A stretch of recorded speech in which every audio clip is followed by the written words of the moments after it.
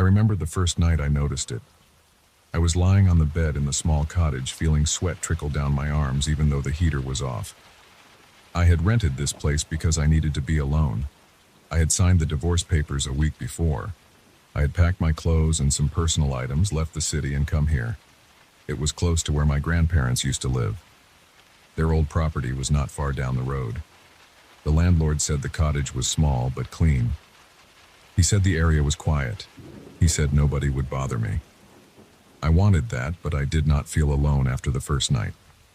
I was in the bedroom, lying on the old mattress, trying to relax. The walls were thin, and there was a large wooden wardrobe in the corner. There was a single lamp on the bedside table, throwing weak light around the room. The room smelled stale, like dusty fabric and old wood. I could hear the wind outside, and an occasional rustling sound near the window. I tried to close my eyes and focus on breathing. I wanted to sleep. I felt tired and drained from all the recent problems with the divorce, the paperwork, and the arguments. I thought a quiet spot like this would give me some peace. I rolled to one side and saw a dark shape near the corner where the wardrobe stood. At first, I thought it was just a shadow. The lamp was dim, and the furniture cast all sorts of shapes on the walls. I blinked and looked again. The shape did not move.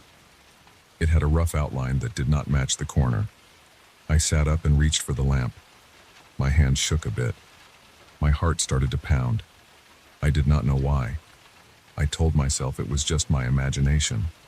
I tried to ignore it and lay back down. I was able to sleep after a few hours of restless tossing, but I kept feeling like there was someone behind me, breathing quietly, waiting. The next morning, I got up and tried to dismiss it as nothing. I opened the curtains and let some weak sunlight in. The cottage looked normal in daylight. The bedroom was small and had bare walls. The wardrobe was in the same place. There was no weird shape now. I made coffee on the small stove in the main room. I took a shower in the cramped bathroom. The water pressure was low and the pipes rattled a little. I avoided thinking about the night. Instead, I stepped outside and looked around. The property had a few trees and some bushes. The cottage stood alone. I did not see anyone nearby. The landlord lived a few miles away. The main road was empty. I walked around the cottage and checked the windows. Everything seemed fine. I spent the rest of the day reading a magazine I found in a drawer and heating a can of soup for lunch. It was quiet, but the quiet did not feel peaceful. It felt heavy. I could not stop feeling like I was being watched. I looked over my shoulder a few times, seeing nothing but empty space. That evening, I turned on the lamp in the bedroom and sat on the bed for a long time, just staring at the corner. I wanted to prove to myself there was nothing there. The wardrobe sat in the corner. A chair stood next to it. Nothing else. No movement. The walls were plain. After a while, I turned off the lamp and tried to sleep. I woke up sweating in the middle of the night. I did not know what time it was. I felt cold air around my face. I felt a presence at the foot of the bed. I did not see it clearly. The room was too dark. My eyes adjusted slowly. I thought I saw a figure sitting there. It did not move. It did not make a sound. I froze. My heart was pounding hard. I tried to speak, but no words came out. I reached over and turned on the lamp. The light revealed an empty foot of the bed. No one was there. I rubbed my eyes and leaned forward. I saw nothing. The bedding was rumpled. The room was silent. I stayed awake until morning. My stomach felt tense. My skin felt damp. I kept imagining someone crouching or sitting at the end of the bed, just watching. I did not know what to do. I could leave, but I had rented this place for a while, and I wanted to prove to myself that I was not losing it. I also did not know where else to go. I had left my old life behind. I wanted a break. This place was supposed to help me clear my head. I decided to set some traps. I placed a chair in front of the door to the bedroom. I locked the window. I put my phone on video mode facing the bed. I thought maybe I would catch something on camera. The idea made me feel silly, but I felt desperate to understand what was going on. That That night, I sat on the bed fully clothed. I did not want to lie down. I watched the corners. After a few hours, my eyes grew heavy. I do not know when I fell asleep. When I woke up, it was still dark. I felt something in the room again. I could hear a soft scratch against the floor. I turned my head and saw a shape at the foot of the bed. It looked like a person sitting there facing me. I could not see a face. I could not see any features. Just a shape, darker than the rest of the room, like solid darkness. I felt my throat tighten. I reached for my phone, shaking. I turned on its flashlight. The shape was gone. I jumped out of bed and turned on the main light. The door was still blocked by the chair. The window was locked. I checked the phone's video. I saw nothing strange. Just me sleeping, tossing around, then waking up. I paced around the cottage, furious and confused. I opened closets and looked under the bed. I checked the living room and the bathroom. Nothing. No footprints, no dirt, no sign of anyone. I felt my scalp tingling. My arms were tense. I had goosebumps. I thought maybe I was dreaming all of this. Maybe my stress and my recent divorce were messing with my head. I tried to calm myself. I drank some water. I sat on the couch in the living room and waited for the sun to come up. I did not sleep again that night. The next day, I decided to spend less time inside. I went outside and walked down the road. I saw the old property where my grandparents had lived. It was abandoned now. The old house was boarded up.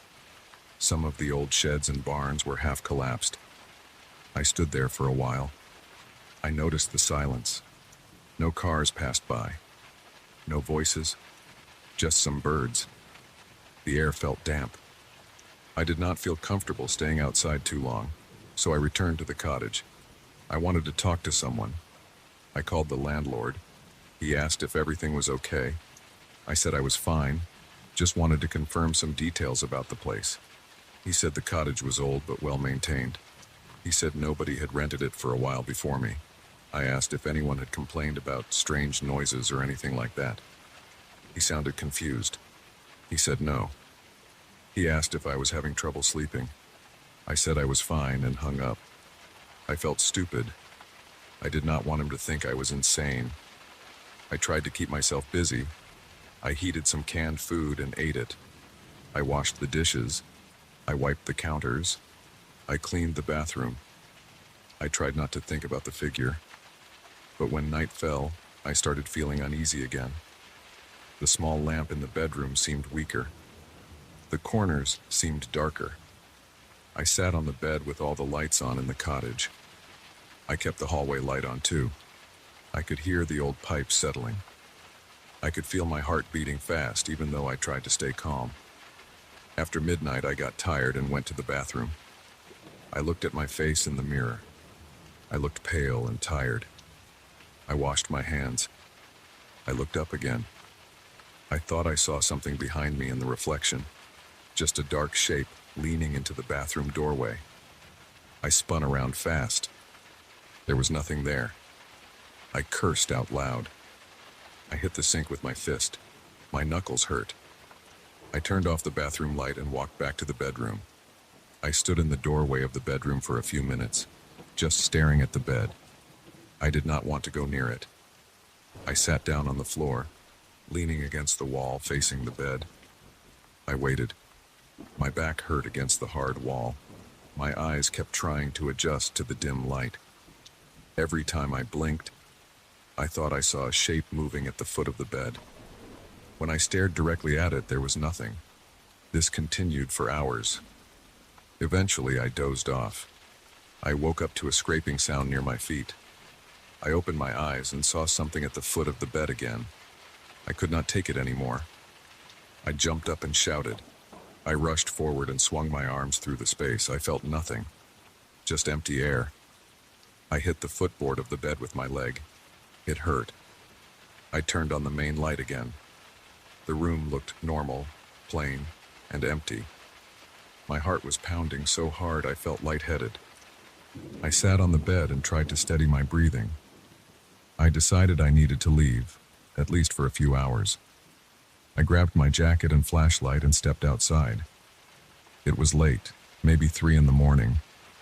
The sky was dark. The trees stood still. I walked around the cottage, shining the flashlight into the bushes and around the back. I saw no signs of anyone.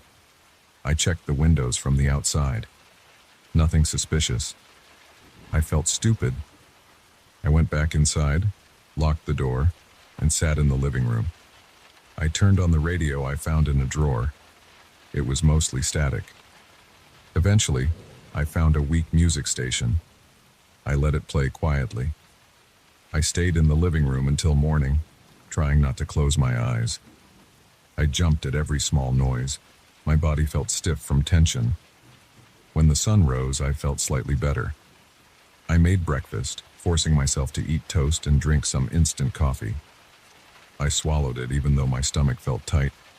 I tried to think of what to do next. I considered leaving for good. I considered staying at a motel. But I also felt stubborn. This was just a cottage. There was no one here. I spent the next night in the living room. I moved the couch so that it faced the doorway to the bedroom. I left the bedroom door open with the light off inside.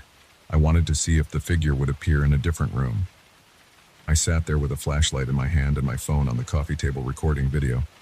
Hours passed. At some point I started nodding off. My head jerked forward. When I looked up, I saw a shape standing in the doorway.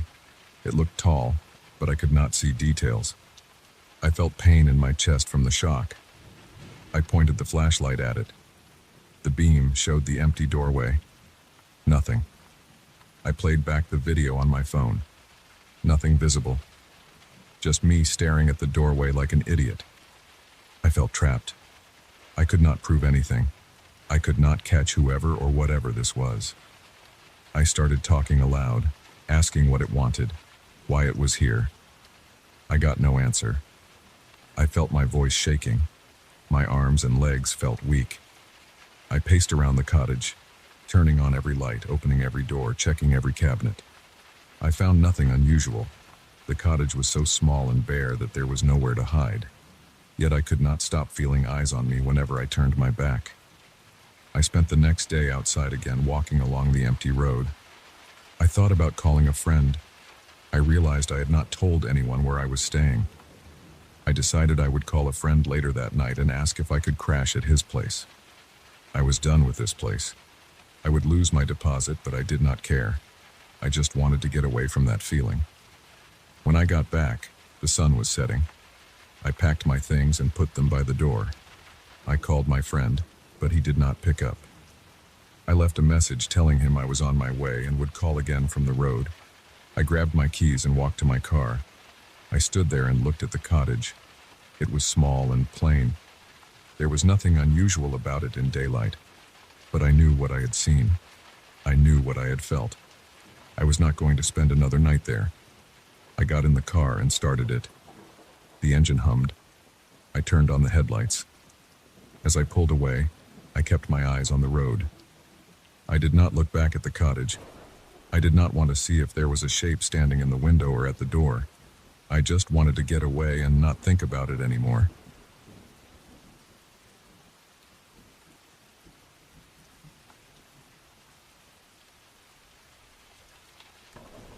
I remember that night because it started with a stupid decision. I had this old beat-up Ouija board I found at a flea market 2 days earlier. It wasn't even a proper board. It looked like someone took a thin piece of plywood, wrote the letters and numbers with a black marker, and then tried to draw a few basic symbols around the edges. The old man who sold it to me acted like he didn't care about it. I asked him how much he wanted for it, and he shrugged. I got it for almost nothing. I didn't plan on actually using it. I just thought it was weird and might look funny on my wall. But that night, after a long day trying to figure out how to stretch my last few bucks until my next paycheck, I had nothing better to do. The TV reception was terrible, my phone battery was low, and I was bored. I took out that makeshift Ouija board, placed it on my coffee table, and tried to play around with it. I sat on the old couch facing the low coffee table in my small living room. I live alone in a one-bedroom apartment. The place isn't fancy. The walls need a paint job, the carpet is old, and the furniture came second-hand from people who moved out and left stuff behind. The coffee table is this chipped, dark wooden piece that wobbles if you lean on it too hard.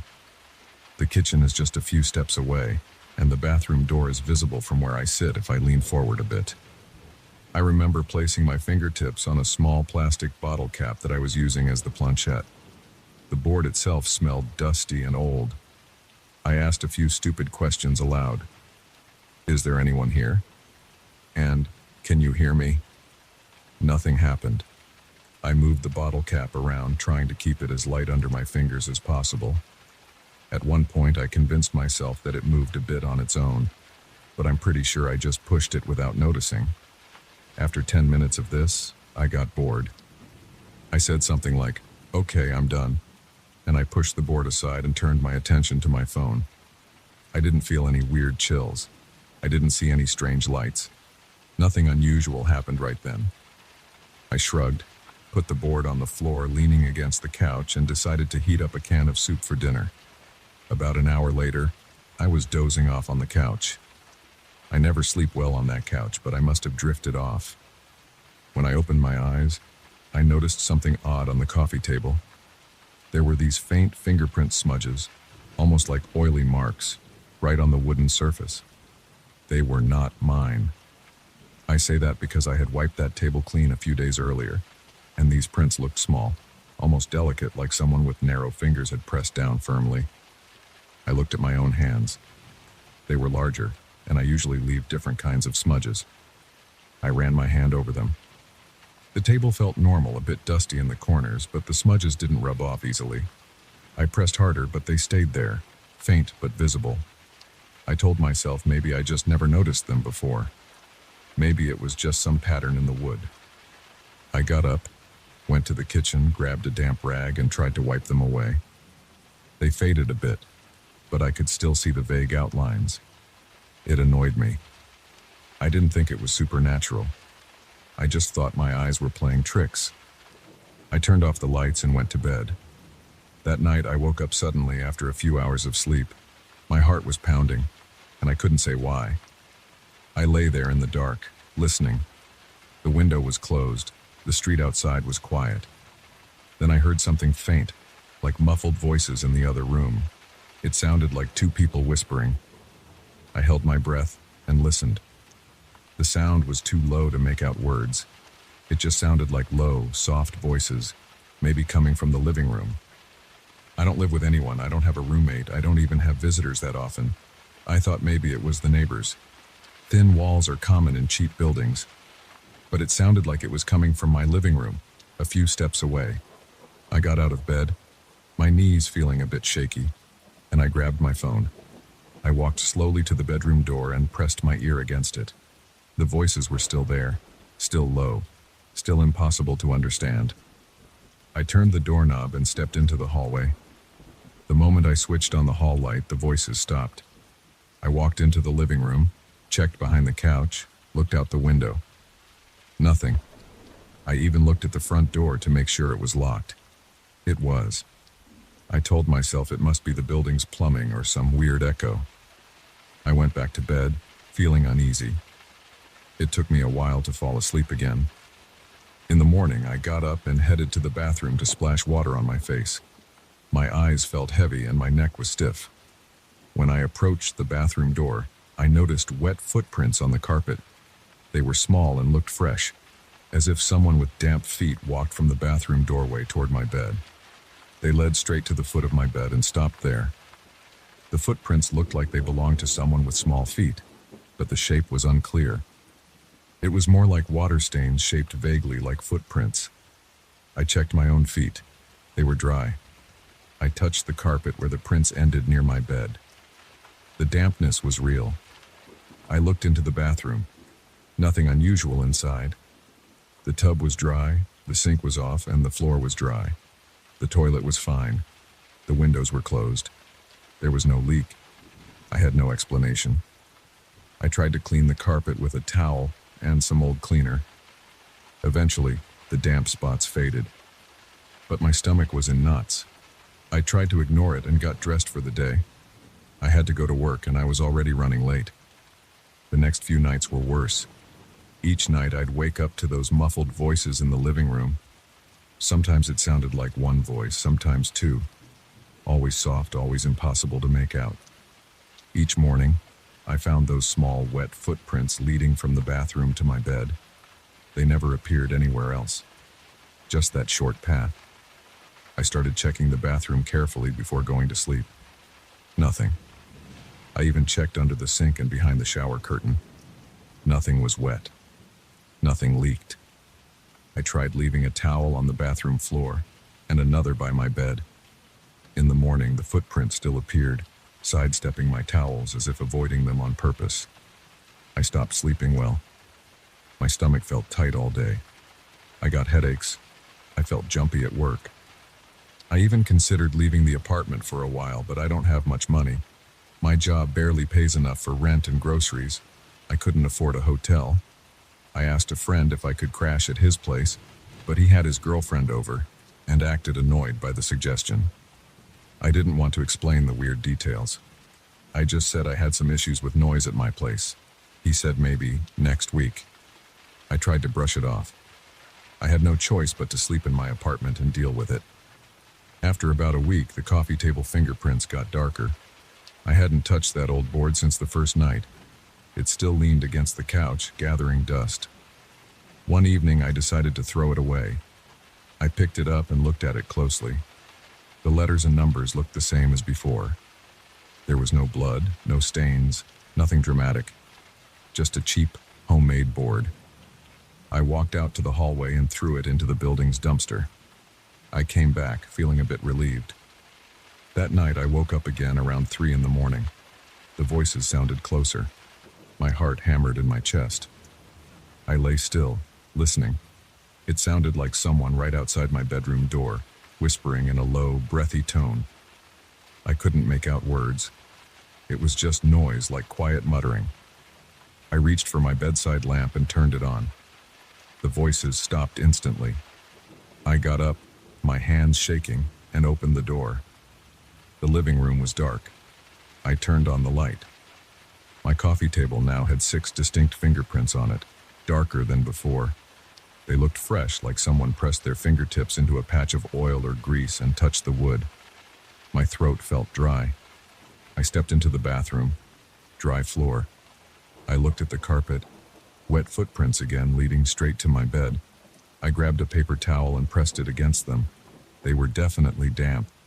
I followed the footprints back to the bathroom door. No water source there. I lifted the toilet lid, checked the sink. Nothing.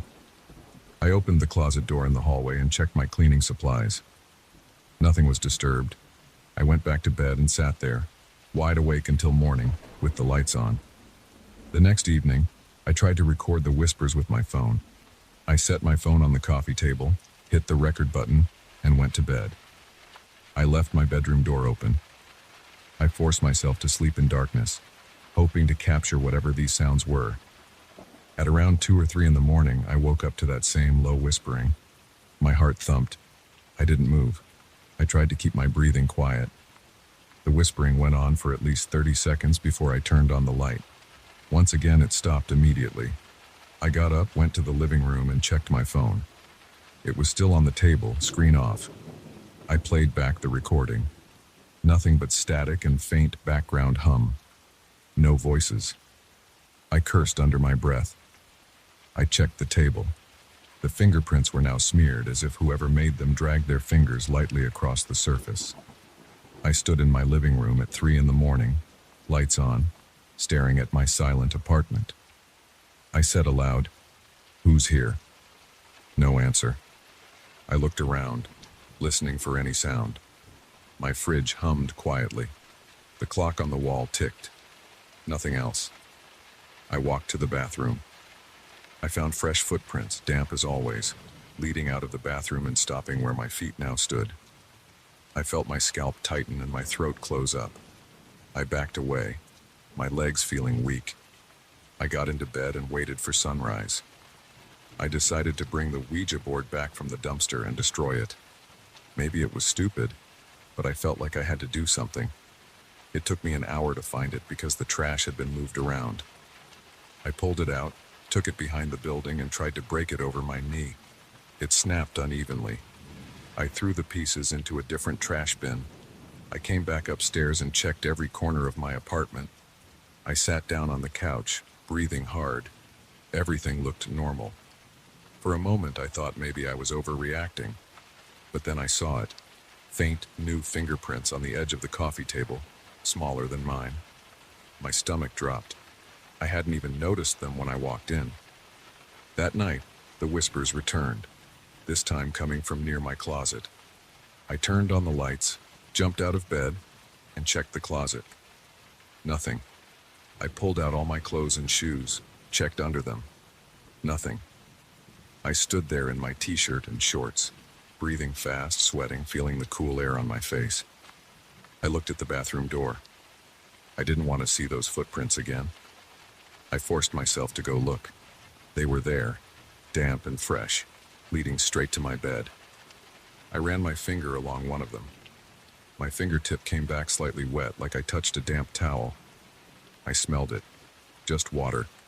No odor. I wiped my finger on my shorts and stepped back. In the following nights, I tried leaving all the lights on, but the voices would still come when I lay down. They were quieter with the lights on, but still there. The footprints never stopped. Every morning, they were present. I tried locking the bathroom door, but I found footprints outside it anyway. I tried putting tape around my bedroom door, hoping to see if someone physically entered. The tape remained intact, but the footprints appeared inside my bedroom regardless. I don't have an explanation. I don't have a solution. I'm just a guy with a cheap apartment and barely enough money to get by. I have no idea who or what is leaving these prints or whispering at night. I don't see anyone. I don't feel anyone touch me. But I see the evidence every morning. I hear those voices almost every night. My hands shake when I talk about it. I feel a constant ache in my chest from all the tension. I don't know if I'm losing my mind or if something got into my home when I messed with that board. All I know is that I live alone, and yet someone else's wet footprints lead from my bathroom to my bed every night, and there are fingerprints on my coffee table that I can't explain. I haven't found a way to make it stop, and I'm not sure what else to do. I just wait, every night listening to those faint voices, knowing that by morning I'll find those strange footprints again. I hate it, but I'm stuck here. I'm tired, I'm broke, and I'm scared, but there's nowhere else for me to go.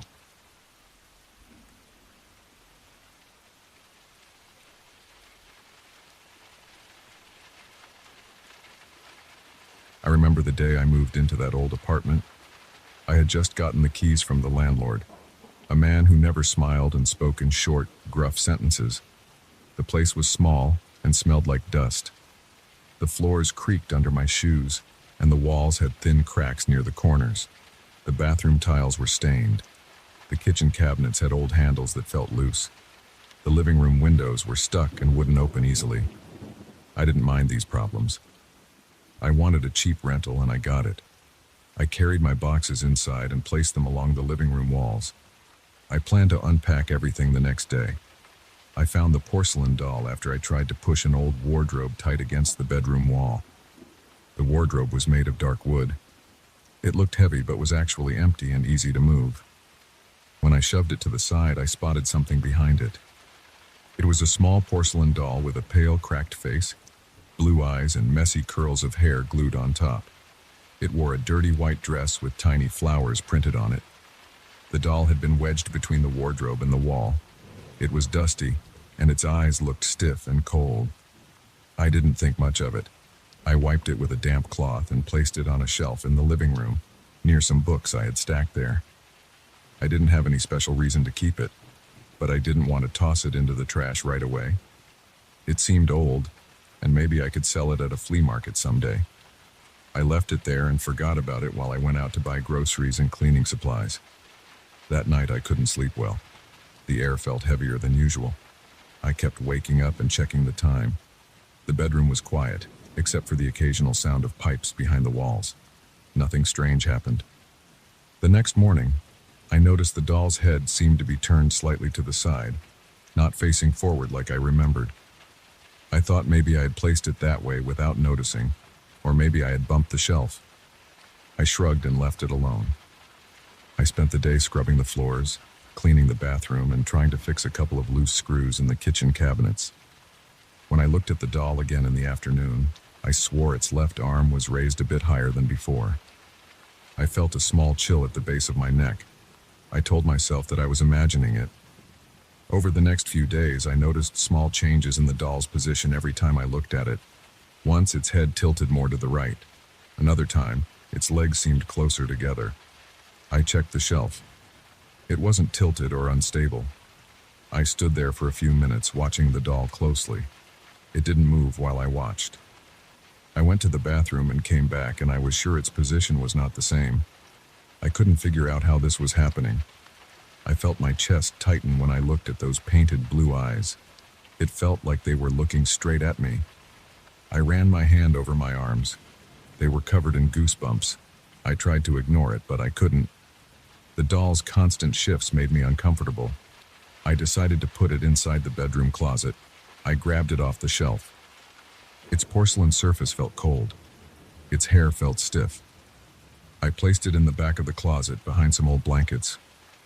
I closed the closet door and locked it with a small key that came with the apartment. I wanted to forget about it. That night I heard a loud bang in the hallway. I jumped out of bed and turned on the lights. The hallway door was open. I was sure I had closed it. I checked the living room. Nothing looked out of place. I went into the kitchen and saw that some plates on the countertop had shifted to the edge. I found one on the floor, unbroken but certainly moved from where I had left it. I felt sweat on my forehead. I walked to the closet in the bedroom and checked the lock. It was still locked. The doll was inside. I couldn't explain what happened in the kitchen. Over the next few days, more strange things happened. Doors slammed when there was no draft. I made sure all windows were closed. I turned on the TV and it switched channels by itself. The remote was on the table, untouched. At night, I heard tapping sounds in the walls.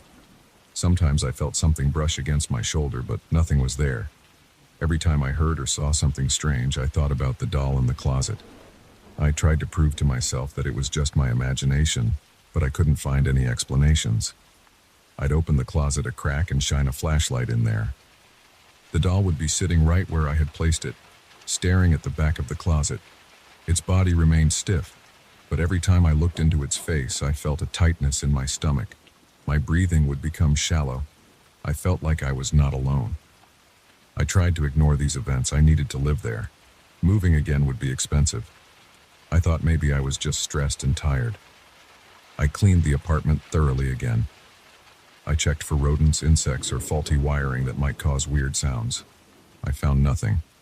At night, I slept with the bedroom door closed. I placed a heavy chair against it. Still, I'd wake up and find the chair moved an inch or two. I started sleeping with a small kitchen knife under my pillow. I never saw anyone in the apartment, but I felt that something was always near me. My heart would pound faster whenever I passed the closet. After a week, I decided to remove the doll from the closet and place it back on the shelf. I thought maybe locking it away was causing more tension. I told myself it was nonsense, but I felt better knowing I wasn't keeping it hidden. I opened the closet door and grabbed it quickly. I held it in my hand and examined it under the light. Its face was chipped near the chin. Its painted eyes looked cheap and rough. The dress's collar was torn. I placed it back on the shelf, facing the living room. I walked backward several steps, keeping my eyes on it, waiting for something to happen. Nothing did. I left it there and went to make coffee. An hour later, I noticed the doll's head turned halfway around, facing the wall. I looked for strings or hinges, anything that could cause movement. I found nothing unusual. I pushed it back to face the room. I said out loud, "Stop that." My own voice sounded shaky and weak. The doll remained still. I walked away and tried to busy myself by checking my phone. A short time later, I looked up, and the doll's right hand was raised as if reaching out. I froze. I felt my heart thumping hard. I gritted my teeth and swallowed. My throat felt dry. I grabbed the doll and stuffed it into the top kitchen cabinet. I slammed the cabinet door and stepped back. Then I heard a door somewhere in the apartment slam shut. I spun around. The bedroom door was now closed. I had left it open. I approached it and turned the handle. It wouldn't budge.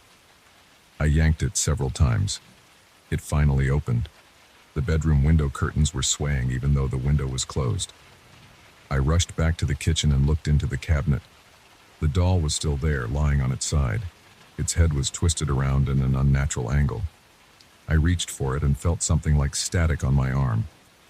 My hairs stood on end. I pulled the doll out and dropped it on the counter. I felt weak and dizzy.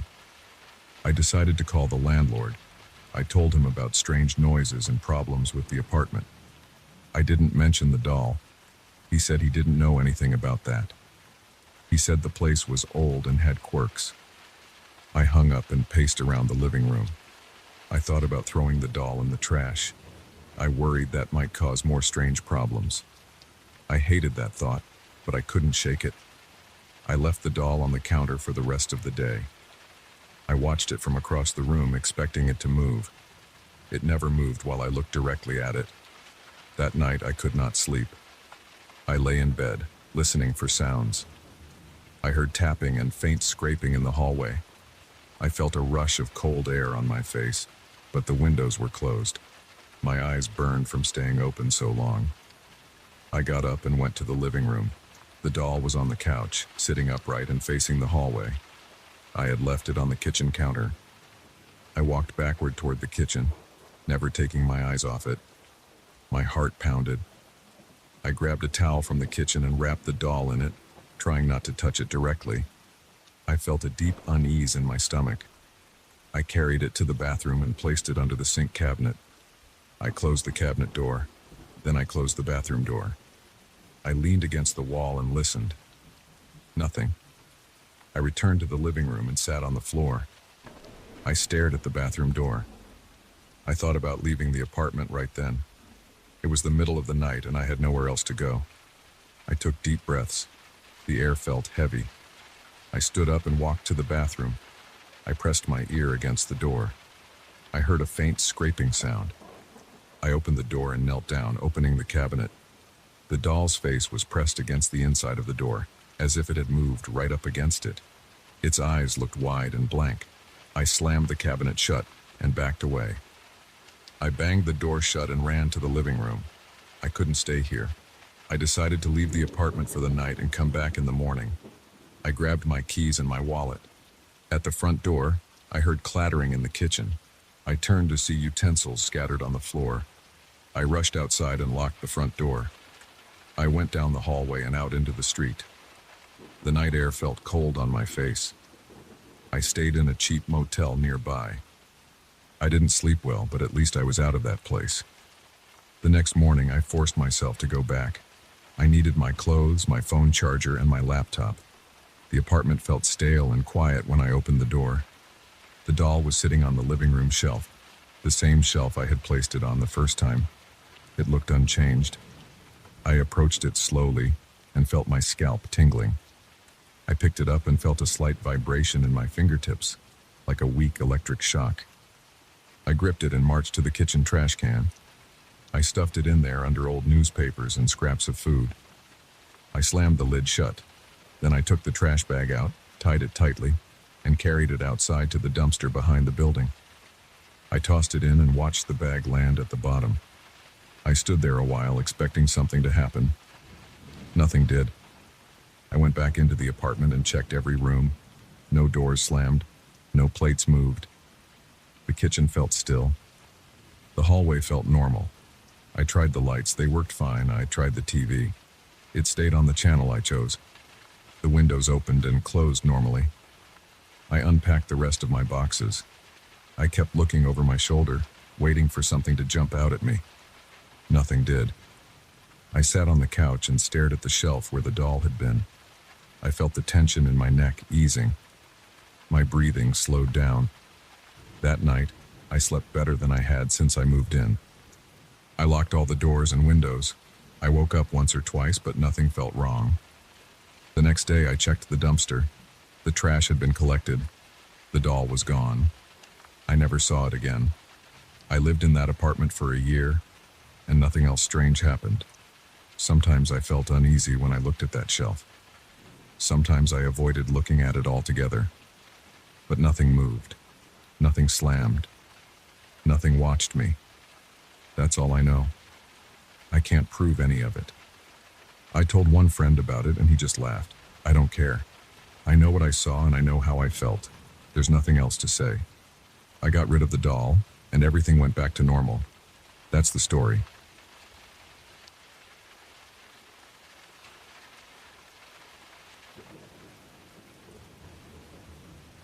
I stand under the dim streetlight and listen to the buzz of the old bulb. It's late, past 10. The wind feels dry on my face. I hear distant traffic, maybe a few blocks away, muffled. I'm alone at the bus stop, leaning forward every few seconds to check if the bus is coming. My back hurts a bit from standing in the same position for too long. I shift my weight from one foot to the other. I look across the street to distract myself. The building there is dark. Just a long gray wall with a closed garage door and some faded graffiti.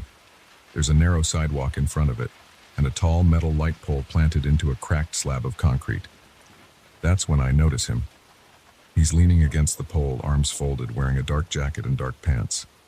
His face is in shadow, but I can tell he's looking toward me. I wait, expecting him to move forward, maybe to say something, maybe to cross the street, but he just stands there. The weird thing is that he never steps into the light. He keeps his face hidden just outside the reach of the yellowish glow of the street lamp across the road. I swallow and look down at my shoes. The night air is getting colder. I look at my phone. The signal is weak. The bus is late. I lift my head and glance at him again. He hasn't moved. I rub my neck and try to ignore him. A minute passes. 2 minutes. My stomach feels tight. I try to think about something else. I check the time again. The bus should be here soon. There's the sound of a distant engine now, coming closer. I peer down the street and see headlights reflecting on a row of parked cars. Good, it might be mine. As the bus approaches, its headlights sweep over the sidewalk and the pole. I see the man more clearly just for a second. He's wearing something like a hood or maybe a cap pulled low. I see the corner of his mouth move. It looks like he's saying something. The bus brakes squeak. I think I hear him whisper my name. I can't be sure. It's too faint. The engine of the bus rumbles. I step forward to board and my eyes flick back to him. He doesn't wave. He doesn't follow. I get on the bus, move to the window seat, and look outside. He's not there anymore. He's gone. The pole is empty. The street is quiet. The ride home is quick. I get off at my usual stop, walk 3 blocks, climb the stairs to my apartment, unlock the door, and lock it behind me. I check the windows. They are closed. I stand in my living room for a few seconds, breathing through my nose. I can still feel something tense inside me, like I drank too much coffee. After a while, I take a quick shower, brush my teeth, and go to bed. I fall asleep thinking I imagined it, that it's nothing important. The next morning, I wake up feeling rested but still a bit uneasy. I dress in a pair of jeans and a plain shirt. My shoes squeak slightly on the hallway floor as I head to the door. I open it and stop. On my doorstep, there's a small piece of paper folded in half. It's about the size of my palm. I pick it up and unfold it. Inside, there are strange scribbles, maybe letters, but they're scrambled. I can't read a single word. The handwriting is messy, like someone wrote it in a hurry or with the wrong hand. The paper smells like damp cardboard. I look both ways down the hallway. It's empty. The old lady who lives at the end of the hall is probably out shopping. The building is quiet. I take the paper inside and lock the door. I set the paper on my coffee table and stare at it. I run a finger over the marks. They feel just like normal pen lines, nothing raised. I rub my neck and check the time. I'm going to be late for work if I stay too long. I fold the paper and put it in my pocket. I decide to figure it out later. At work, I keep the note in my desk drawer. Every time I open it, I look at it for a second. Still nonsense. Maybe it's a prank. Maybe someone left it at the wrong door. I feel a little nervous, but I can't explain why. My boss asks me why I'm distracted. I just say I didn't sleep well. I keep my head down and finish my tasks. By the time I clock out, it's already dark. I always work late, and it's normal for me to leave the office around 9 or 10. Outside the office, the streetlights are on. I hold my bag tight and start walking to the bus stop a few blocks away. My legs feel a bit stiff. I keep my eyes moving, checking corners, doorways, parked cars. I don't know why I feel so tense. I reach the bus stop and look around. There are a few people waiting, which makes me feel better. No sign of that man. The bus arrives, I get on. I ride back to my neighborhood. I'm relieved that nothing strange happens. At home, I heat a frozen meal in the microwave, eat it while standing by the sink, and then sit down at the coffee table. I pull out the note and try to understand it again. The marks look like letters, but they're all mixed together. I can't find any pattern. I run my finger along the lines, hoping maybe I can feel something that I can't see. Nothing, just pen on paper. I check the back of the paper. Blank. The paper is kind of rough, not like normal printer paper. It might be from some old notebook or maybe a piece of packaging. I decide to throw it away. It's meaningless. Before I do, I think about last night. That man by the pole. Did he leave this here? Why would he know where I live? Maybe he followed the bus. Maybe he followed me home. I feel a tightness in my stomach again. I look at my locked door. Everything is closed. No one can get in unless they break the lock. I'm on the second floor. There's no fire escape outside my window. I place the note back on the table. I decide to keep it for now just in case. I'm not sure in case of what, but I'd feel uneasy throwing it out. I watch TV for a couple of hours, some random shows, nothing interesting.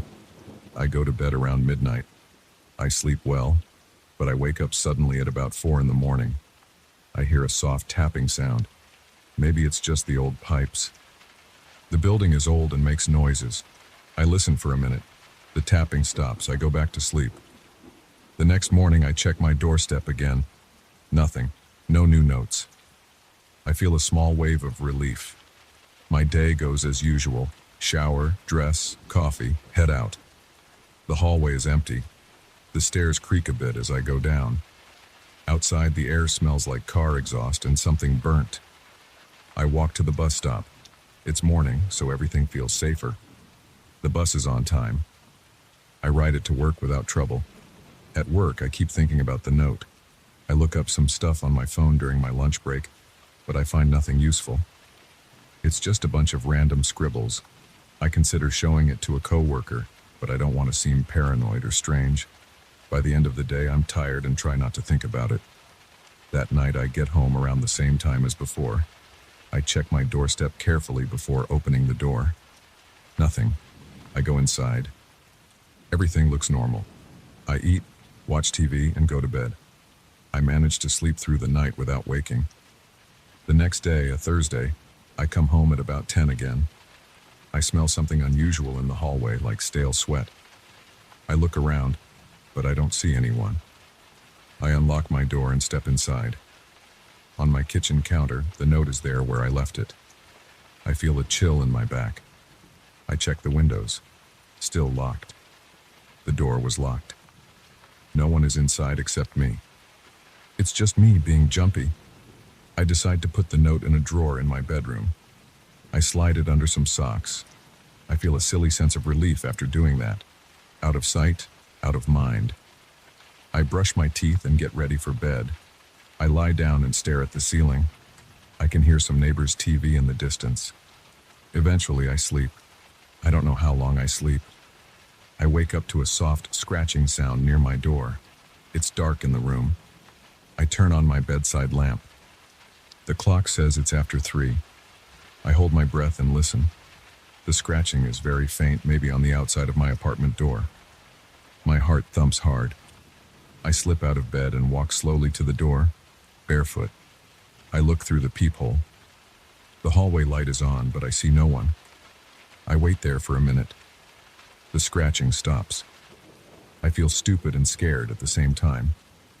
I lean back against the wall. It might be an animal in the hallway. Maybe a rat.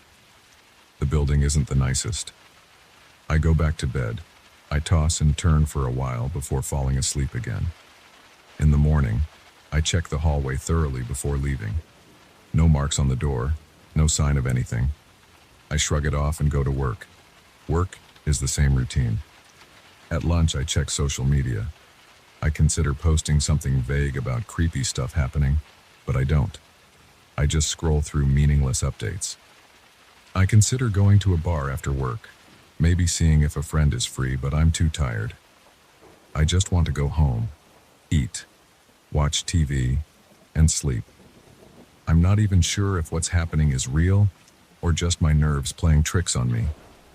Friday night, I reach my apartment building around 9. I open the main door and step into the hallway. The air feels colder than usual. As I climb the stairs, I think I hear someone's footsteps behind me. I stop and listen.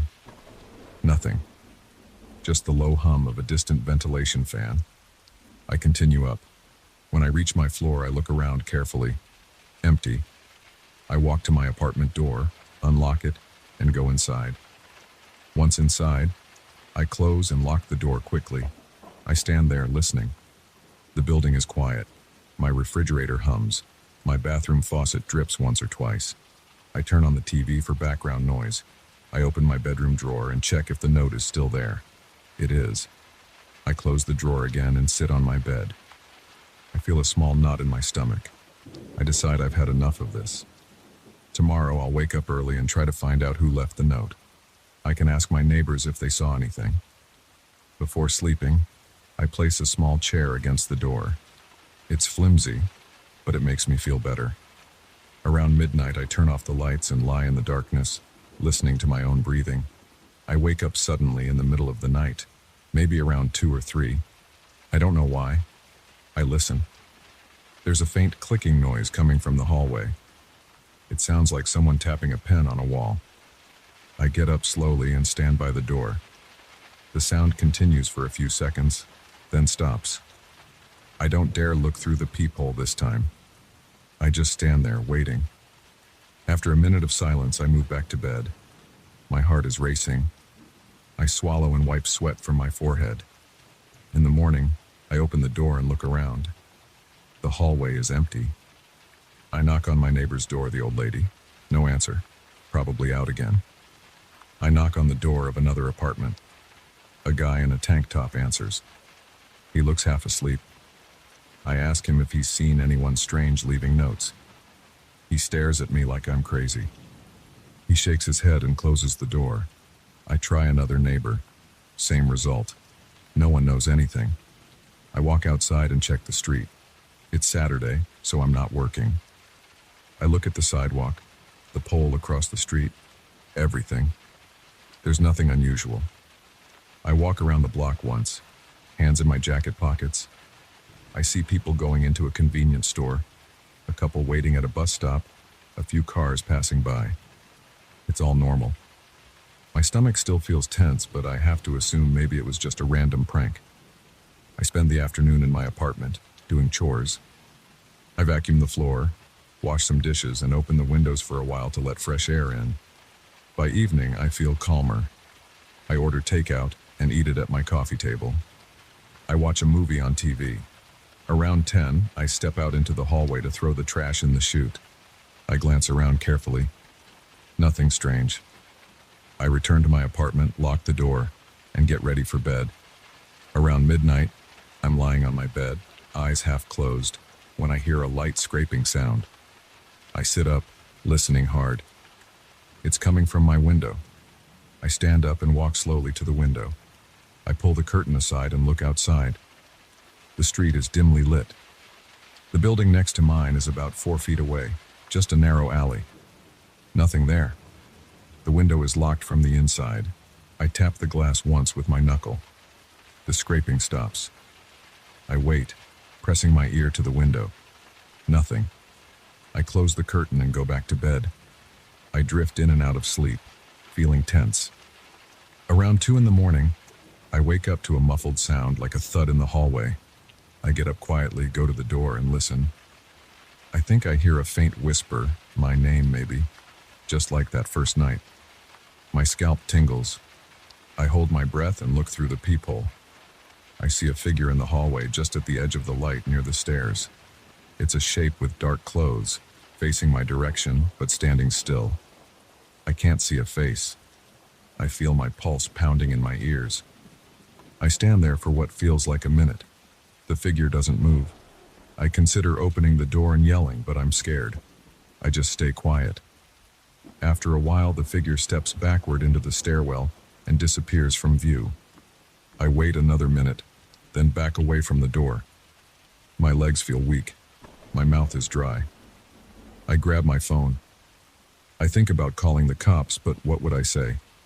Someone stood in my hallway. No laws broken. No threats made. I put the phone down and sit on the floor, leaning against the door, listening. My heart is still racing. After some time, I get up and go to bed, but I keep the bedside lamp on. In the morning, I open the door. Nothing is there. I check the floor for any more notes. No paper. I feel frustrated and tired. I want this to stop. I skip breakfast and decide to go out. I spend most of Sunday at a cafe and then walking around downtown. I eat lunch at a cheap diner. The rest of the afternoon, I just wander, going into a bookstore, checking some clothing stores, keeping my mind off the weird stuff at home. I come back in the early evening. The hallway is quiet. I unlock my door and go inside. The note is still in my drawer, as if waiting for me. I take it out and stare at it again. Maybe these scribbles are a code, or maybe it's meaningless. I run my finger over the marks, trying to see if any letter is clear. They all blend together. I put it back in the drawer. I heat some leftover pizza and eat it slowly, chewing too long, thinking. The TV is on, some news channel talking about traffic. I decide to stay up late and see if something happens again. Midnight passes quietly. Around 1 in the morning, I'm still awake, lights off, sitting in my living room chair. I hear a soft movement in the hallway. I get up silently and go to the door. I don't turn on any lights. I look through the peephole again. The hallway light makes everything look pale. I see the figure again, standing near the stairs. Same dark clothes, leaning slightly forward this time. I can't see a face, just a hood or hat. He raises an arm and slowly runs a finger along the wall. I can't hear it, but I imagine the soft scraping. My stomach twists. My hands feel sweaty. I watch as he steps forward and places something on the floor near my door.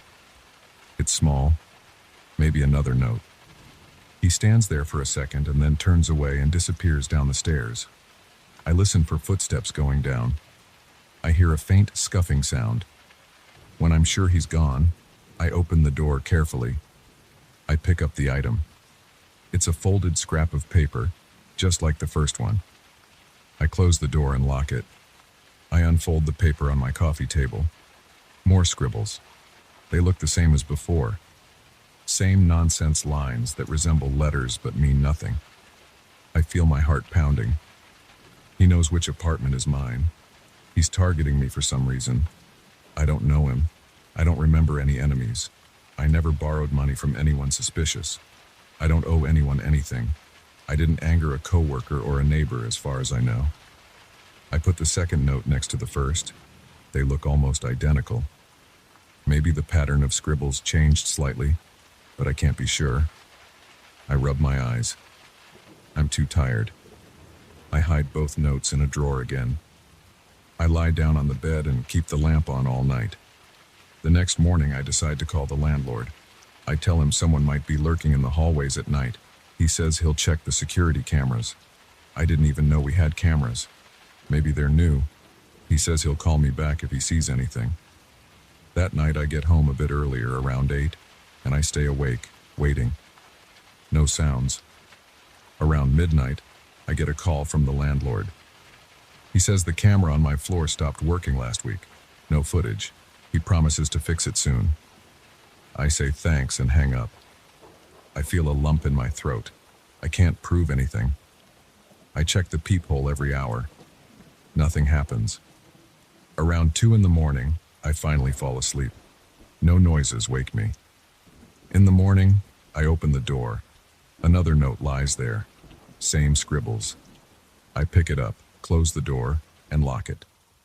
I feel a chill on the back of my neck. My hands shake a bit as I set it on the coffee table with the others. 3 notes, all nonsense. He's persistent.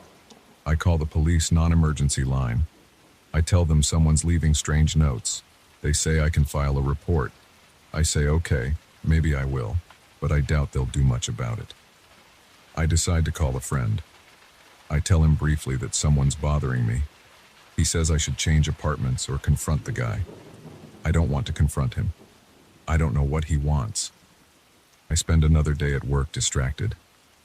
At night, I return and push a heavy piece of furniture in front of the door, hoping to hear if someone tries to come in. I open the window and look down at the alley. Just some trash bins. Nothing else. The night passes slowly. Around 4 in the morning, I hear the same faint scratching. I jump out of bed, run to the door, and listen. Silence now. I wait a minute, then look through the peephole. Empty hallway. I open the door a crack. There's another note on the floor. I grab it and close the door. Same scribbles. My heart pounds. I realize he's doing this quietly and regularly. I feel sick to my stomach. I taste something bitter in my mouth. I pace around the apartment, rubbing my hands together. I consider shouting into the hallway, threatening him. But I don't know what he's capable of. No children and no one has died, but who knows what he wants. I just know he's targeting me. I consider sleeping during the day and staying up all night. Maybe I could catch him in the act. But then what? After a week of this, I have a stack of useless, scribbled notes. I keep them in a shoebox in my closet. Every morning I find a new one on my doorstep. Every night I hear faint noises. I never see his face, never hear his voice clearly. I think about moving out, but my lease still has months left. I talk to the landlord again. He swears he'll fix the cameras soon, but he's slow. The police can't help without evidence. I stop sleeping well. I wake up with a stiff neck. I have headaches. I leave the TV on for comfort. I consider setting a trap, maybe placing something on the floor so I can hear him coming. Or maybe I can lean something against the door so it falls and makes noise. I try that one night. I place a metal can near the base of the door inside my apartment. If the door even moves, it'll rattle. At around 3 in the morning, I hear a soft click outside.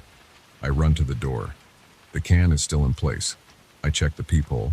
He's there, placing another note. I see him stand up straight.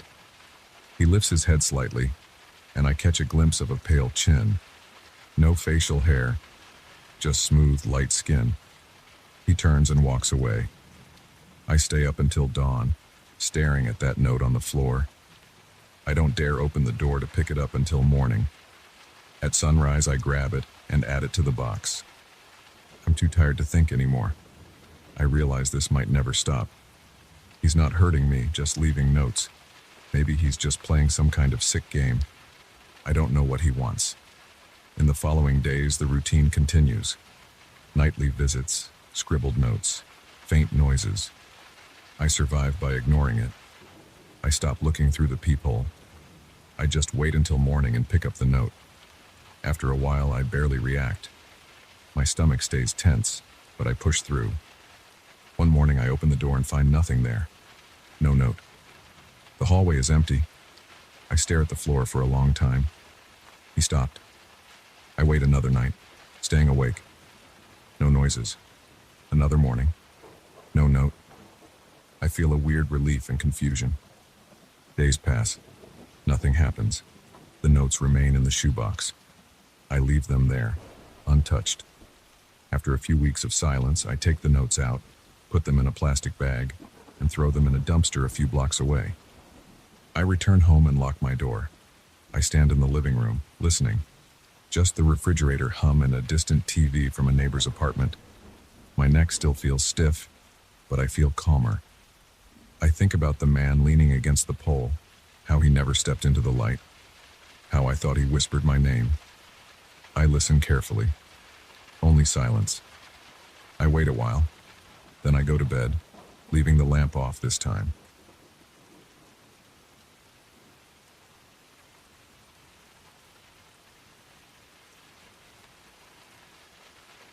I remember the first time I opened that plain white envelope. It was about 5 months ago. It showed up on a Thursday afternoon. There was no return address, just my name and the correct number of stamps. Inside was a black and white photograph of an empty bedroom. No furniture, no decoration, just 4 walls, a wooden floor, and a window with the blinds down. At that time, I just shrugged. Maybe a prank from someone at work. It looked harmless. I threw it away and forgot about it. 2 weeks later, I got another one. Same kind of envelope, same photograph, slightly different angle, still no explanation. I checked the envelope carefully that time. It was closed with regular glue. No handwriting on it other than my address, typed out on a small label. No markings on the back. I kept that second photo on my kitchen counter. I wasn't sure why. It bothered me a bit. There was something strange about receiving these photos again and again. But I still didn't feel worried. It was just odd. After the third photograph arrived, I started to feel nervous. Every 15 days, the same routine. I'd be eating lunch or watching TV, and a few hours later I'd go down to check the mail and find that same type of envelope waiting for me. Inside, a slightly different view of the same empty room. Always black and white, always well-focused, always no message. After the 5th or 6th time, I tried to find patterns. I looked at the direction of the window blinds, the shape of the door frame, the floorboards. They always matched the previous photos, except the camera angle would shift a bit. Sometimes the camera seemed a few inches to the left or a bit closer to the window. I started taping them to my living room wall side by side in order of arrival, trying to spot a clue. I couldn't find one. When the last photo came, everything changed. I took it out of the envelope as usual, expecting the same thing. Empty room, nothing new. But this time, in the far corner, there was a blurry shape.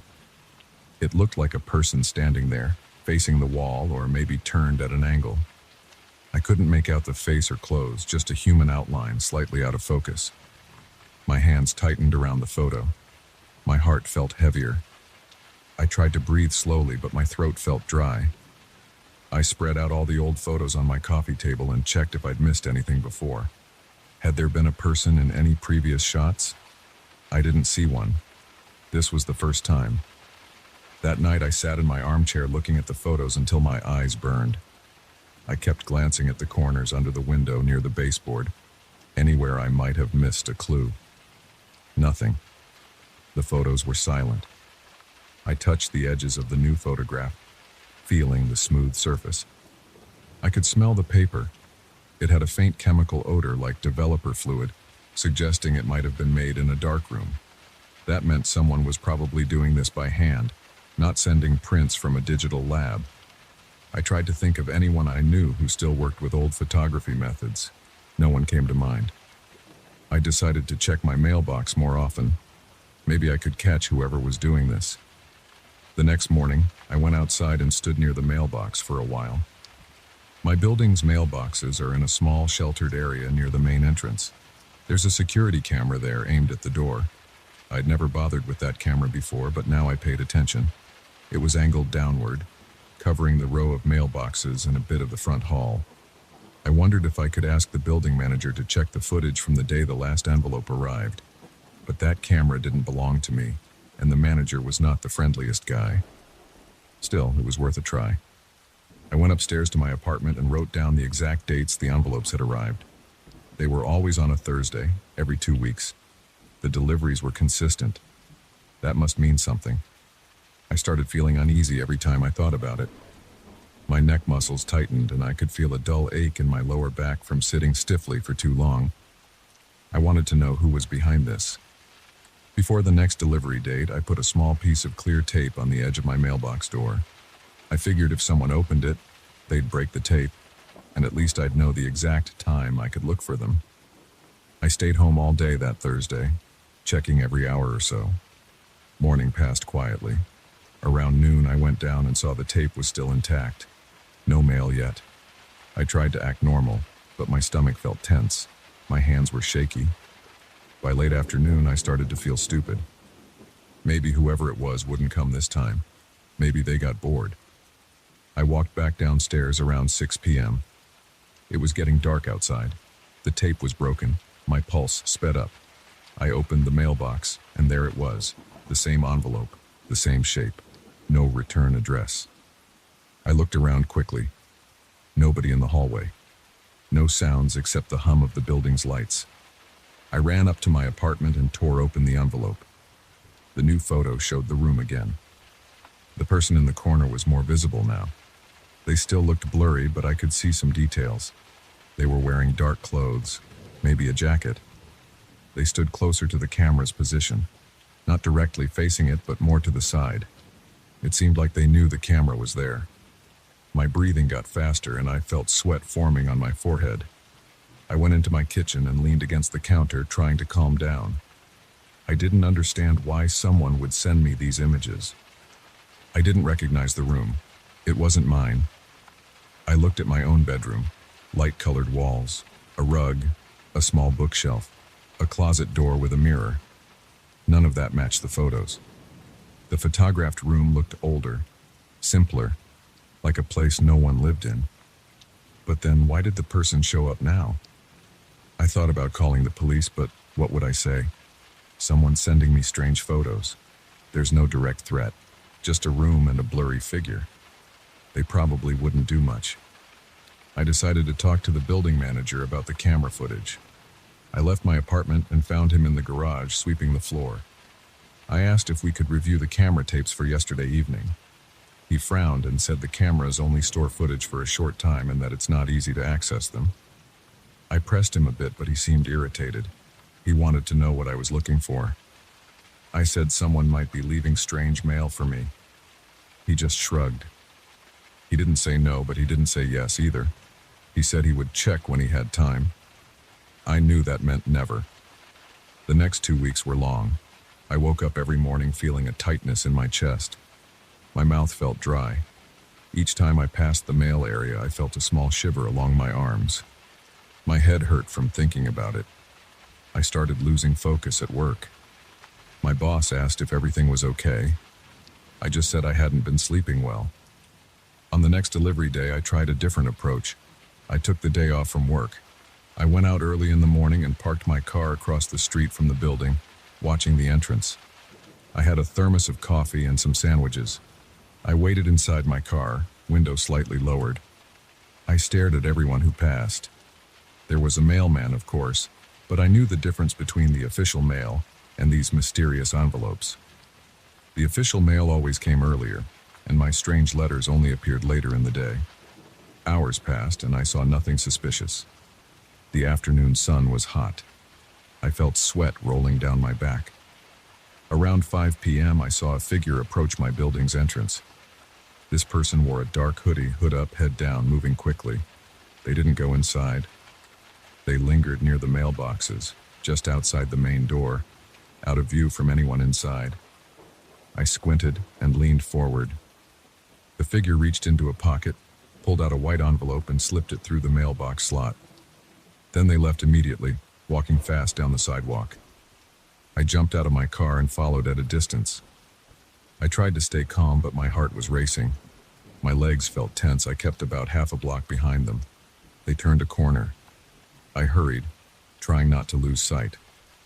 But by the time I reached the corner, the street was empty. No one there. My legs felt weak. I walked back slowly. My pulse was still high. I was angry at myself for letting them slip away.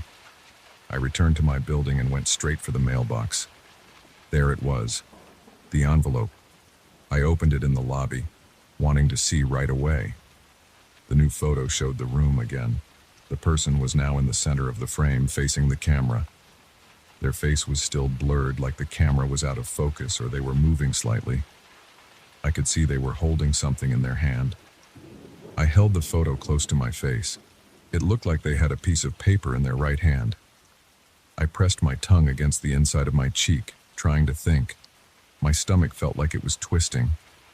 I didn't know who this was, or why they kept sending these images. My legs felt tired. I walked upstairs, went into my place, and locked the door. I spread all the photos on my coffee table. I organized them by date again. I tried to spot differences in the environment. I noticed that in the later photos, the blinds were open a little more. The floor in the last photo looked slightly dirtier. There was now a visible crack in the wall near the window, something I hadn't seen before. I wondered if this room was changing over time or if the photographer was altering it. I touched the crack with my fingertip on the photo's surface, as if that would tell me anything. It didn't. I wanted to find that room. If I could find it, maybe I could figure out who was doing this. I spent the next day driving around some older neighborhoods of the city, looking at windows and buildings that matched the style in the photographs. I wasted hours and got nothing. When I got home, I took another look at the photos. The window had a certain shape. The doorknob in one shot was visible. It was an old-fashioned doorknob, round and made of dark metal. Maybe it was an old house, maybe an abandoned one. I remembered seeing a few old buildings near the industrial area. The next weekend I went there. I parked and walked on foot, checking abandoned houses through dusty windows. My throat felt dry with the dust in the air. My shoes crunched on broken pieces of glass on the sidewalks.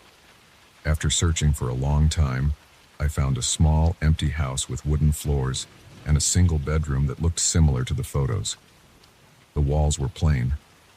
The window frame looked very close to what I'd seen, but the blinds inside were broken, hanging at an angle, not neat like in the photos. Still, it felt close. I went inside through a broken door. The room smelled like mold. Dust covered the floor. No camera equipment, no sign that anyone had been there recently. My shoes left footprints on the dusty floorboards. I listened for sounds. Nothing but distant traffic. I checked the corners, feeling my heart beat in my ears. I took pictures with my phone and compared them to the photographs I'd received. The dimensions matched, but some details were off. In the mailed photos, the blinds were intact, the walls cleaner. Maybe those photos weren't taken recently. Maybe they were old. I didn't know. When the next envelope arrived, I was too tired to be surprised. I just felt a knot in my stomach. I opened it at my kitchen table. The figure was now standing closer to the camera, face still blurred. I noticed something else. A faint reflection on the window, as if there was another person behind the camera. But I couldn't be sure. The person in the photo raised their hand slightly, as if waving or signaling something. I rubbed my eyes. I felt my jaw clench. I didn't know what to do. I decided to install a camera in my hallway. I placed a small camera facing my apartment door. I wanted to see if anyone tampered with my door. A few days passed with nothing unusual. Then one morning I found an envelope on my door's welcome mat inside the building. That never happened before. They had always arrived through the mailbox downstairs. Now this one was right at my door. My hands trembled. I unlocked my door, went inside and opened it. The photo showed the same room, the person standing still, facing the camera. The blinds were now half open. A faint light came in from the window. I could see part of the person's hand more clearly. They wore a glove. My stomach tightened and I felt a dull pain in my right temple. I checked my hallway camera footage. Nothing. Just a slight flicker at some point in the night. No person, no shadow. It didn't make sense. I decided to sleep in the living room that night, keeping the lights on. Every small noise outside made me flinch. I couldn't relax. My breathing stayed shallow. I kept my phone in my hand, ready to call someone if I heard steps. I didn't sleep much. Over the next weeks, more envelopes arrived, sometimes in the mailbox, sometimes at my door. The person in the photos seemed to get closer each time. The room never changed color or style, always black and white. The figure's face always blurred. My hands started shaking when I touched these envelopes. My shoulders felt stiff all the time. I paced my apartment and drank too much coffee. I stared at the walls. I checked the locks on my door and windows multiple times a day. When I did go out, I felt like someone was watching me. I looked over my shoulder on the sidewalk. I looked behind parked cars. Nothing. I tried ignoring the envelopes. I stopped opening them right away. I let them pile up on my kitchen counter face down. But leaving them sealed didn't stop the tension. I'd feel their presence whenever I walked past the counter. I ended up opening them anyway, just to know what was inside. The last one I opened showed the figure very close to the camera, almost filling the frame. I still couldn't see the face. It looked as if they were leaning forward, about to step out of the photograph. My heart pounded and I tossed the photo onto the floor. I stood there staring at it, breathing hard, sweat on my palms. I picked it up again, put it back in the envelope, and shoved it in a drawer. Now, each time I approach my mailbox, I feel a chill on the back of my neck. My scalp tingles and my legs feel weak. I've tried ignoring it, but I can't. Every 15 days, another envelope shows up. Another photo of that empty room which isn't empty anymore. Another figure that's always unclear, always close, always silent. I don't know who's doing this or why. I just know that every time I go down those steps and walk toward that mailbox, I feel my heart beating faster. My breath turns shallow. I pause before opening the mailbox door. I stand there feeling my knees tighten. I open it anyway because what else can I do? Then I take the envelope, hold it in my hand and feel the paper's texture. And I know that inside there's another photo waiting. Another piece of whatever this is. I haven't found a way to stop it. And I know that in 2 weeks I'll be right there again, standing in front of my mailbox, feeling that same uneasy tension, waiting for the next envelope.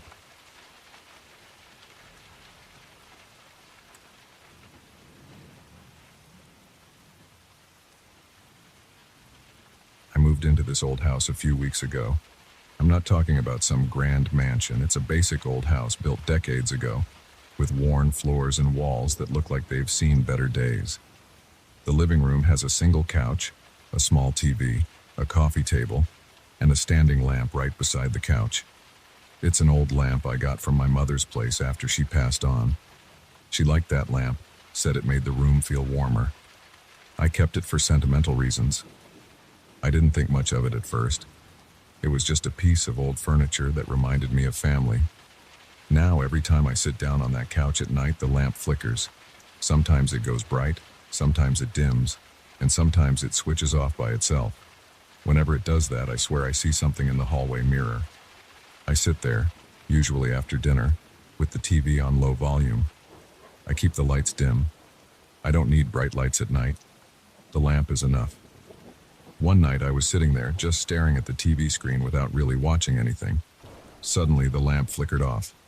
Not a slow fade, but a quick click. When my eyes adjusted, I looked toward the hallway. At the far end of that hallway, there's a mirror hanging on the wall. In that short moment of darkness, I saw a shape in the mirror. It looked like a person's silhouette, standing still. It was just a dark shape, nothing detailed, but it was there. My heart kicked up in my chest. I got off the couch, went to check, but the hallway was empty. Nothing there.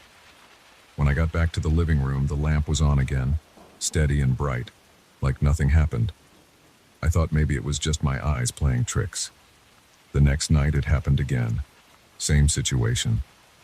I was on the couch. The lamp flickered. I looked toward the hallway and saw that shape again, right there in the mirror. No features, no movement. Just a shape standing in the center of the mirror's reflection. I jumped off the couch and rushed over, hoping to catch whoever was there. I found nothing. The hall was quiet. The only thing there was my own reflection when I approached the mirror closely, but no one else. When I returned to the couch, the lamp was stable again. After a few nights of this, I started to feel uneasy. The house is old. The wiring might be bad. That's what I told myself. It's just flickering lights caused by old wiring. Maybe I should call an electrician. But the shape in the mirror bothered me.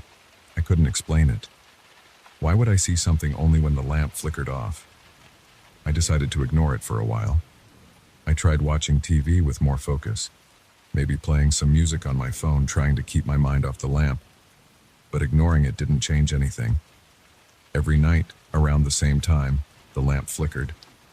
The pattern was never the same. Sometimes it just went dim for a moment, sometimes it clicked off completely. Each time I looked toward the hallway, each time I saw that silhouette in the mirror, always the same spot, always the same height. When I stood up and walked to the hallway, it vanished. I felt a tightness in my chest, a kind of tension that made me feel restless. My palms got sweaty. My breathing got shallow. I started to dread sitting on that couch at night. Still, I didn't want to move out. I had just gotten here. I owned this place now. I should deal with it, whatever it is. I tried to keep calm and find a rational explanation. One evening, I tried something different. I turned on a few other lights in the living room. I turned on an overhead light and a floor lamp near the TV. With more light, maybe I wouldn't see that strange figure. I sat down and waited. The lamp by the couch still flickered. The overhead light stayed steady, but it didn't help. I still saw the shape in the mirror as soon as the old lamp flickered off. It was like the presence of that figure had nothing to do with how bright or dark the room was, only with that old lamp turning on and off. I got up and inspected the lamp. It's a tall lamp with a simple linen shade. The cord looks worn, the plug too. I followed the cord to the outlet and jiggled it a bit. The lamp flickered when I moved the plug. That seemed like proof of bad wiring. Still, why the mirror thing? I tried plugging it into a different outlet. Same result. Some nights it flickered less, some nights more, but it never stopped completely. And the mirror silhouette always appeared when the lamp flickered. After a week of this, I called an electrician. He came over during the day and checked the outlets. He said the wiring was old and maybe I should update it at some point, but nothing seemed dangerously wrong.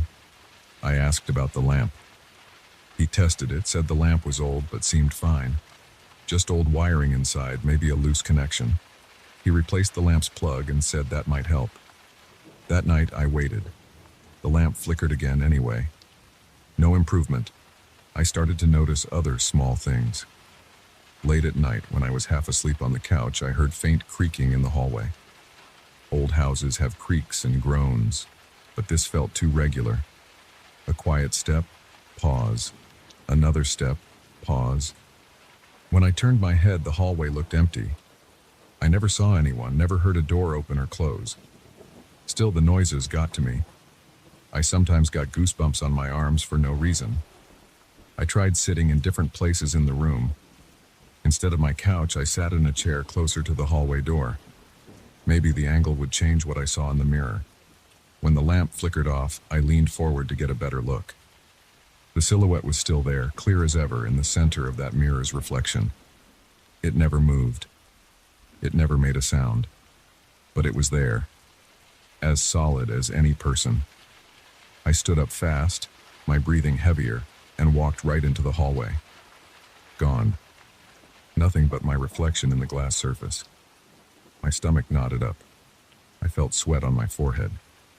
I rubbed my eyes, tried to calm down, told myself maybe it was just a shadow cast by something else, like a coat rack or a piece of furniture behind me. I moved some furniture around. I removed anything that could cast a person-shaped shadow. I took down a coat hanging on a hook. I tried to eliminate every possible cause of a strange reflection, but the shape still appeared. I considered removing the mirror. Maybe the mirror itself was faulty or something. The next morning I unscrewed it from the wall. It was an old mirror with a wooden frame. There was dust behind it. Just a wall, no hidden compartment or anything unusual. I stored the mirror in a spare room and left the hallway wall bare. I figured that if the mirror was gone, the figure couldn't appear. Problem solved. That evening, I sat on the couch, feeling more confident. The lamp flickered anyway. This time I looked toward the hallway out of habit. There was no mirror now, just a blank wall. But I still saw something.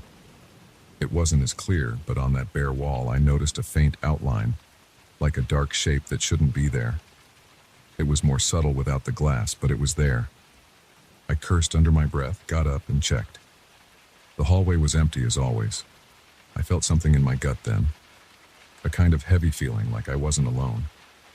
My mouth went dry. I tried to swallow, but it didn't help. I touched the wall where I thought I saw the shape. The paint was old and cold to the touch. I turned on the hallway light. The shape was gone. I turned it off again. Nothing. It only appeared when the lamp flickered. I brought the mirror back the next morning and hung it slightly lower, thinking maybe changing the angle would help. That night, the lamp flickered and the figure appeared in the mirror again, just as before. No difference. I tried leaving the lamp off completely, pulling its plug from the outlet. I sat there with the overhead light on. Without the lamp, I didn't see anything strange. That gave me some relief. But I didn't like the idea of giving up on using the lamp. I inherited it. It reminded me of my mother. Besides, this was my home now. I didn't want to avoid using something because of a weird shape in a mirror. After a few nights of not using the lamp, I plugged it back in. As soon as I settled on the couch, the lamp flickered and I saw the figure. I tried to speak to it. I said, "Who's there?" out loud. I felt a bit stupid talking to an empty hallway. No answer. The figure didn't move. I got up and walked slowly toward the hallway, keeping my eyes on the mirror. As I moved closer, the lamp flickered more rapidly, as if something was reacting to my movement. My heart hammered. I felt a slight tremble in my hands. When I got close enough to see my own reflection, the figure was gone. I backed away, returned to the couch, and noticed a dull headache forming behind my eyes. I felt tired, tense. I didn't sleep well that night. I woke up twice thinking I heard soft steps in the hallway, but when I checked, nothing was there. The next day I tried another approach. I placed a small camera on a shelf facing the hallway mirror. I wanted to record what happened when the lamp flickered. If I could catch something on video, maybe I could understand what was going on. That evening I sat down as usual. The lamp flickered. I saw the figure. My pulse raced. After a few minutes, I got up and checked the camera. The footage showed the hallway. The lamplight flickered on and off on camera too. But there was no figure in the video. On the recording, the mirror just reflected the empty hallway. I cursed. My eyes were seeing something that the camera did not. I tried moving the camera to a different angle, tried a different type of lighting. I never caught anything on camera. The camera always showed the hallway as empty. It made me feel crazy. I knew what I saw, though. I could see it with my own eyes. But the camera proved nothing unusual was actually there. After another sleepless night, I tried changing the lamp bulb. Maybe the bulb was causing the flicker and messing with my vision somehow. I replaced it with a fresh bulb. That night, the lamp still flickered. The figure still appeared. I tried using a flashlight instead of the lamp to see if that would change anything. With the flashlight, I didn't see anything strange. But the moment I turned the lamp back on, it flickered, and the figure was back. I started feeling a constant tension in my chest whenever night approached. My shoulders felt stiff. My neck felt sore. I was always on edge, waiting for that flicker of light and that silent figure in the mirror. I didn't know what it wanted. It never did anything but stand there. It didn't come closer. It didn't reach out. It didn't speak. It just stood there like a statue. I tried to ignore it, but ignoring something that appears night after night is tough. The stress built up. I felt dizzy sometimes. I tried deep breaths to calm myself. I tried playing loud music on my phone to distract myself. The flicker still happened. The silhouette still appeared. I turned up the TV volume. It didn't help. I considered getting rid of the lamp entirely. Maybe I could put it in the garage. If the lamp was gone, maybe everything would stop. I moved the lamp to the garage one morning. I locked it up out there. That evening, I used only the overhead light in the living room. No flickering happened. I relaxed. For the first time in days, I felt calm. I watched some TV, got sleepy, and went to bed. I thought I had solved it. The next evening, without the lamp in the room, I sat on the couch. Everything was normal for about an hour. Then the overhead light flickered once, just a brief flicker. I snapped my head toward the hallway. In the mirror, I thought I saw a faint outline like that same shape, weaker now but still present. I felt a wave of fear wash over me. My heart felt heavy.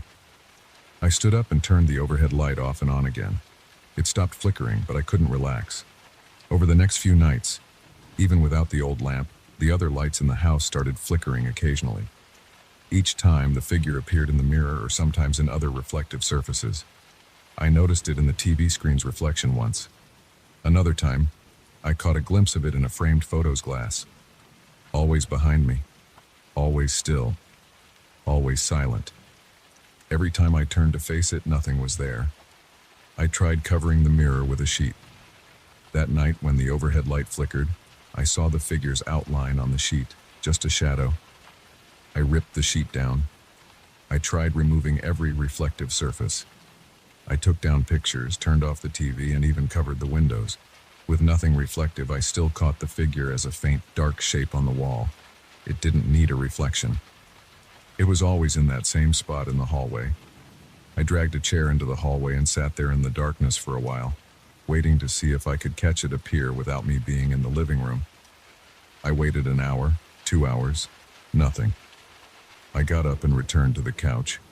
As soon as I relaxed, the overhead light flickered and I saw the figure back in the hallway. It was as if it only appeared when I was sitting there, facing that direction. I felt trapped. I tried calling a friend to come over for the evening. When my friend was here, everything was normal. We watched a movie, talked, had some snacks. No flickering, no strange shapes. After my friend left, I sat alone. Within minutes, the overhead light flickered. The figure appeared again. So it only happened when I was alone. I tried sleeping in a hotel for a few nights. At the hotel, nothing strange happened. I felt normal.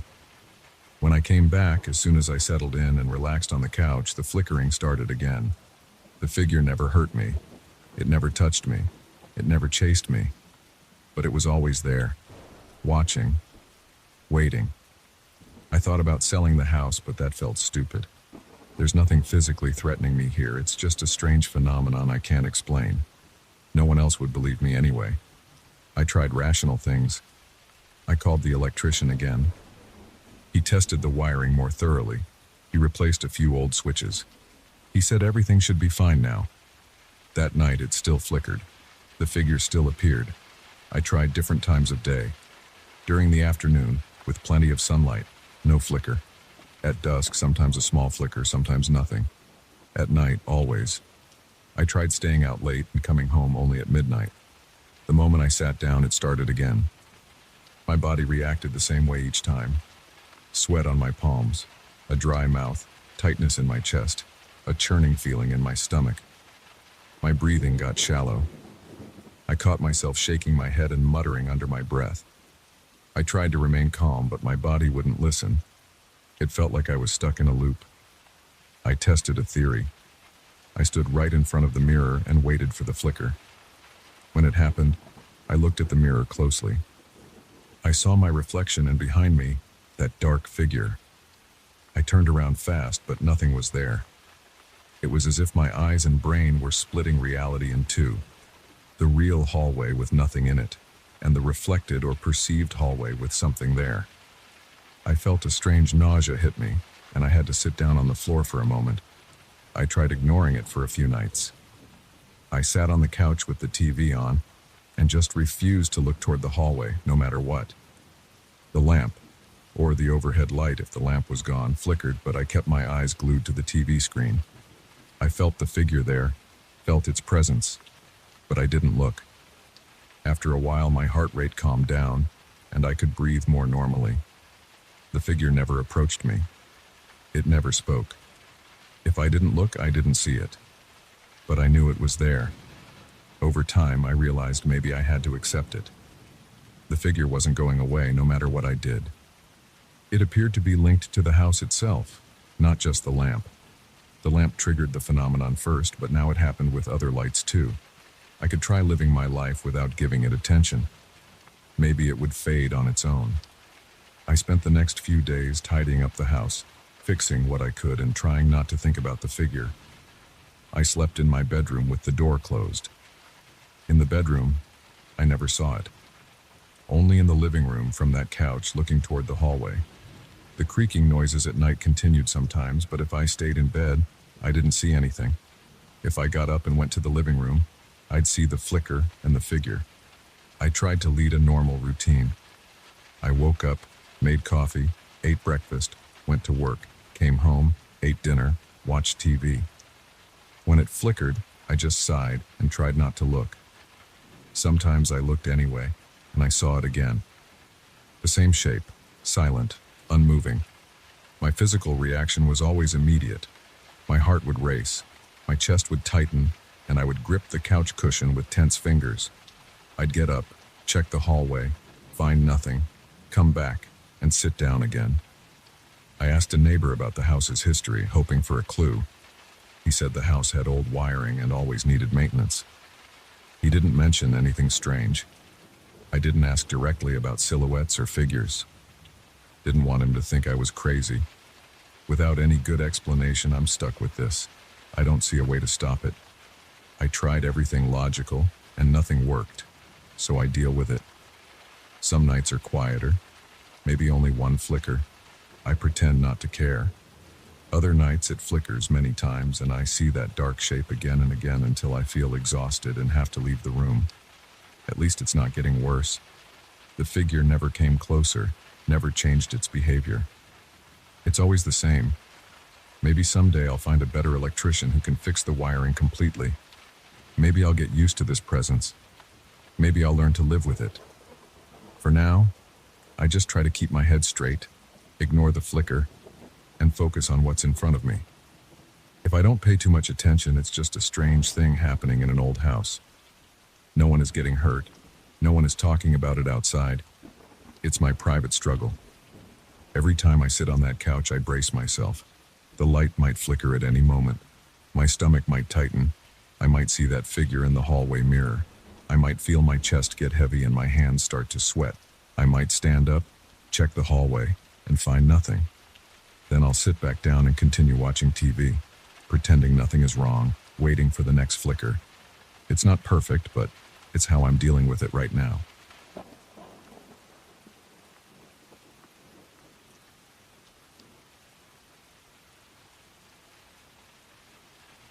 I remember that night clearly. It was around 9:30 and I was still in the office. I had stayed late because I needed to finish a project that was due the next morning. Most people had left a couple of hours earlier. The cleaning staff was already gone. Only a couple of lights were still on in the hallway. I could hear the hum of the air conditioning and the occasional click from the old vending machine near the break room. My desk was cluttered with printed reports, a few sticky notes, some empty soda cans, and a half-eaten sandwich I didn't want to touch anymore because it had been sitting out for hours. I was tired. My eyes were dry from staring at the computer screen. My neck was stiff from leaning forward. I wanted to go home, but I had a deadline. I forced myself to finish a few last details before saving my work. Every so often, I would glance at the far end of the hallway. At that distance, I could see the door to the restroom no one liked to use. It was at the end of the corridor, past a row of storage rooms and a locked supply closet. People always said the atmosphere there felt strange. Some said they felt something odd in there. Others just called it creepy. I had never paid much attention to those rumors. I sometimes used that restroom if I had no other option. It was small, with one toilet and a sink. There was a single overhead light and a mirror that always seemed a bit smudged no matter how many times they cleaned it. Normally I didn't think about it, but that night I couldn't help noticing that the light inside that restroom was on. It was unusual because I knew the cleaning crew turned off all the lights in rooms that weren't in use. The main hallway lights had motion sensors, but the restroom light had a manual switch inside. I remembered distinctly that earlier that evening, when I had gone to the other restroom near the elevators, the small one down the hall had been dark. Now it was on. At first I tried to ignore it.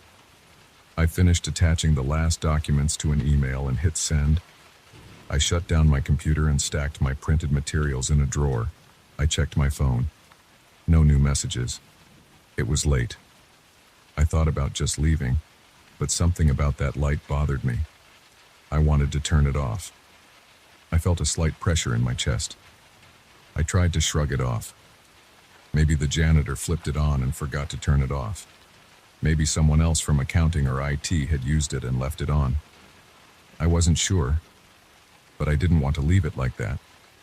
I I stood up and pushed in my chair. My footsteps echoed on the thin carpet as I walked toward the far end of the corridor. I passed empty cubicles and a couple of closed office doors. The air felt still. The hallway didn't smell like anything in particular, but my nose was dry from the stale air. My shirt felt a bit damp under my arms. I wiped my palms on my pants as I approached the end of the corridor. When I reached the restroom door, I paused. I listened. I could hear the faint buzz of the fluorescent light inside. The door was slightly open, not closed.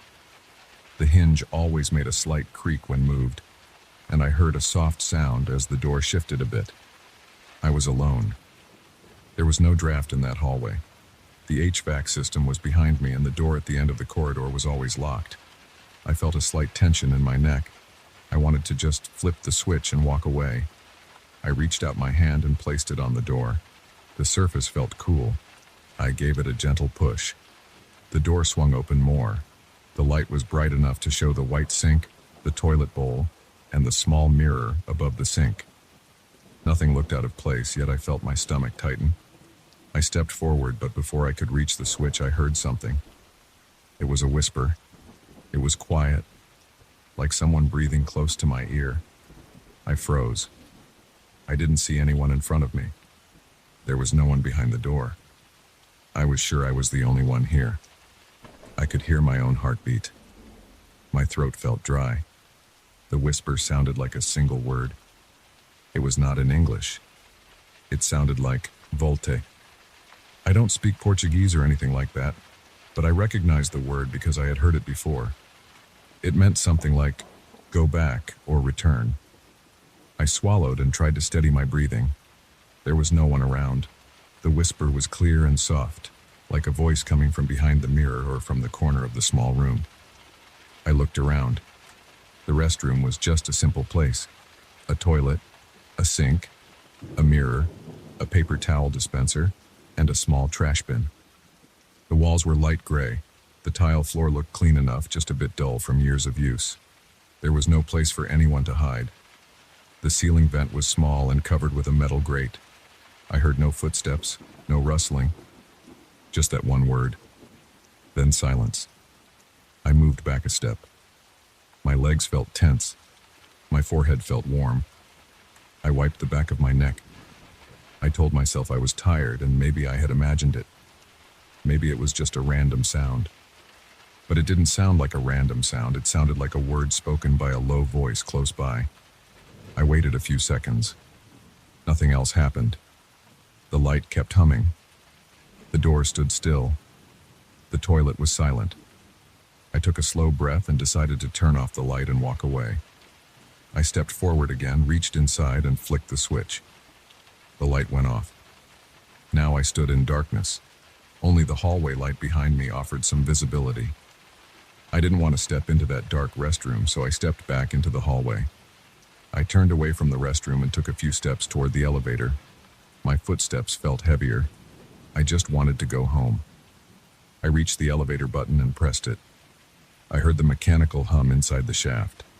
I looked back down the corridor. The restroom door was still slightly open. The light was off now, so I could only see darkness inside. Then I saw something that made my chest tighten again. The light inside the restroom turned on again suddenly. It was bright and steady, not flickering. I hadn't heard a switch click. It just turned on by itself. I let go of the elevator button and walked back toward the restroom. My heart rate was faster. I clenched my fists to stop my hands from shaking. When I got close enough, I stopped again. I leaned forward and tried to see inside without crossing the threshold. The restroom looked the same, but now I could hear something else. It was not a whisper. It was a soft breathing sound, steady and slow. I focused on it. It sounded like a person inhaling and exhaling, very close by. I didn't see anyone. I swallowed again. My throat felt scratchy. My eyes felt dry. I wanted to leave, but something kept me there. I can't explain why I didn't just run. Maybe I didn't want to leave this unexplained. Maybe I just felt some kind of stubborn curiosity. I stood there, staring at the sink and the mirror, listening to that breathing sound. After a few moments, the breathing faded. The restroom fell silent again. I took a step inside. The floor felt solid under my shoes. I touched the switch on the wall with the tip of my finger. It was in the off position. The light was on, but the switch was off. I frowned and tried flipping it a few times, but nothing changed.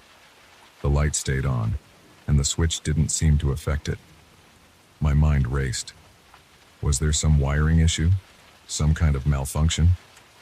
I looked up at the ceiling fixture. It was an old fluorescent tube behind a plastic cover. It didn't look special. I reached up to see if I could remove the cover, but it was fixed with screws. I stepped back and checked the wall again. The switch was standard. I pressed my ear against the wall. I heard nothing but a faint hum. I felt my breathing getting shallow again. I checked my phone's flashlight. It worked fine. I tried shining it around, looking for any hidden sensor or something like that. Nothing. I decided to leave. I didn't care anymore. I would report it to maintenance in the morning. I turned my back and started walking toward the elevator again. As I did, I heard the whisper again. Volte. It was more urgent this time. I stopped and looked over my shoulder. Nothing moved. My legs felt tense. My mouth felt dry. I could feel my fingertips tingling. I knew something was off. I didn't believe in ghosts or anything like that, but I couldn't explain this. I stood in the hallway, halfway between the elevator and the restroom door. I wanted to leave. My car was in the parking lot downstairs. I had my keys. I had my phone. I could get out of the building. But something about that restroom light bothered me more than ever. I felt a strange pressure in my chest, like I shouldn't leave it like that. I didn't know what that meant, but I felt it anyway. I forced myself to walk back to the restroom. I leaned into the doorway and looked at the mirror. I could see my own reflection. Tired eyes, messy hair, a wrinkled shirt. Nothing else. The mirror wasn't special. It was just a mirror. I looked at the sink and the toilet again. Everything was normal. I listened to the silence. The breathing sound was gone. The whisper was gone. But the light stayed on despite the switch being off. I spoke out loud in a quiet voice. "Hello?" I said. I don't know why. Maybe I wanted to break the silence. Maybe I wanted to see if someone was hiding behind the door or under the sink. I got no answer. I checked under the sink. Just pipes and a bit of dust. The toilet bowl looked clean. The trash bin was empty. I reached up and touched the fixture cover. It felt warm, but not hot. I tried the switch again, flipping it rapidly. No effect. I felt a bead of sweat on my forehead. I wiped it away. My heart was still beating hard, but I tried to stay calm. I had to leave. I had no other option. I had tried. The light was on, and I couldn't turn it off. Something had whispered to me, but no one was there. I couldn't explain it, and I didn't want to think about it anymore. I backed out of the restroom and stood in the hallway staring at the open door. I could see the bright light inside. I took a deep breath and decided to just go. I turned toward the elevator again. This time I would not stop. I pressed the button and waited. The elevator took a few seconds to arrive. I could hear the cables and the soft ding as the doors slid open. I stepped inside the elevator and pressed the button for the ground floor. The doors began to close. Right before they shut completely, the hallway light flickered for a brief second. I caught a glimpse of the restroom door in that flicker. I could have sworn I saw a shadow move inside, but the doors closed and I couldn't see anymore. Inside the elevator, I took slow breaths. I could smell my own sweat. My shirt clung to my back. My legs felt shaky. I leaned against the wall and looked at my phone screen. It was late, almost 10. I had to leave this behind. Once I stepped outside, I would be fine. I tried to think about something else. Maybe what I would eat at home or how I would sleep as soon as I got there. When the elevator reached the lobby, the doors opened. The lobby was dimly lit with the security desk empty. The night guard was probably making rounds in the basement or the parking area. I took a few steps, and my footsteps echoed on the tiled floor. I could smell the faint scent of cleaning products in the air. I looked around and saw no one. I reached the glass doors leading to the parking lot. My car was out there, waiting. I could go home. But something stopped me. I couldn't explain it. My hand was on the door handle, ready to push. I stood there, holding my breath. My head was buzzing with thoughts. What if I left and something worse happened tomorrow? What if that voice wasn't done? I didn't know what I was thinking. It made no sense. I wasn't responsible for weird electrical issues. I wasn't responsible for strange whispers in an empty restroom. But I felt uneasy. It was like leaving a loose end. It was irrational. I tried to ignore it and push the door open, but my hand froze. I felt my heart pounding again. My breathing got heavier. I turned around and looked at the empty lobby. The security desk phone sat there silent. I could pick it up and call someone, but who would I call at this hour? Maintenance, my boss? None of that made sense. They would think I was losing it. I tried to calm down. I told myself it was just a faulty light and some trick of my imagination. I pushed the door open and stepped into the cool night air. The parking lot was empty except for a couple of cars. Mine was the dark sedan near the exit gate. I walked toward it. My footsteps on the asphalt sounded hollow. I took out my keys and unlocked the door. When I sat inside, I felt a bit better. I turned the ignition. The engine started right up. I turned on the headlights and looked around. Nothing unusual outside. I drove out of the parking lot and onto the street. The city was quiet. A few streetlights were on, illuminating empty sidewalks. A slight breeze rattled some leaves. My grip on the steering wheel was tight. I tried to let go a bit. My shoulders felt stiff. I kept replaying the events in my head. The whisper, the light turning on by itself, the breathing, the switch not working. I couldn't make sense of it. I kept telling myself it was just a random electrical glitch and my tired mind playing tricks. I reached a stop sign and paused. I looked at the empty intersection. My eyes felt heavy. I wanted to get home and rest. I tried to shake off the memory of that whisper. I made a turn and kept driving. After a few minutes, I reached my apartment building. I parked, got out, and locked the car. My legs felt weak, but I was safe now. The hallway in my building was quiet. My apartment was on the 3rd floor. I climbed the stairs. Each step felt heavier than usual. Inside my apartment, I kicked off my shoes, tossed my keys on the kitchen table, and went straight to the bathroom. My bathroom was small and had a single light over the mirror. I flicked the switch. The light came on normally. I stared at my reflection. I looked pale. There was sweat on my forehead. My hair was messy and I noticed my shirt collar was damp. I turned the faucet and splashed water on my face. The water was cold and it helped calm me down a bit. I went to the living room and sat on the couch. The TV remote was on the coffee table. I picked it up but didn't turn on the TV. I just stared at the blank screen, thinking about what had happened. It didn't make sense. Lights don't turn on by themselves with the switch off. I tried to think of a logical explanation. Maybe the building had some wiring issue. Maybe the switch was broken. Maybe I heard something else, not a whisper.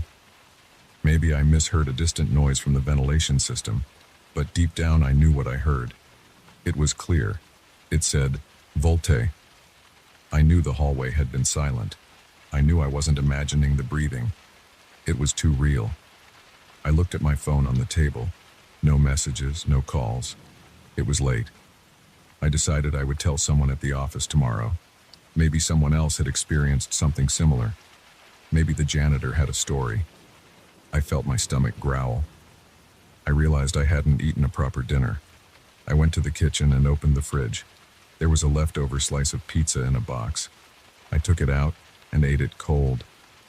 I chewed slowly, still thinking about that restroom. The pizza tasted bland. I swallowed and felt a tightness in my throat. I drank some water.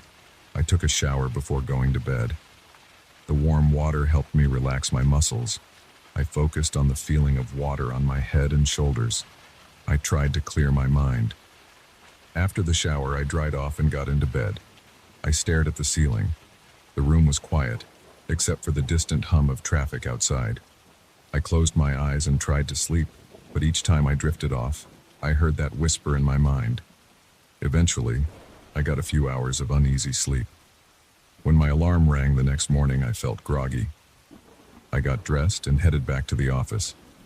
The day was bright, and people were arriving as usual. I took the elevator up and stepped into my floor. Everything looked normal. The cleaning staff was there, emptying trash cans. The corridor was lit by the motion sensors. I passed by the dreaded restroom door and glanced inside. The light was off. The door was closed. The sink and toilet looked normal.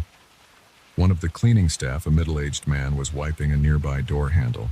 I asked him casually if he had done something to the restroom light. He looked at me confused and said he never touched the switches in that area after cleaning. He always left them off. I nodded and pretended it wasn't important. I went to my desk and started my workday. The office filled up with people. The phones rang, keyboards clicked. Conversations happened at a normal volume. I felt better with everyone around.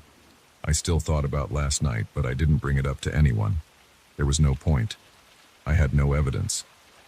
I decided I would ignore it and move on with my tasks. But deep down, I knew what I had seen and heard. I knew it wasn't normal. I still can't explain it.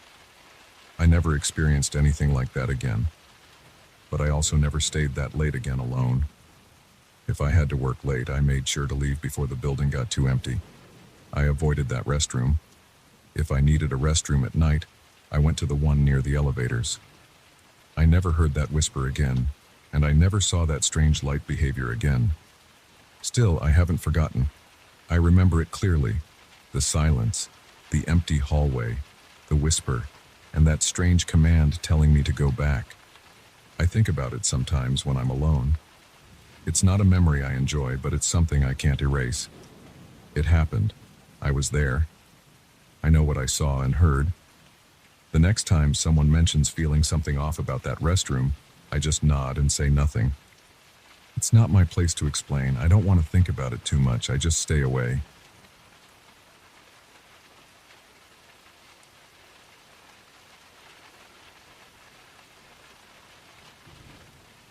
I first noticed the footprints 3 weeks ago. I was standing near the back door after a short walk in my yard. My yard is small, and the back boundary is lined with thick shrubs that block any view of the next property. There is a gap at one corner where the fence sags a bit, and sometimes the neighbor's cat slips through there. The ground was damp because it had rained all morning, and there were footprints pressed into the soft soil. They were bigger than my own feet, and I wear a size 11 shoe. I remember crouching down and touching the edge of one print, pressing my finger into the damp earth, feeling how deep the heel had sunk in. I got a chill at the back of my neck, but I tried not to get too worked up about it. I brushed some leaves over the prints and went back inside. The next afternoon, I walked around the yard again. The sun was still up, and everything looked normal. I didn't see any new footprints. I checked the fences, pulled at the shrubs, and looked for any breaks. There was that one sagging spot, but it didn't look wide enough for a grown man to fit through easily. I didn't find any scraps of clothing or anything that would explain someone passing through. I went inside and made myself a sandwich. As I ate, I kept looking out the kitchen window. I didn't like the idea of someone lurking around back there. The following morning, after some overnight rain, I checked the yard again. More footprints again, large, bare footprints. Whoever it was had walked from the left corner to the center of the yard and then back to the shrubs. There were smudges in the mud under the shrubs that looked like knees or hands pressing down. I touched these marks and felt a slight dip in the soil. Someone had been hiding there, or at least crouching down. I didn't know how to handle this. I'm just a regular guy. I live alone in this house. I don't have anyone else here with me. I didn't want to call the police and say, "Hey, there's some barefoot guy walking in my yard," because that sounded weak. They would ask if he tried to break in, and I would have to say no. They would ask if I actually saw him, and I would say no. It felt ridiculous. I decided to ignore it for a couple of days. I didn't see any new footprints for a while. I relaxed a bit. I started to think maybe it was just a drifter passing through.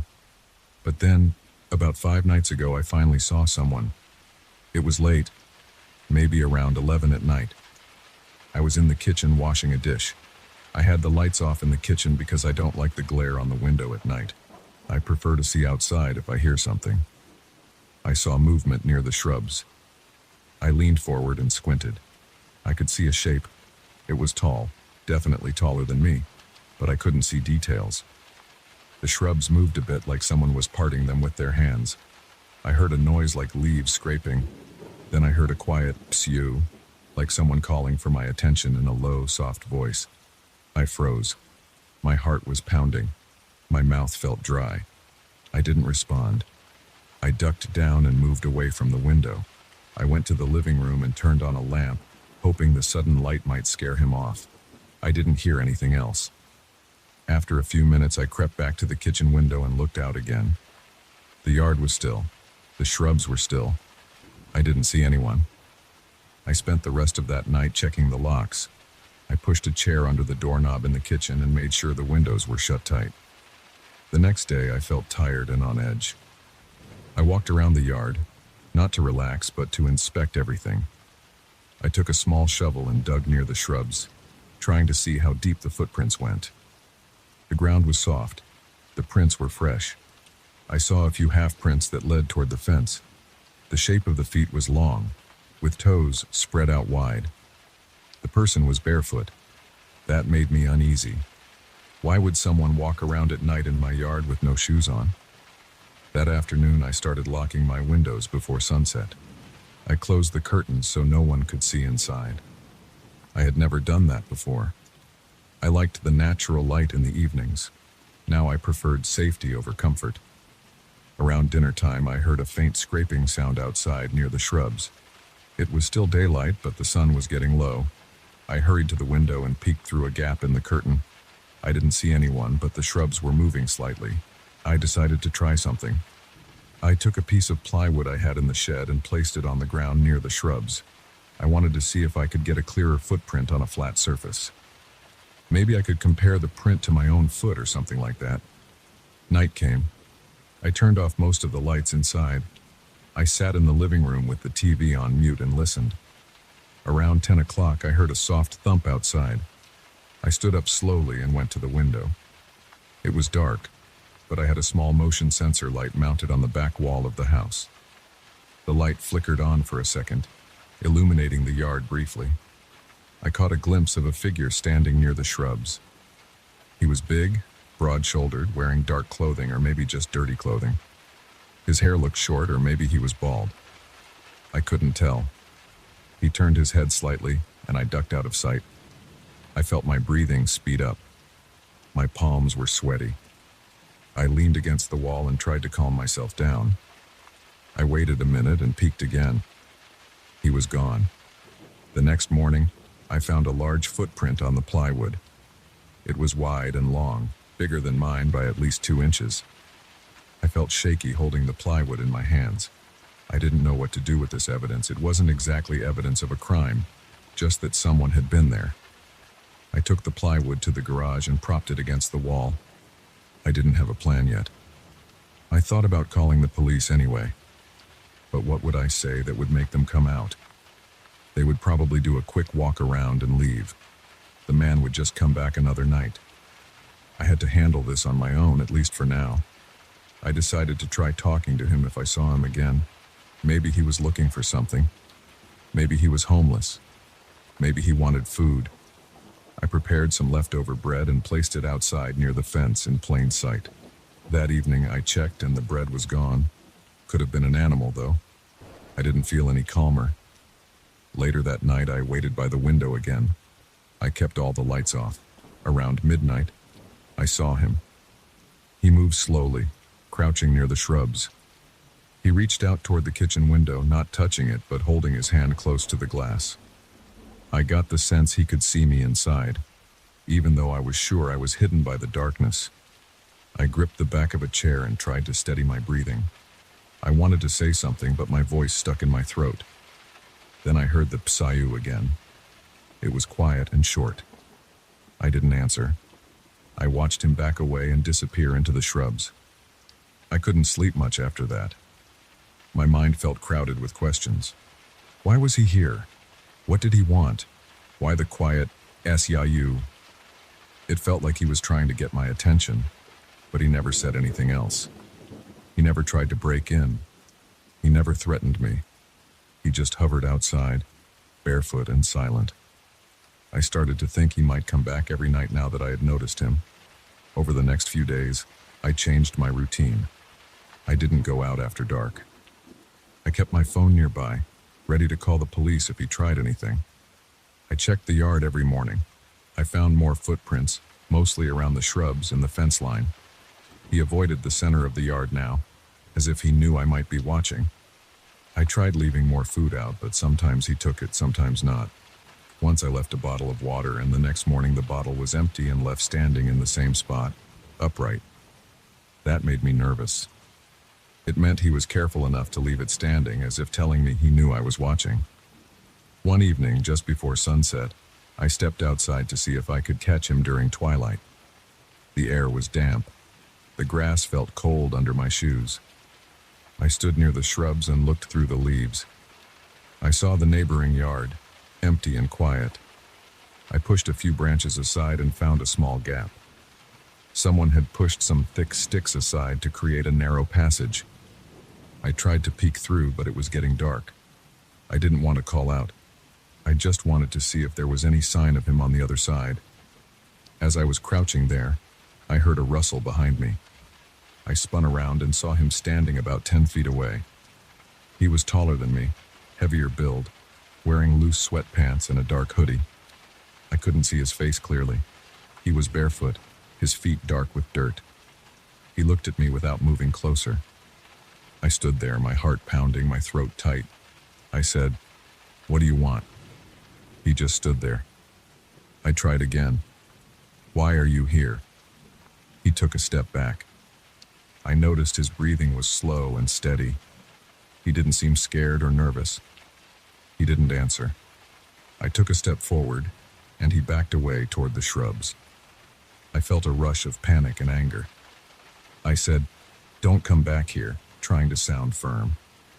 He slowly shook his head from side to side, then lifted a finger to his lips, making the "PSYU" sound again. Then he turned and slipped into the shrubs. I heard the branches rustle, and then he was gone. I stood there feeling stupid and helpless. I didn't like that he had gotten so close without me noticing. I realized I might have to call the police after all, but I knew they might not do much if he wasn't actually breaking the law. Trespassing, sure, but by the time they arrived, he would be gone. I spent that night with the lights on in the living room, watching TV loudly, hoping to scare him off. I didn't see him that night. The next day, I checked the yard and saw no new footprints. I started to think maybe the confrontation had chased him away. But 2 nights later, I woke up around 1 in the morning to a soft scratching sound at the back window. I sat up in bed, heart pounding, and listened. The sound came again. A slow, gentle scratch on the glass. I got up and crept into the hallway, staying low. I went to the kitchen and flipped on the light. I heard a quick movement outside, like someone darting away. I went straight to the back door and locked it again, even though it was already locked. I waited for the morning, pacing around my living room, checking the windows every so often. At dawn, I went outside and looked at the kitchen window from the outside. There were faint marks on the glass where someone had run a finger or a nail along it. The soil below had a fresh footprint, toes spread wide. The sight made me shiver. I decided I would call the police that day, but I waited until afternoon because I wanted to calm down and think clearly. When the police officer arrived, I told him about the footprints and the man outside. I didn't mention the PSYU at first because it sounded strange. I just said the man had been hanging around my yard at night looking through my window. The officer walked around with me, checked the shrubs, and said he would patrol the area later that night. He advised me to keep everything locked and maybe set up a camera. I thanked him and watched him leave. I didn't feel much better. I went to a hardware store and bought a simple security camera that I could mount near the kitchen window. It wasn't expensive, but it had night vision and a motion sensor. I installed it that afternoon, making sure it was pointed toward the shrubs. I tested it out by walking around the yard a few times. It seemed to work fine. I felt a little more secure, knowing I might catch him on camera if he came back. That night, I stayed up late watching TV with the sound low. At around midnight, the camera's app on my phone alerted me to motion outside. I muted the TV and looked at the live feed on my phone. The camera's night vision showed the shrubs, and I could see him standing there, half hidden. He was facing the house, not moving. I saw his hand come up, and he placed it on one of the branches, pulling it aside. He leaned forward, looking straight at the camera. It felt like he knew exactly where it was. He stood there for a long time, not moving, just breathing slowly. My hands were shaking, and I kept as quiet as I could inside. After a few minutes, he stepped back and vanished from the camera's view. I let out a breath I didn't realize I was holding. I replayed the footage, trying to see his face, but the night vision made everything look pale and grainy. I couldn't get a good look, just his shape and the outline of his head. I felt frustrated and on edge. I called the police again and said I had footage of an intruder. They said they would send someone to check the area. By the time an officer arrived, it was almost 2 a.m. The man was long gone. Over the next few nights, I tried different approaches. I left the lights on outside. I played loud music. I even left a note taped to the window telling him to leave me alone. None of this stopped him. Every couple of nights, I would get an alert from the camera, and I would see him lingering near the shrubs. Sometimes he would be closer, sometimes farther away. Sometimes he would make the PCU sound. Sometimes just stand there breathing. He never spoke any other words. He never tried to break in. He just kept showing up. I started feeling run down and jumpy. My stomach felt tight most of the time. My head ached from lack of sleep. I hated going to bed not knowing if he would appear. I hated waking up at the slightest noise. I got used to checking the camera feed many times a night. Sometimes I would watch him stand there for what felt like ages, just observing. I wondered if he was waiting for something, but I couldn't guess what. One night I grabbed a flashlight and stood by the back door, waiting. When I got the camera alert, I swung the door open and aimed the flashlight at the shrubs. I saw him flinch at the light. His face was partly covered by what looked like a scarf or a piece of cloth. His eyes caught the light and reflected it back. He put a hand in front of his face and stepped backward. I shouted, "Get out of here!" My voice sounded strained and high. He lowered his hand slightly and made that psiu sound again, longer this time, like psiu. The hair on my arms stood up. I took a step forward, trying to chase him off, but he moved sideways and slipped behind the shrubs. I heard a crack of a branch and then silence. I slammed the door and locked it, feeling a rush of adrenaline and anger. I thought about grabbing a baseball bat and going after him, but I was too nervous to follow him into the darkness. I wasn't sure what he was capable of. He didn't seem violent, but he was persistent and strange. I was tired of this game. I wanted him gone. The police came by a few times to check around, but they never caught him. The officer I spoke to suggested I install motion-activated sprinklers or trim the shrubs. He said maybe if I made the yard less comfortable, the man would move on. The next morning, I took clippers and started cutting back the shrubs. I pushed through the branches and found a small clearing on the other side, in the neighbor's property, where the fence was low and broken. I saw bits of trash there, a plastic cup, a torn piece of fabric, a crumpled packet of crackers. Maybe the man was hiding there. I didn't stay long. I just wanted to remove some of his hiding spots. I trimmed until my arms were sore and the shrubs were less dense. That night, the camera alert didn't come. I waited and listened, but he didn't appear. The next night, still nothing. I started to feel more relaxed. I slept better. I thought maybe I had finally driven him away. 3 nights passed with no sign of him. On the 4th night, I let my guard down a bit. I went to bed at a normal time, around 11. I left the curtains open a crack. Around midnight, I woke up thirsty and went to the kitchen for water. I looked out the window. There he was, closer than ever, right at the edge of the patio, standing in the open where I could see him clearly. He had removed the cloth from his face. His skin looked rough and dirty. His mouth was slightly open. His posture was relaxed as if he belonged there. He lifted his hand slowly and tapped lightly on the glass. Tap, tap, tap. My hands shook so much I almost dropped my water. He tilted his head as if waiting for a response. I couldn't speak. I just stared. He made the "Sayu" sound again, very soft, barely audible through the glass. Then he took a step back, turned around, and walked away without a hurry. I watched him walk right through the spot where I'd trimmed the shrubs, stepping over the broken fence and disappearing into the darkness beyond. I locked all the windows and sat in the living room until morning, not sleeping. When the sun rose, I went outside and checked. His footprints were fresh and deep. There were a few strands of fabric on the fence and a broken piece of twig where he had passed. I realized I might never know who he was or why he kept coming. But I knew I had to keep locking my windows before sunset. I knew I had to stay alert. He was still out there, and I knew he might come back any time.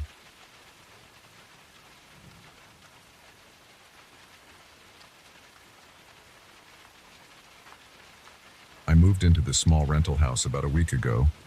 It sits on a quiet street near the edge of a calm neighborhood. The houses here are simple and well-spaced.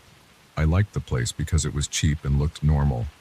It has a small living room, a kitchen with old appliances, one bedroom with a creaky wooden floor, and an attic that I never planned on entering. I signed a short-term lease to see how I liked living here. Everything seemed fine at first. No weird smells, no odd noises. The owner said no one had lived here for months, but the place looked clean. There were a few scratches on the walls near the doors, and I noticed a slight draft in the hallway. Nothing too strange. It felt like a good deal. On my first night, I heard a few soft pops and creaks in the living room. It was around midnight. I figured it was just old wood settling. I pulled my blanket up over my shoulders and went to sleep. The next morning, everything looked fine. The attic door in the hallway ceiling was closed as I remembered it. The floorboards still squeaked under my feet, but I saw nothing unusual. I started my day, made some coffee, and forgot about it. By the third night, I noticed the noises seemed to come closer. I woke up around 1 in the morning. I was lying in bed, staring at the dark shape of my bedroom door. I could feel the cool air on my face. My ears picked up a steady creaking from the hallway floorboards.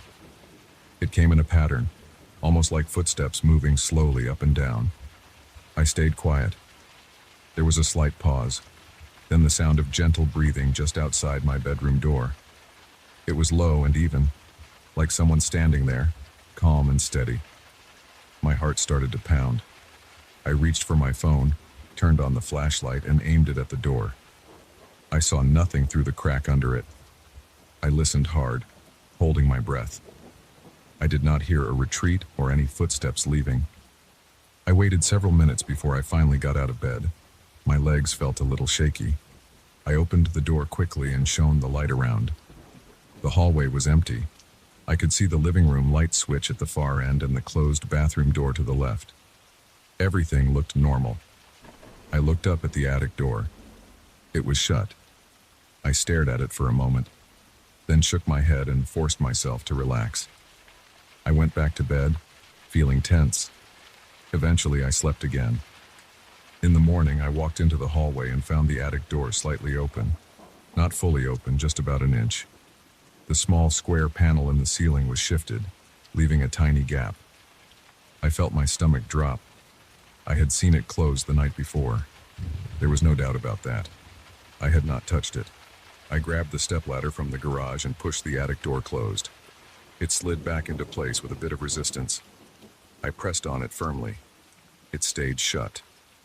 I tried to tell myself maybe it had not been aligned properly, or maybe the house settling made it shift. But I felt unsettled. That night, I braced myself. I left a small lamp on in the living room to cast some light through the hallway. My bedroom door was half open so I could see out. I sat awake in bed until after midnight.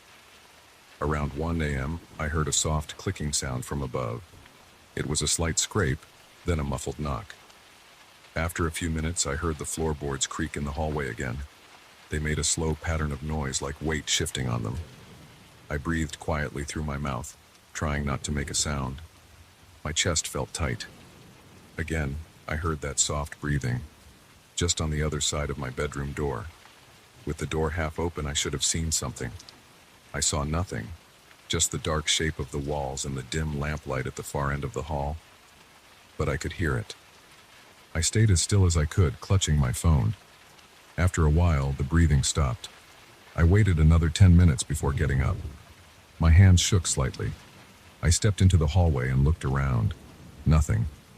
No one. In the morning, I checked the attic door. It was ajar again by a small gap. I decided to inspect the attic, but I was nervous. I grabbed my flashlight and the stepladder. I pushed the attic door open and climbed up.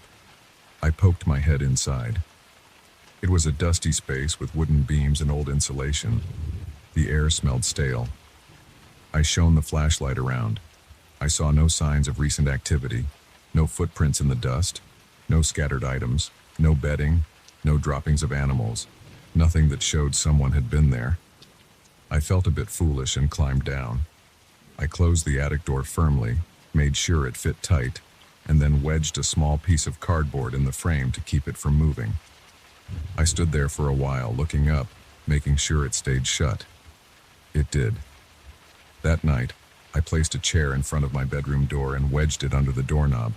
I thought if someone tried to open my door or approach it, maybe I would hear them struggle with it. I turned off all the lights except the one in the living room. I wanted a bit of visibility, but not too much. I tried to sleep.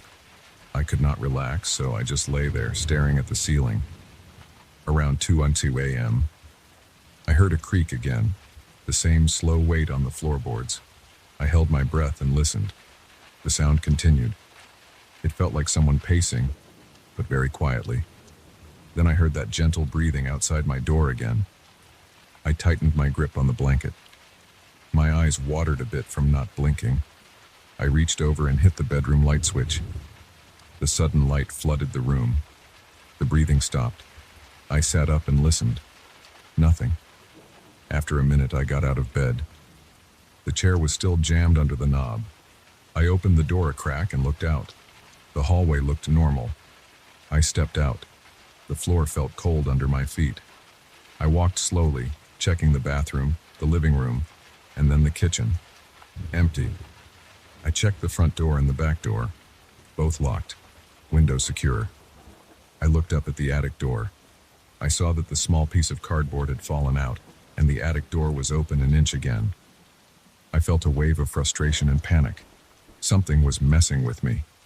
I tried pushing the attic door closed again, but this time I noticed it did not sit perfectly. It would close, but the slightest pressure from above or any movement made it slip open a tiny bit. I pulled it down to examine it. The attic door was a simple wood panel with a frame around it. The edges were worn. It did not fit tightly. Maybe it never did. Maybe a draft was causing it. But how to explain the breathing? The next day, I bought a cheap motion sensor alarm from a hardware store. It was a small box that could be placed on a surface. If something moved in front of it, it would emit a loud beep. I placed it in the hallway facing my bedroom door. If someone walked there, the alarm would go off. I also put a piece of tape on the attic door to see if it moved during the night. If it opened, the tape would peel away. That night, I lay in bed with the door half open and the alarm set. I tried to stay awake, but I dozed off around midnight. Around 3 a.m., I woke up suddenly. I did not hear the alarm. I looked out through the half-open bedroom door. The hallway looked dim, lit only by a distant streetlight through a window. I listened. Nothing. No creaking. No breathing. I got up and checked everything. The alarm was still set. The tape was still on the attic door. Everything was exactly as I left it. I felt a brief sense of relief. Maybe it was all just the wind and my imagination. I went back to bed. In the morning, the tape on the attic door was peeled halfway off. The door was slightly open. The alarm was still set and did not go off. I tested the alarm by moving my hand in front of it. It beeped loudly. That meant whoever or whatever was out there did not walk in front of it, or it avoided the sensor. I felt my stomach twist. I could not explain it. I wanted to call the landlord, but what would I say? that I heard breathing in the hallway and the attic door opened by itself. I decided to check the attic again, this time more carefully. I climbed up inside the attic during the day with a headlamp and a dust mask. I searched around, moving slowly through the narrow space. I had to crawl on my knees. The air was thick and warm. I looked behind old boards and checked the insulation. I found nothing that showed a person hiding there. I stayed up there for about 30 minutes. No unusual odors beyond dust and old wood, no tracks, no tools, no hidden rooms. Just empty space. I came down frustrated. I considered calling the police, but I had no evidence. I considered sleeping somewhere else, but I had paid rent already. I decided I would try another approach. That evening, I blocked the attic door by placing a large plastic storage bin on top of the stepladder and pushing it directly under the attic entrance. If it tried to open, it would knock the bin down. I also spread salt on the hallway floor. If someone walked there barefoot, I might see footprints. I knew it sounded strange, but I did not know what else to do. I went to bed feeling tense. Around 1:30 a.m., I woke up to a soft thump. My heart raced. I sat up and listened. A moment later, I heard the breathing again. It was steady and calm just outside my bedroom door. I felt goosebumps rise on my arms and the back of my neck. I reached for my phone and turned on the flashlight. The hallway was empty again. I looked down at the floor. The salt was disturbed. It looked like a smooth trail, as if something had brushed it aside. Not footprints, more like a gentle swipe. I checked the bin and the stepladder. They were still in place. The attic door was closed.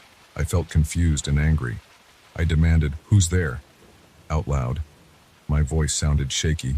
No answer. I stood still for a few minutes, just breathing hard. Then I went back to my room and tried to sleep, but I kept the phone in my hand, the light off, and my eyes wide open. I barely slept. In the morning, I saw the attic door open again. The bin was untouched. The tape was peeled back again. I checked the salt on the floor. It was pushed around more, as if someone had quietly moved through it. I could see my own footprints, but no other clear prints, just disturbed salt. I decided I had enough. I called the landlord. He sounded impatient. He said the house never had problems and that no one ever reported anything like this. He said maybe I was mistaken. I insisted something was going on, maybe an intruder. He said he would come by tomorrow morning. I agreed. That day I installed a small camera in the hallway. It was a simple indoor camera that recorded to my phone. I placed it high on a shelf, aimed at the attic door and the bedroom door. I tested it. I walked around, made sure it captured my movements. It worked fine. I went out for a few hours just to clear my head. I left the camera recording. When I came back, I replayed the footage. Nothing odd during the day.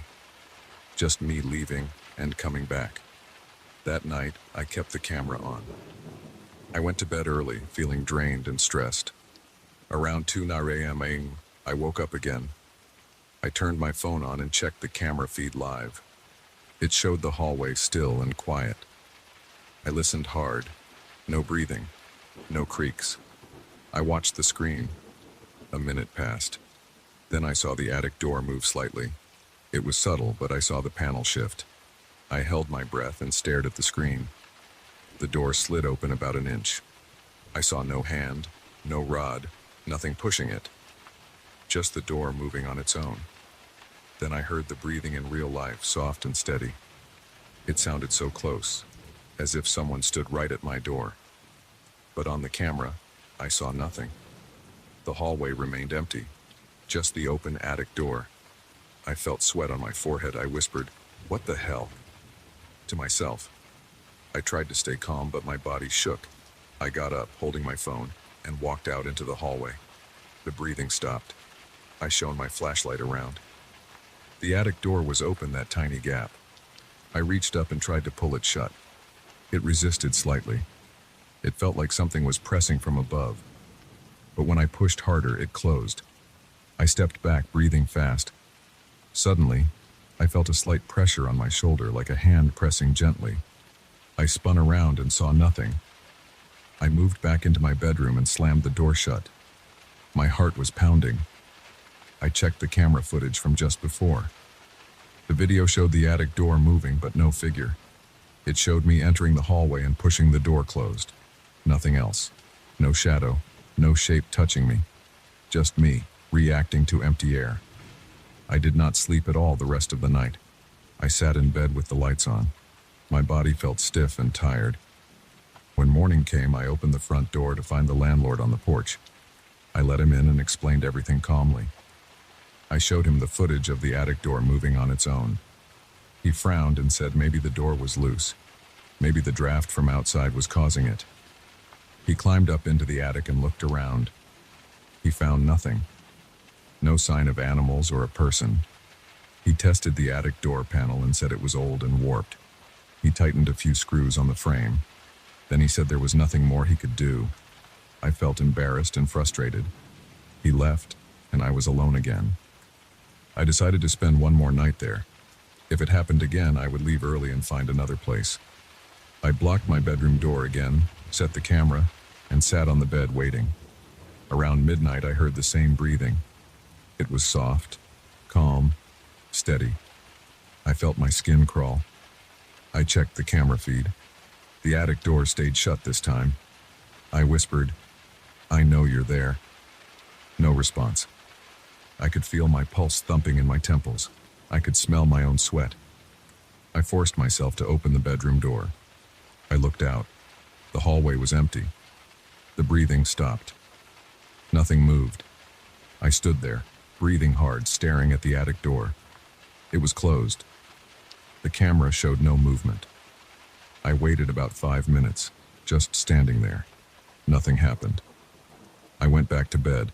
In the morning, the attic door was open again by a small gap. I looked at it for a long time, then I packed my bag.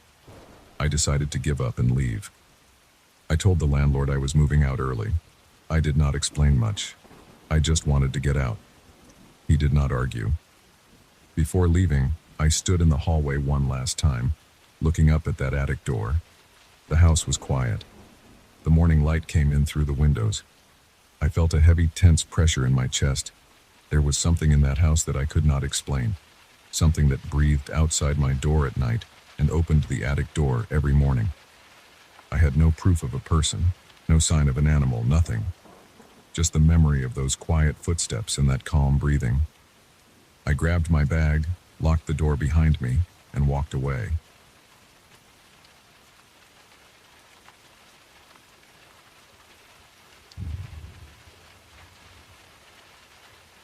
I remember the first time I noticed something was off. It was a Tuesday night. I had just gotten home from work and sat down on the couch in my living room. I looked over at the fireplace, where I had placed that porcelain statuette my aunt gave me. She had left for another country and gave away most of her belongings. I ended up with a bunch of glassware, some plates, and that small porcelain head of a woman. It had a painted face, and it was always smiling. It had been on my mantle for a few weeks, and I never thought much about it. But that Tuesday night I saw it had turned slightly, as if it was facing me. I remember staring at it, trying to figure out if it was my imagination. It wasn't facing straight ahead anymore. Its chin and eyes seemed angled right at me. I stood up, walked over, and adjusted it back so it faced the opposite wall. I felt silly.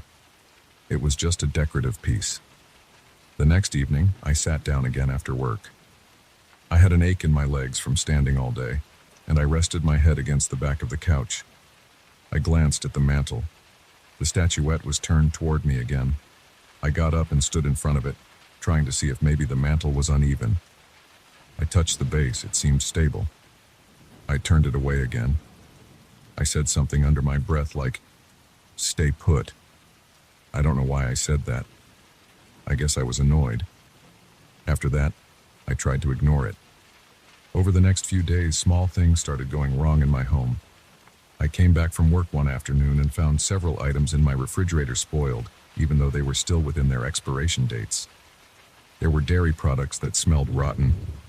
There were vegetables that looked fine the previous night but now had mold. I had to throw everything out. I also noticed a strange, sour smell in the kitchen. It wasn't strong, but it was there when I opened the fridge.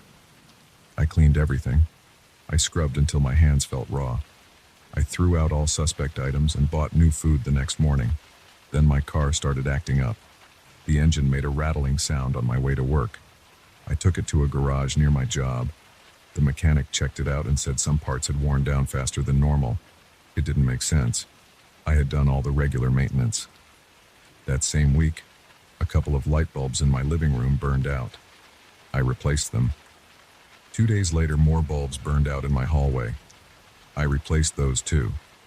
I noticed it was getting expensive. I tried to see if my wiring was off. I looked around with a flashlight, checked the breaker box, tightened some fixtures. I didn't see anything obvious. At night, I started feeling uncomfortable in my own home. I sat on my couch and looked at that porcelain head on the mantel. It always seemed to face me now. I tried pushing it back again. It was a small piece, no bigger than my hand. The woman's face was painted with these delicate lines. She had bright red lips, thin eyebrows, and dark eyes that looked slightly off to the side. The smile was faint, but it was there. The paint looked old. The glaze cracked in a few places. I could see tiny scratches on its surface. The base was simple, just white porcelain. There was nothing mechanical about it, no moving parts. I started talking to it at night. I would say things like, "Enough, stop looking at me." I felt stupid, but I did it anyway. I think I did it because I was frustrated and I had no one else to complain to. I live alone. My aunt was gone, my close friends were busy, and I didn't want to seem like a lunatic. I started noticing that whenever I told it to stop, I would wake up the next day feeling worse. I would find more problems around the house. One morning, I found water on the kitchen floor. I thought I had a leak in the sink, but I checked and everything was dry under there. I couldn't find where the water came from. I cleaned it up and decided to ignore it. One evening, I walked into the living room after a shower, wearing just a towel around my waist. The lights were dim because another bulb had gone out. The statuette faced me again. I stood there, breathing through my nose, feeling my heartbeat in my chest. My hands were damp from the shower. My throat felt dry. I spoke quietly. "I don't know what you want, but leave me alone." I waited for a few seconds, listening to the quiet hum of my refrigerator in the kitchen. Nothing happened. I approached the mantel and picked it up. It was cold to the touch. I turned it to face the wall again and pressed down to make sure it was stable. That night I couldn't sleep. I lay in bed listening to the slight creaks in the hallway. It was an old building. My legs twitched. My head felt heavy. I got up around 2 a.m. and walked into the living room. I wanted to see if it had turned. I flicked on the overhead light. The bulb hummed and then dimmed slightly. The statuette looked straight ahead, not at me. I sighed and turned off the light. On my way back to the bedroom, I bumped my hip against the corner of the couch. It hurt. I swore under my breath. In the morning, I woke up to a strange sound in the kitchen. It was a low buzzing. I opened the fridge and the sound got louder. I realized the new yogurt I bought the day before had gone bad already. It smelled awful. The buzzing came from flies trapped behind a shelf. I cleaned everything out again. As I did, I kept glancing into the living room. The statuette was not visible from the kitchen, but I knew it was there. After I was done cleaning, I walked over and grabbed it off the mantel. I took it to a closet in the hallway and placed it on a shelf behind some boxes. I closed the door, turned the lock, and walked away. I went to work feeling a bit better about it. I thought maybe it was just creeping me out visually. If I couldn't see it, maybe I would forget about it. That evening, I came home and checked the closet. It was still locked. I opened it. The statuette was on the shelf. It looked normal, just a porcelain face with a faint smile. I closed the closet and left it there. The next few days were quieter. My fridge was fine, my car didn't make weird noises. I stopped changing light bulbs every other day. I felt a sense of relief. I thought maybe I had imagined everything. I told myself I was just stressed out. I tried to focus on work, on keeping the apartment clean, on watching some late-night TV to relax. But after about a week, I woke up to find my kitchen window open. I know I had locked it. It's an old window that sticks, and I never open it fully because it's hard to close again. But that morning it was wide open. Cold air came in. My curtains were pushed aside. I closed it and checked the lock. Nothing seemed broken. I wondered if someone had tried to get in. I checked my valuables. Everything was still there. I looked in the closet. The statuette was still on the shelf. It was angled slightly to the left. I remember it had been facing straight out before. I touched it to see if it was loose. It felt solid. I turned it forward again. That night I had trouble sleeping. I got up and walked through the hallway with a flashlight. I wanted to make sure everything was secure. I checked the windows and doors. I stood near the closet and listened. I heard nothing. I opened it and shined the flashlight inside. The statuette reflected the light. It looked the same. I backed out and closed the door. Then I heard a small scraping sound from the living room. It was quiet, like something rubbing against a surface. I followed the sound with the flashlight. Nothing was out of place. I checked under the couch, behind the TV stand, under the small table by the window. I found nothing. I sat down on the couch, breathing slowly, tapping my foot on the floor. The next day, I decided to get rid of the statuette. I came home from work, took a small cardboard box, lined it with newspaper, and put the statuette inside. I closed the box and taped it shut. I left it by the front door. I planned to throw it in the dumpster outside. I felt uneasy about it, but I knew I wanted it gone. My phone rang and I got distracted by a call from a friend asking about some old debt he owed me. When I got off the phone, I noticed a burning smell coming from the kitchen. My toaster oven was on even though I hadn't touched it. I turned it off and unplugged it. I walked back to the front door. The box was still there. I picked it up and went downstairs to the dumpster.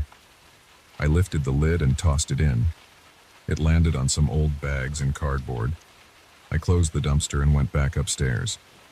I locked my door and checked the windows again.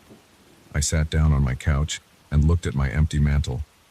I turned on the TV and tried to watch something mindless. The apartment felt quieter. I listened to the sounds of traffic outside. My fridge hummed softly. There were no strange smells. The lights stayed on without flickering. I started to relax. I got up to get a drink of water. My glass was clean, and the water tasted normal. I leaned against the counter and listened to my own breathing. I felt tired. It had been a long few weeks. I threw away something my aunt gave me, and I didn't feel bad about it. I just wanted to be left alone. I walked back to the living room, turned off the TV, and decided to go to bed early. I slept through the night without waking. In the morning, everything was fine. I left for work on time, and nothing seemed out of the ordinary. I never saw that statuette again. I didn't try to look for it. I didn't call my aunt or ask about it. I just carried on. Over the next few weeks, I replaced my light bulbs one last time. I checked my car's fluids and belts, and I bought new groceries that stayed fresh as they should. My home felt normal again. I guess that's all I ever wanted.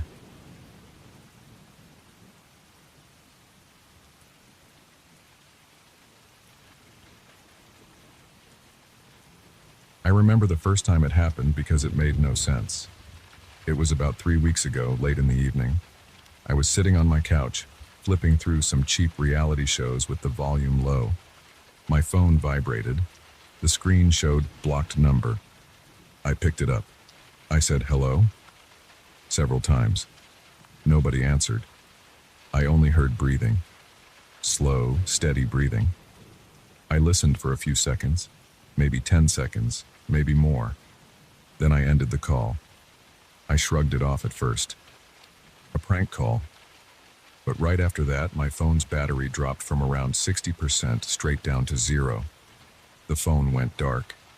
It was odd, but I had no proof it was related. It could have been a glitch. I charged it overnight and forgot about it. But then it happened again 2 days later, almost at the same hour. The same blocked number, the same empty breathing, the same sudden battery drain. After this second time, I started to feel uneasy. I looked at the clock. It was around 11:30 p.m. The next time it happened was a few days later, again close to 11:30 p.m. I picked up. Same breathing, same battery drain, same uneasiness inside my stomach. I began to feel a tightness in my chest. I started to sweat a little around my neck. My hands got tense. I paced around my living room holding my dead phone in my hand, looking at its black screen, trying to understand what was happening. I decided to take some steps. The next day, I went to a phone repair shop. I told them my phone battery was acting strange, that it would drop suddenly to 0. They tested the battery and the charging port. They said everything seemed fine. They said maybe I was using a faulty app or leaving Bluetooth on. I knew that wasn't it. I don't run many apps. I don't leave Wi-Fi or Bluetooth on overnight. I keep it simple, but I didn't argue. I let them replace the battery anyway. It cost me some money, but I wanted to rule out any normal cause. That evening, I tried to stay calm. I watched the clock as it got close to 11:30 p.m. I held the phone in my hand, waiting. At around 11:34 p.m., the phone vibrated again. Blocked number. I answered quietly. I heard the breathing again. No words. I kept my mouth shut and listened. The breathing sounded slow and controlled. Definitely a person. They were not in a hurry. They were just breathing. I waited a few seconds. I said, "Who is this?" No answer.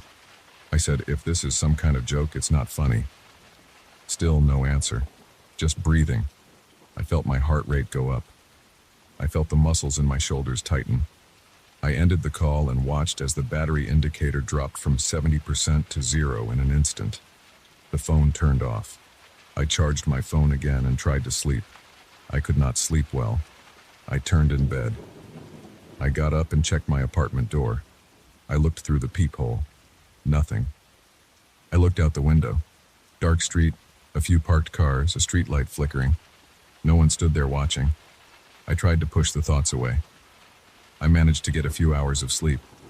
The next morning, I called my service provider. I explained I was getting strange calls from a blocked number and asked if they could trace it. They said they could not. They said blocked calls often cannot be traced easily.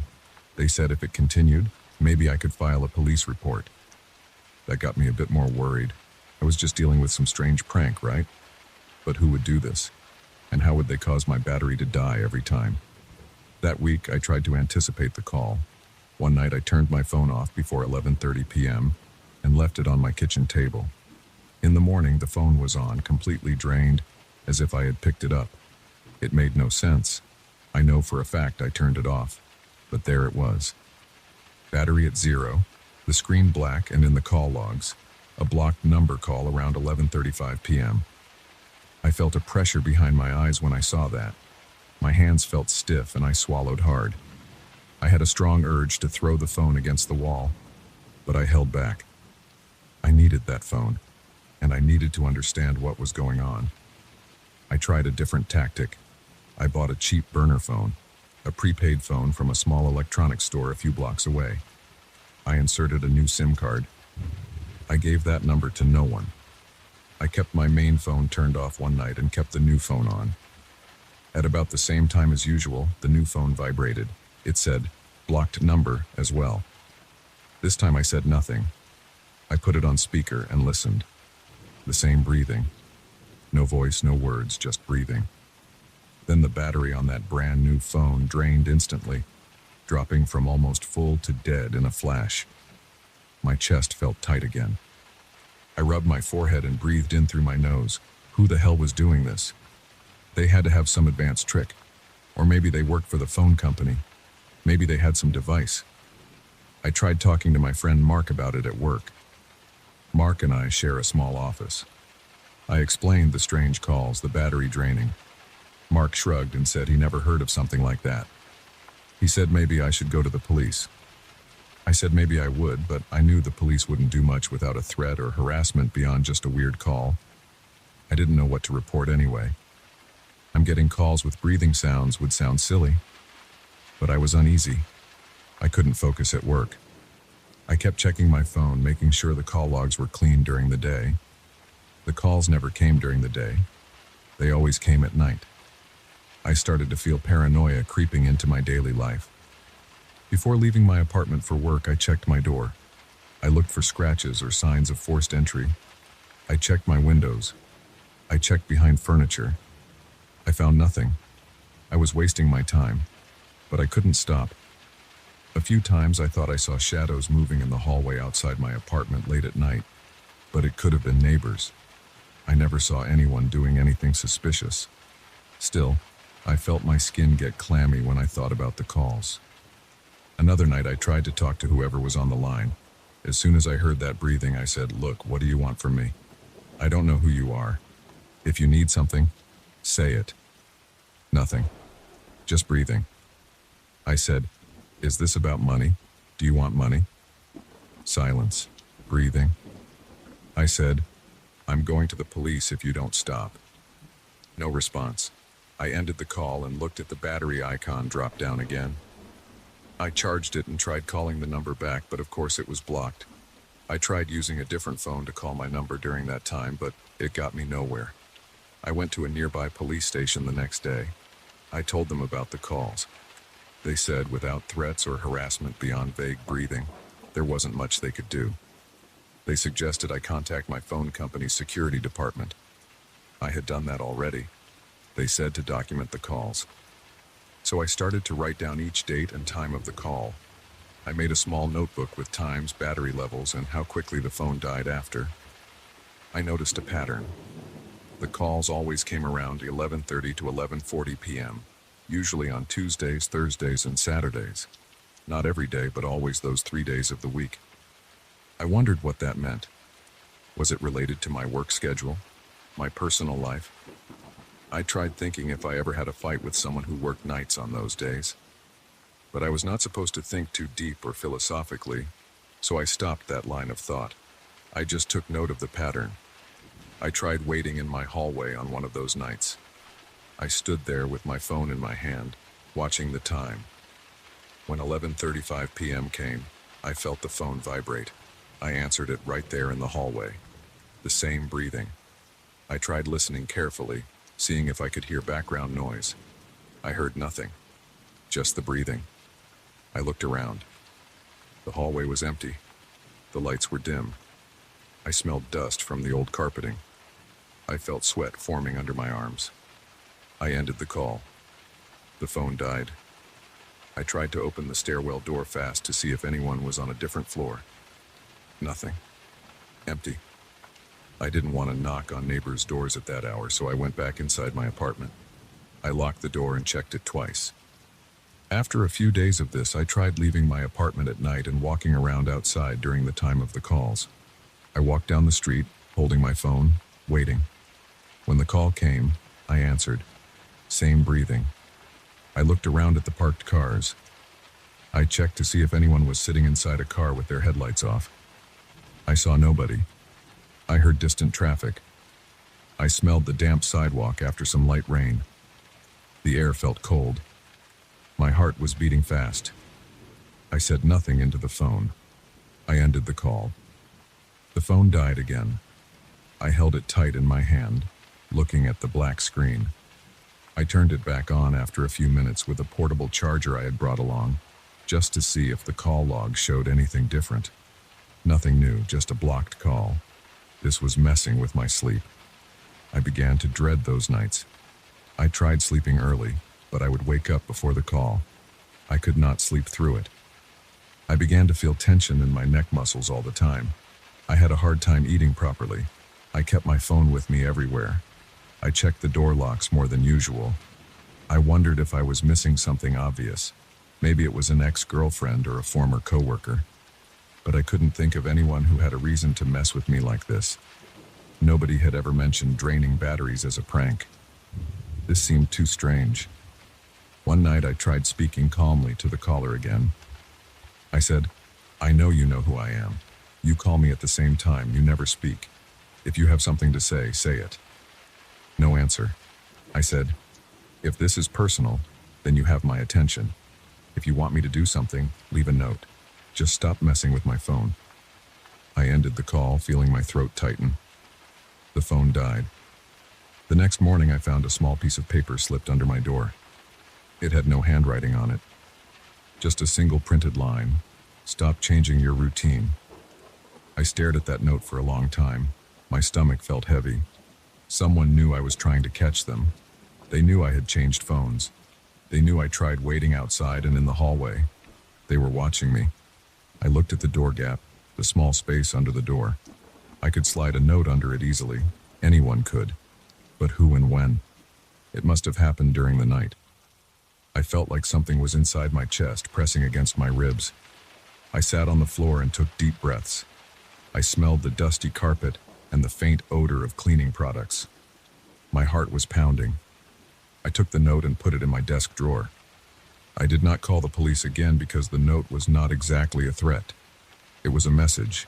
They wanted me to stick to my normal habits. I had no idea why. I decided to follow the routine again. I stayed in my apartment at night. I watched TV at low volume. I stopped checking the hallway. I still got the calls, the breathing, the battery draining, but at least I had no more notes. I tried ignoring it. I tried acting like it was a nuisance, not something dangerous. But my hands still shook a bit when the phone vibrated. I tried using a recording device to capture the call audio. I used a small digital recorder next to the phone. When the call came, I held the phone close to the recorder. After the call ended, I checked the recording. I heard the vibration, I heard me answering, and I heard the breathing. There were no strange background noises, no voices, just breathing. I replayed it again and again. The breathing was steady and calm. I wondered if the caller was wearing something to hide their voice. I noticed no changes no matter what I tried. The next call came as usual, no differences. A few nights later, I tried answering and staying silent for longer than before. I listened to the breathing for maybe a full minute. It never sped up, never slowed down. My own breathing got faster as I waited. I felt sweat on my forehead. I tasted salt on my lips. I heard a slight creak from somewhere in my apartment, maybe just the building settling, but it made me jump a bit. Then I ended the call and watched my phone battery die again. I charged it silently and went to bed. I tried telling another friend about this situation. He said maybe it was a hacker or someone using signal jamming. I doubted it. He said to go off the grid for a while. But I needed my phone for work. I needed my normal routine. I decided to try ignoring the calls completely, not answering them. If I let it ring, maybe it would stop, but the phone would keep vibrating. Eventually, it would go silent, and I'd find the battery drained anyway, and a missed call from blocked number. If I turned off my phone before the usual call time, I would wake up to find it drained and a missed call. There was no way to avoid the call draining my battery. I checked my apartment building security cameras. The landlord let me see a few days of footage, but there was nothing unusual in the hallways around 11:30 p.m. No one approached my door. Whoever left that note must have done it carefully. Maybe they lived in the building. Maybe they knew blind spots. I couldn't identify anyone suspicious from those low-quality videos. I tried changing my phone number. The next week, the call still came. That meant it was not random. They knew my new number within a day. I had no idea how. I tried getting a second SIM card again. Same result. I tried leaving both phones off and locked in a drawer. The next morning, they were both dead and had missed calls. I tried wrapping one phone in aluminum foil, just out of desperation to block signals. The next day, same thing. Blocked call, dead phone. My routine became narrow. I woke up, charged my phone, went to work, worked quietly, came home, watched some TV, got the call, lost my battery, charged again, slept badly. I repeated this for days. I tried not to think about why it was happening. I focused only on the facts. The calls came a few times a week. They always happened at about the same time. The caller never spoke. The caller somehow knew everything I did to avoid them. The caller left one note telling me to stop changing my routine. That was enough to keep me in line. I stopped trying to outsmart them. I accepted the calls. I answered, listened to the breathing, ended the call, charged the phone, and went to bed. This continued for another week, then 2 weeks. The calls never changed. No new notes, no new threats, just breathing and a dead battery afterward. I started to relax a bit, or at least feel numb. I turned on the TV late at night, kept the volume low, and waited for the call. When it came, I answered and said nothing. After a few seconds, I ended the call. My hands no longer shook as much. My stomach still felt uneasy, but less so. I realized I might never get an answer. Whoever was calling knew everything I did. They wanted me to stick to my normal life. Maybe they just wanted me to know they could reach me anytime.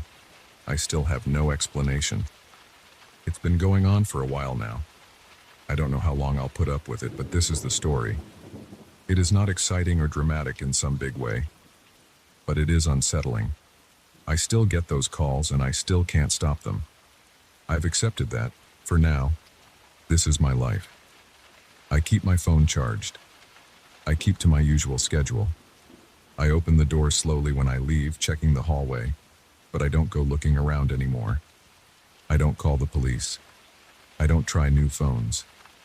I just live with it. It's the only way I can stay calm.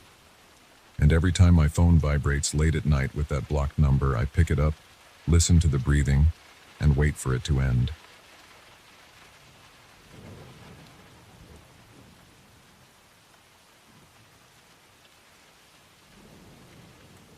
I still remember every detail of that night.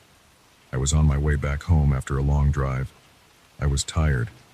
I had planned to push through and reach my apartment before sunrise, but my eyes felt heavy, and my back hurt from sitting behind the wheel for hours.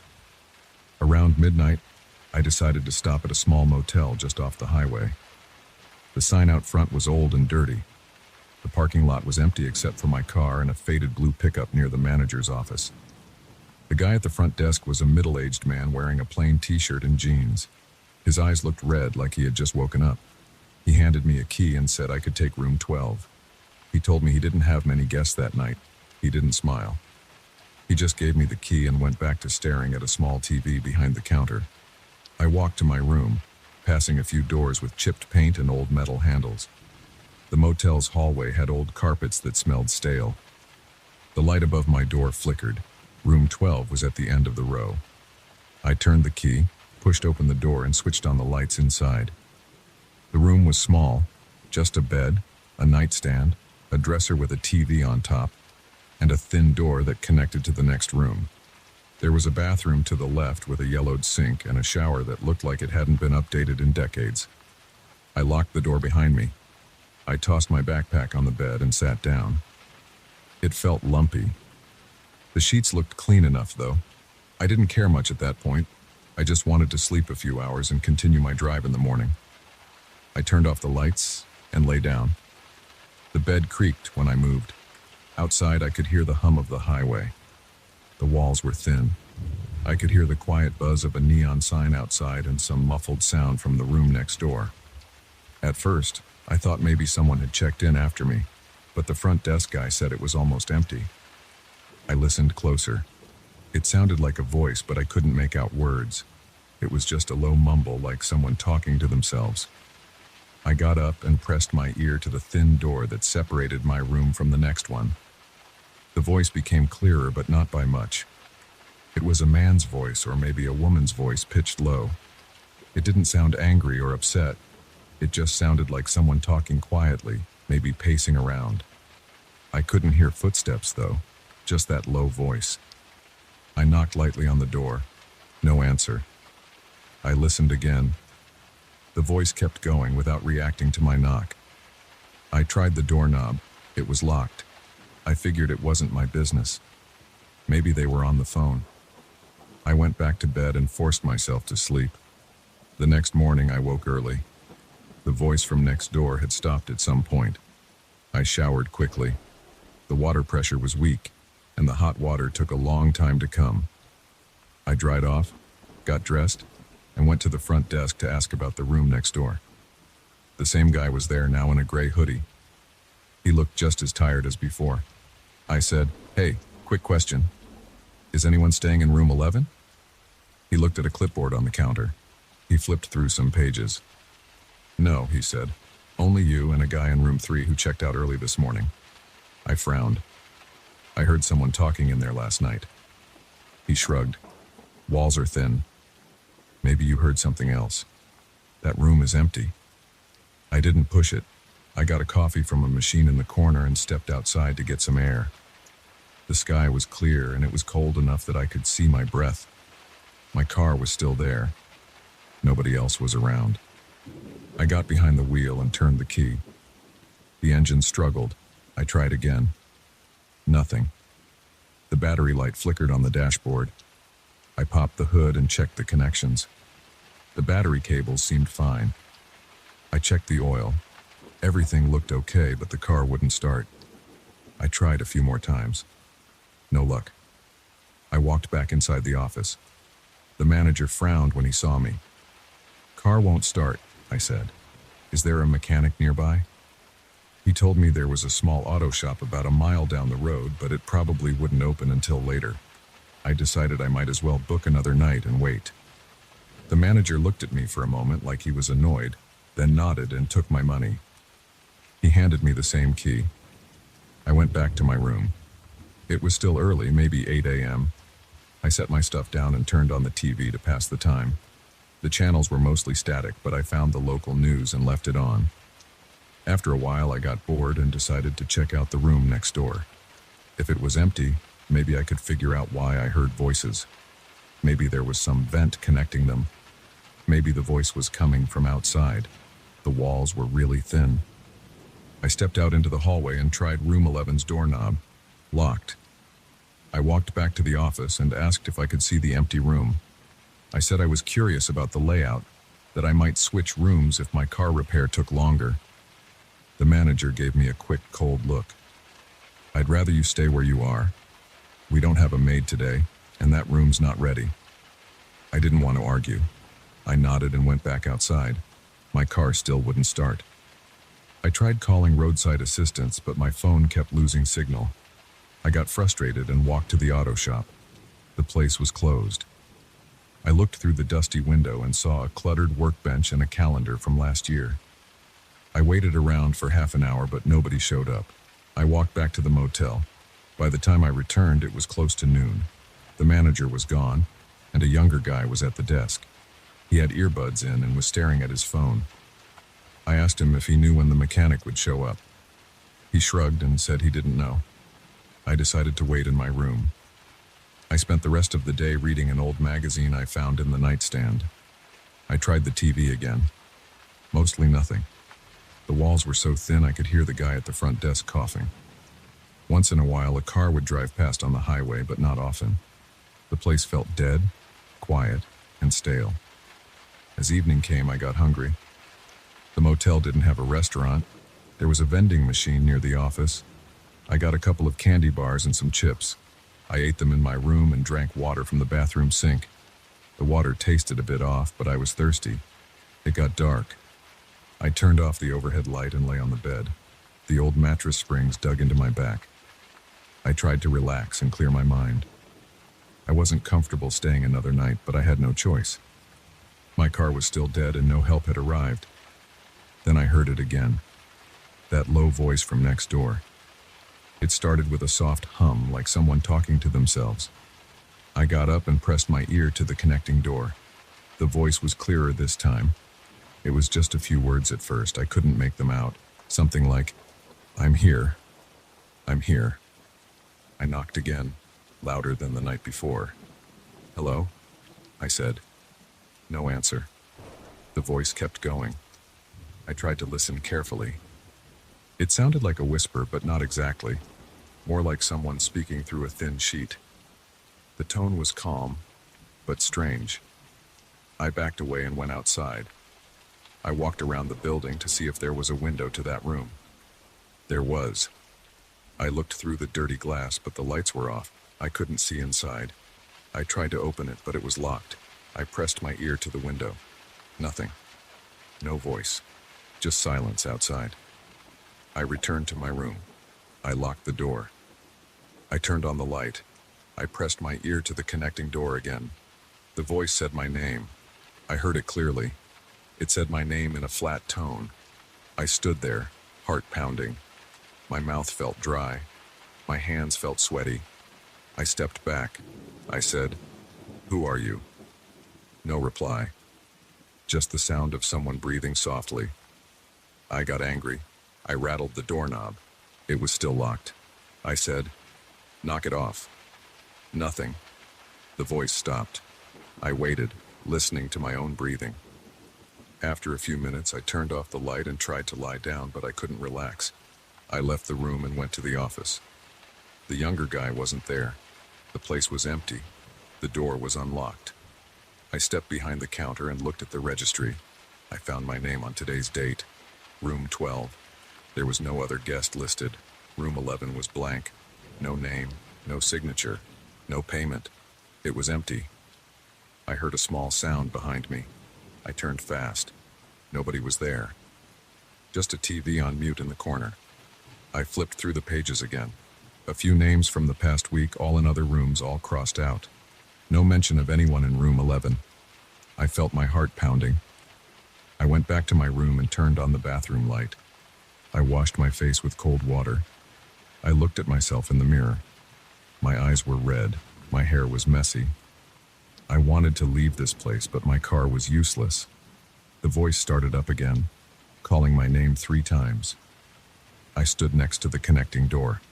I could feel a draft coming from under it. I bent down and looked at the gap.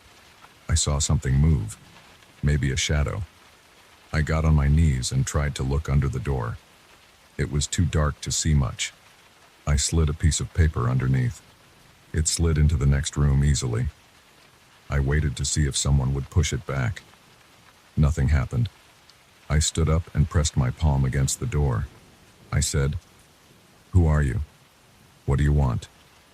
The voice said something I couldn't understand. Just a few short words.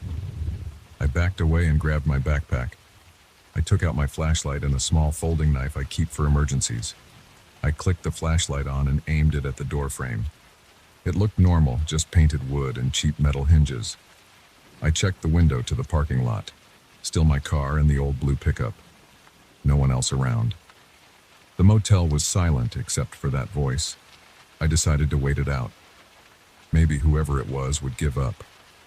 I lay on the bed, holding my flashlight, my eyes on the door. After a while, I heard a soft, scraping sound. It sounded like something sliding against the door from the other side. I got up and checked the gap again. I saw the piece of paper I slid under the door. It was pushed back. I picked it up. On the paper, in shaky handwriting, was my name. I dropped it and backed up. My heart was pounding. I felt sweat under my arms. I said, "Mari, stop messing with me." The voice said nothing. I only heard breathing, then silence. I waited, tense. Nothing happened for a long time. I sat on the edge of the bed, staring at that door. The air felt heavy. I could smell dust and old fabric. My head hurt. At some point, I must have dozed off because I jerked awake when I heard a soft tap. The lights were still on. I looked at the door. I thought I saw the doorknob turn slightly, but it might have been my imagination. I stood up and approached it, but it was still locked. I tried my door to the hallway and stepped out. Everything was quiet. No one was at the desk. Outside, it was still dark, maybe 3 a.m. or so. I decided I couldn't stay here another night. As soon as morning came, I'd walk until I found help. I went back inside and started packing. I heard nothing from the next room. It stayed quiet. I kept looking at the connecting door, expecting it to move or rattle, but it didn't. I sat in the chair and watched the clock on my phone. The battery was low. I couldn't get a signal. The motel phone on the nightstand had no dial tone. I ate another candy bar and drank some more water. I waited for sunrise. At dawn, I stepped outside with my bags. The sky was pale blue. I tried my car again. No luck. I went to the office. The older manager was there now. He looked at me with a flat expression. I said, "I'm leaving. I'll walk." He nodded. He didn't ask why. I stared at him. "I heard someone in room 11, I said. "They said my name. I know that sounds crazy, but it happened." He looked at me with no reaction. He shrugged. Room 11 is empty, he said. Maybe you were tired. I didn't argue. I turned around, lifted my backpack and started walking down the road. I didn't look back. I walked until I found a gas station with a payphone. I called a friend to pick me up. It took hours for him to arrive, but I waited. I didn't return to the motel. I didn't check the room again. I left it behind. I still think about that voice sometimes. I remember hearing my name, clear as day, through that thin door. I remember finding no record of anyone staying next to me. I remember that piece of paper with my name scrawled on it. I don't have a good explanation for what happened, but I know what I heard. That's all there is to it.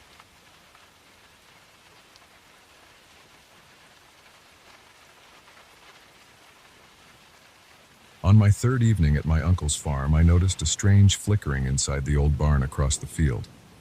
I had arrived 2 days earlier with a simple plan: rest for a week in a quiet place away from the city. My uncle had a small farmhouse and a large stretch of land. He told me over the phone that I could stay there alone, use whatever I needed, and enjoy some calm evenings. He said he wouldn't be around much. He mentioned that the old barn was empty. It had been empty for years. He said no one used it and it needed repairs.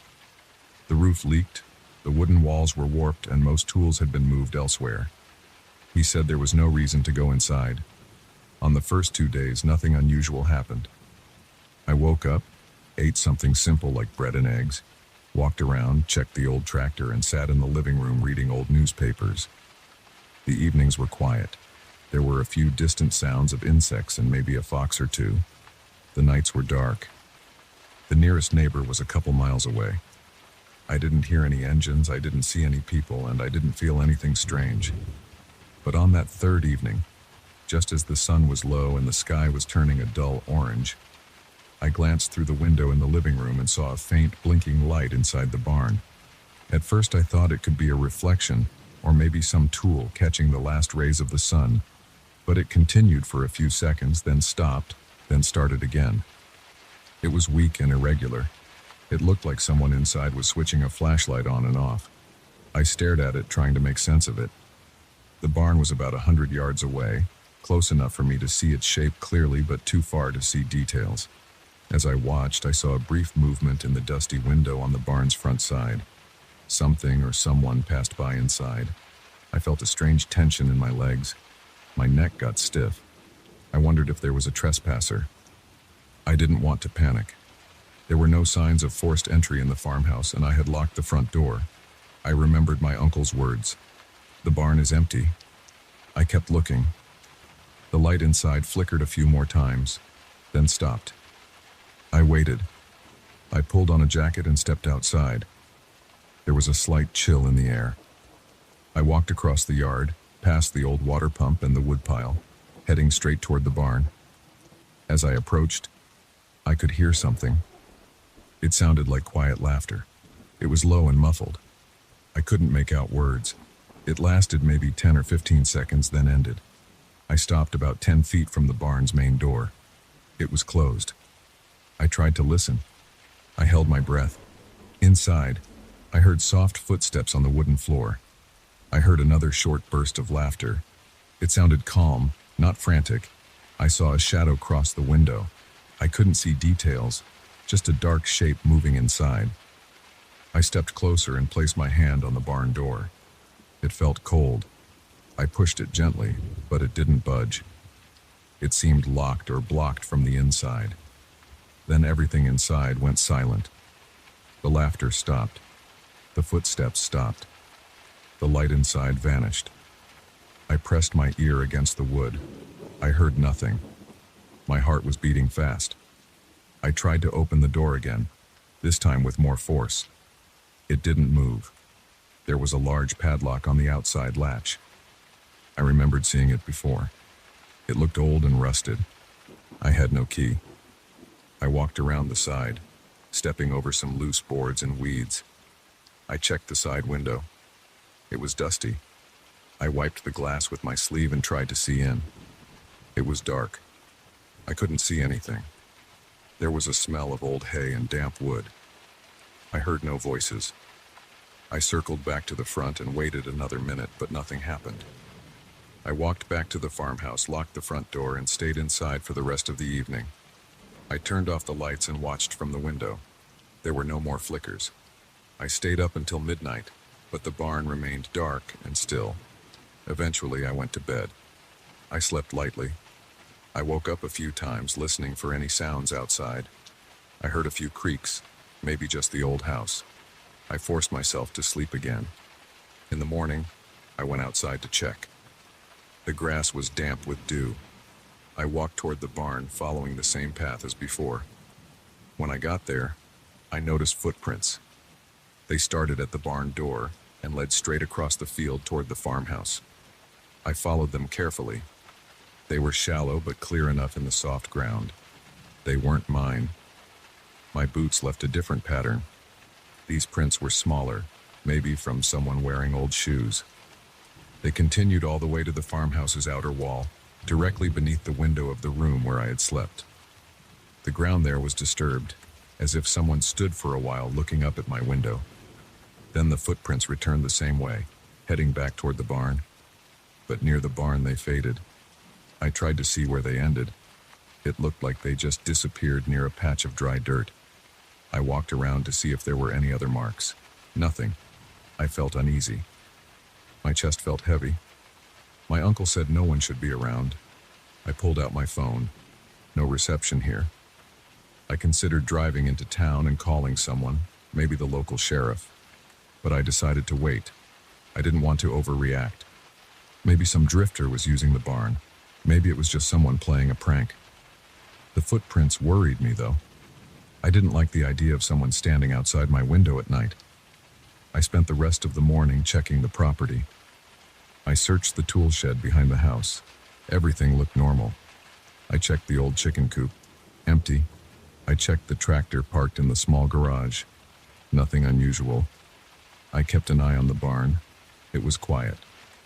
In the afternoon, I sat on the porch with a mug of coffee and stared at it. There was no movement.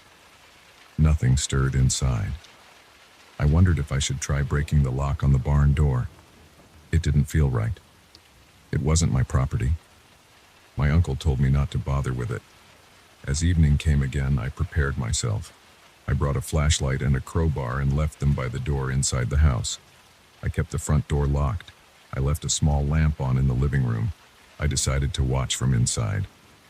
Around the same time as the previous day, right when the sky was getting dark, I noticed movement near the barn again. A faint light flickered in the window, not as bright as a flashlight, but enough to see a glow. I thought I heard low voices, but I couldn't make out words. I grabbed my flashlight and stepped outside. I walked slowly, stopping halfway across the field. From there, I could see shadows moving inside the barn. 2 shapes, maybe 3. They moved back and forth in front of the dusty window. I heard quiet laughter again. I shouted toward them. I said, "Who's there?" The laughter stopped. The barn went dark. I waited a minute. No one answered. I moved closer. I tried the door again. It was still locked. I hit it with my hand. I said, "I know someone's in there." No response. I walked around the barn again. It was dark inside. I checked every window. I couldn't see anything. I heard a soft scraping sound, like someone dragging a foot on the floorboards inside. I tried peering through a gap in the wooden wall. I saw nothing but darkness. The barn smelled old and rotten. I felt a sting in my nostrils. My mouth was dry. I felt sweat on my back. I stepped on a loose board on the ground outside and it made a sharp crack. I waited. Nothing happened. I returned to the farmhouse and locked the door. I paced around inside, checking the windows and making sure they were shut. I turned off the lights and stood by the window, watching the barn. I stayed there for 2 hours. No more flickers, no more laughter. Eventually, I got tired and sat down on the couch. I kept the flashlight on the table beside me. I dozed off at some point. I woke with a start around midnight. I thought I heard something outside. A creaking sound near the porch. I got up and moved slowly toward the window. I saw nothing outside. It was too dark to see the barn clearly. I waited, straining my ears. I heard a distant rustling sound, maybe in the grass. I couldn't see what it was. I didn't sleep well that night. I woke up early in the morning. The first thing I did was go outside to check for footprints again. Sure enough, there were new footprints starting from the barn door and leading straight to the farmhouse. They ended under the same window as before. The ground was damp and these prints looked fresh. Whoever was doing this came back at night, stood under my window, and then returned to the barn. But how were they getting inside if the barn door was locked from the outside with an old padlock? Unless the lock was just stuck and not actually locked. Or maybe there was another entrance on the other side. I decided I couldn't just wait and watch another night. I had to get inside that barn and see what was there. I got a hammer and some old tools from the tool shed. I walked straight to the barn door. I examined the padlock. It looked rusted shut. I hit it a few times with the hammer. The lock didn't break. I tried prying it with a crowbar. Eventually the lock snapped and the hasp fell loose. I pulled the barn door open. It made a loud scraping sound. Inside it was dark and dusty. I turned on my flashlight and stepped in. The barn was mostly empty. The floor was covered in dirt and old straw. There were a few empty feed bags in a corner and a broken chair lying on its side. I saw no footprints inside. The dust on the floor looked undisturbed. There were no tools, no boxes, nothing to explain the lights or the laughter. I checked the walls. Some boards were loose, and I saw a few cracks where light could have shone through from outside, but nothing significant. I searched for any hidden doors. Nothing. The ladder leading to the loft was broken. I shined my flashlight up there and saw only old beams and spider webs. I spent a good hour in that barn searching carefully. I found nothing unusual. The place smelled stale. There were no candles, no batteries, no signs of anyone sleeping there. There was no explanation for the footprints or the laughter. I left the barn and walked around it. I checked the ground outside. The footprints from last night were there in the grass, leading right to the farmhouse. But on the barn side, there was no clear sign of how someone entered or left. The lock had been intact before I broke it, and the door hadn't been opened for a long time, judging by the way it stuck when I pulled it. I had no answers. I stood there for a while looking at the barn, thinking about what I saw. I felt tired and unsettled. I decided I wouldn't stay another night. I went inside the farmhouse, packed my bag, and locked up. I got in my car and drove into town. I planned to call my uncle and tell him everything. I didn't know what was going on out there, but I didn't want to be alone with it any longer.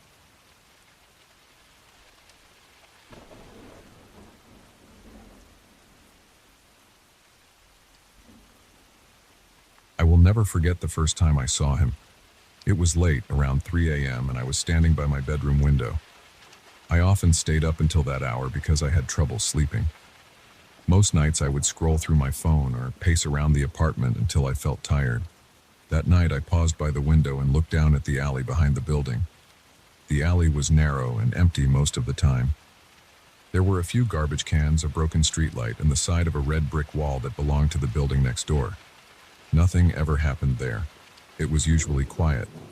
But that night, I noticed a man standing below, facing one of the walls at the far end of the alley. He was wearing a black jacket and gray pants. His shoes looked dark and worn. He stood in the same spot and he looked at the wall without moving. His posture seemed stiff. I remember I watched him for a minute or two, but he didn't change his position. He didn't lean or shuffle his feet. He just stood there with his face toward that wall. I thought it was strange, but I didn't feel alarmed. I just wondered what he was doing. I kept seeing him after that. Every night at around the same time I would look out the window and there he was. He always wore the same clothes. He always stood facing that wall in the same way. He never turned around. He never looked at anything else. He never left while I was watching. I would eventually get too tired, go to bed, and by the time I looked again in the morning, he was gone. I got used to this pattern. It became a habit. Before I tried to sleep, I would look out my window just to see if the man was there. He always was. It made me curious. I tried to guess what he might be doing. Was he homeless? Was he drunk? Was he waiting for someone? None of it made sense. He never moved. I never saw him eat, smoke, or do anything with his hands. He kept them at his sides. His head stayed level, facing forward. As days passed, I accepted this as a nightly event. I didn't know who he was, but I got used to him. It was like seeing a tree or a mailbox on the street. It was always there, so I stopped feeling surprised. Instead, I would just look at him for a while, and then turn off the lights and try to sleep. It didn't feel like a threat. It felt odd, but harmless. One night, after maybe a month of this routine, something changed. I approached the window as usual. The clock on my phone showed 3:09 a.m. I put my face close to the glass and looked down. He was there, of course, in the same spot. At first, he was facing the wall like always. I watched him for a bit. My eyes felt heavy. I considered lying down and trying to sleep. Before I did that, I leaned forward just a bit more, pressing my forehead lightly against the window to get a better look. The street lights were weak, but I could see his clothes clearly. Then, as I was about to turn away, he moved. He turned his body toward my building. This took me by surprise. He had never changed position before when I watched him. Now, he was facing me. I stared, confused. I expected to see his face. Instead, I saw something that made my chest tighten and my breathing stop for a moment. He had no face. There were no eyes, no nose, no mouth. There was skin, or something like skin, stretched smooth and blank. There was hair on his head. It looked short and dark, but where his face should have been, there was nothing.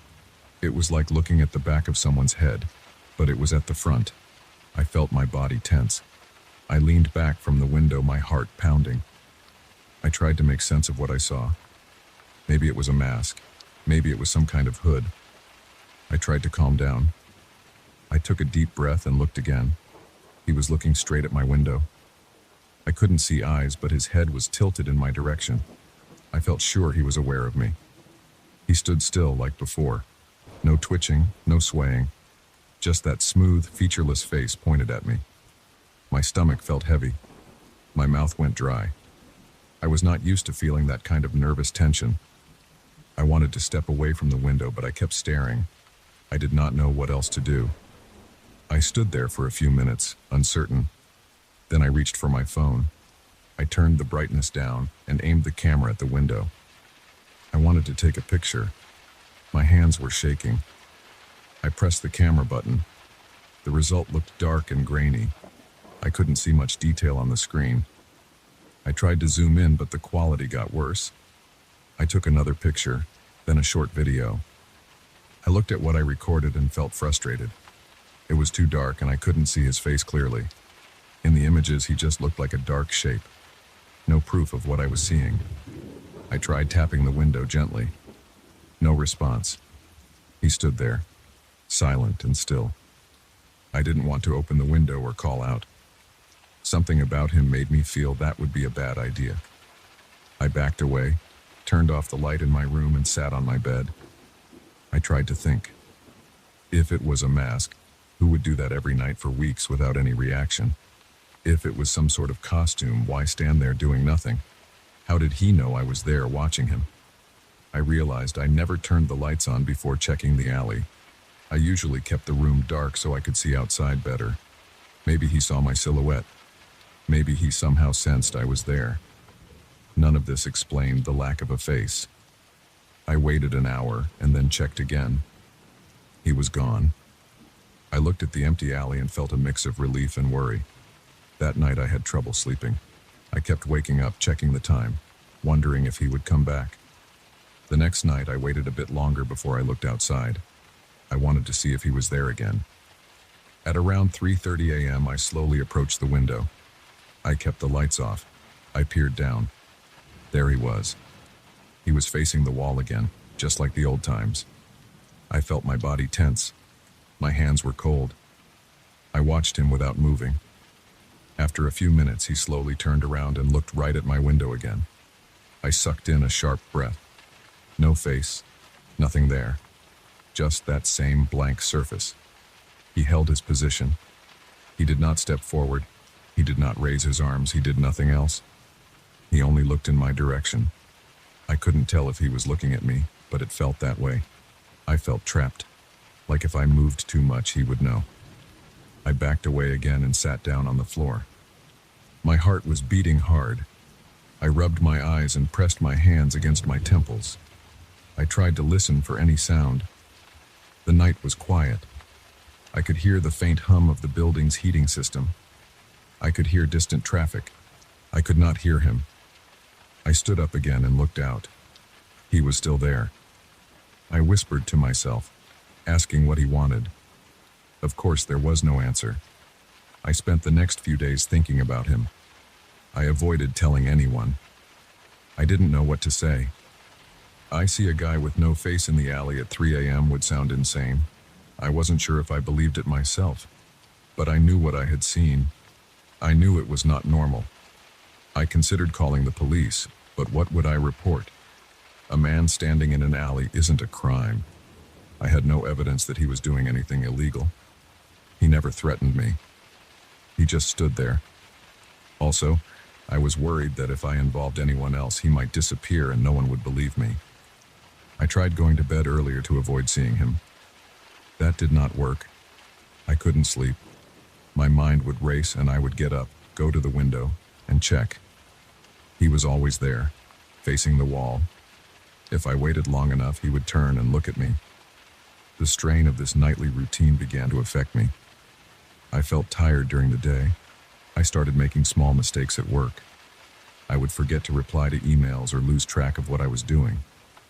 I tried drinking coffee to stay alert, but it only made me feel jumpy. I stopped looking forward to going home in the evening. I worried about the hours passing and that moment at night when I would see him again. One evening, I decided to stay by the window all night and watch him closely. I turned off all the lights in my apartment. I sat on a chair near the window and waited. It was around 2:50 a.m. when I took my position. I waited in silence. At around 3:05 a.m., I saw him step into the alley. He seemed to appear from the left side, walking slowly and calmly. He wore the same clothes. When he reached his usual spot, he faced the wall right away. He stood very still. I watched him for at least half an hour. I saw no movement. Then, as if following a schedule, he turned around. He lifted his head slightly and aimed that blank face at my window. My stomach tightened. I tried not to make any noise. He stood like that for at least 5 minutes, maybe longer. Then he turned back to the wall. I waited.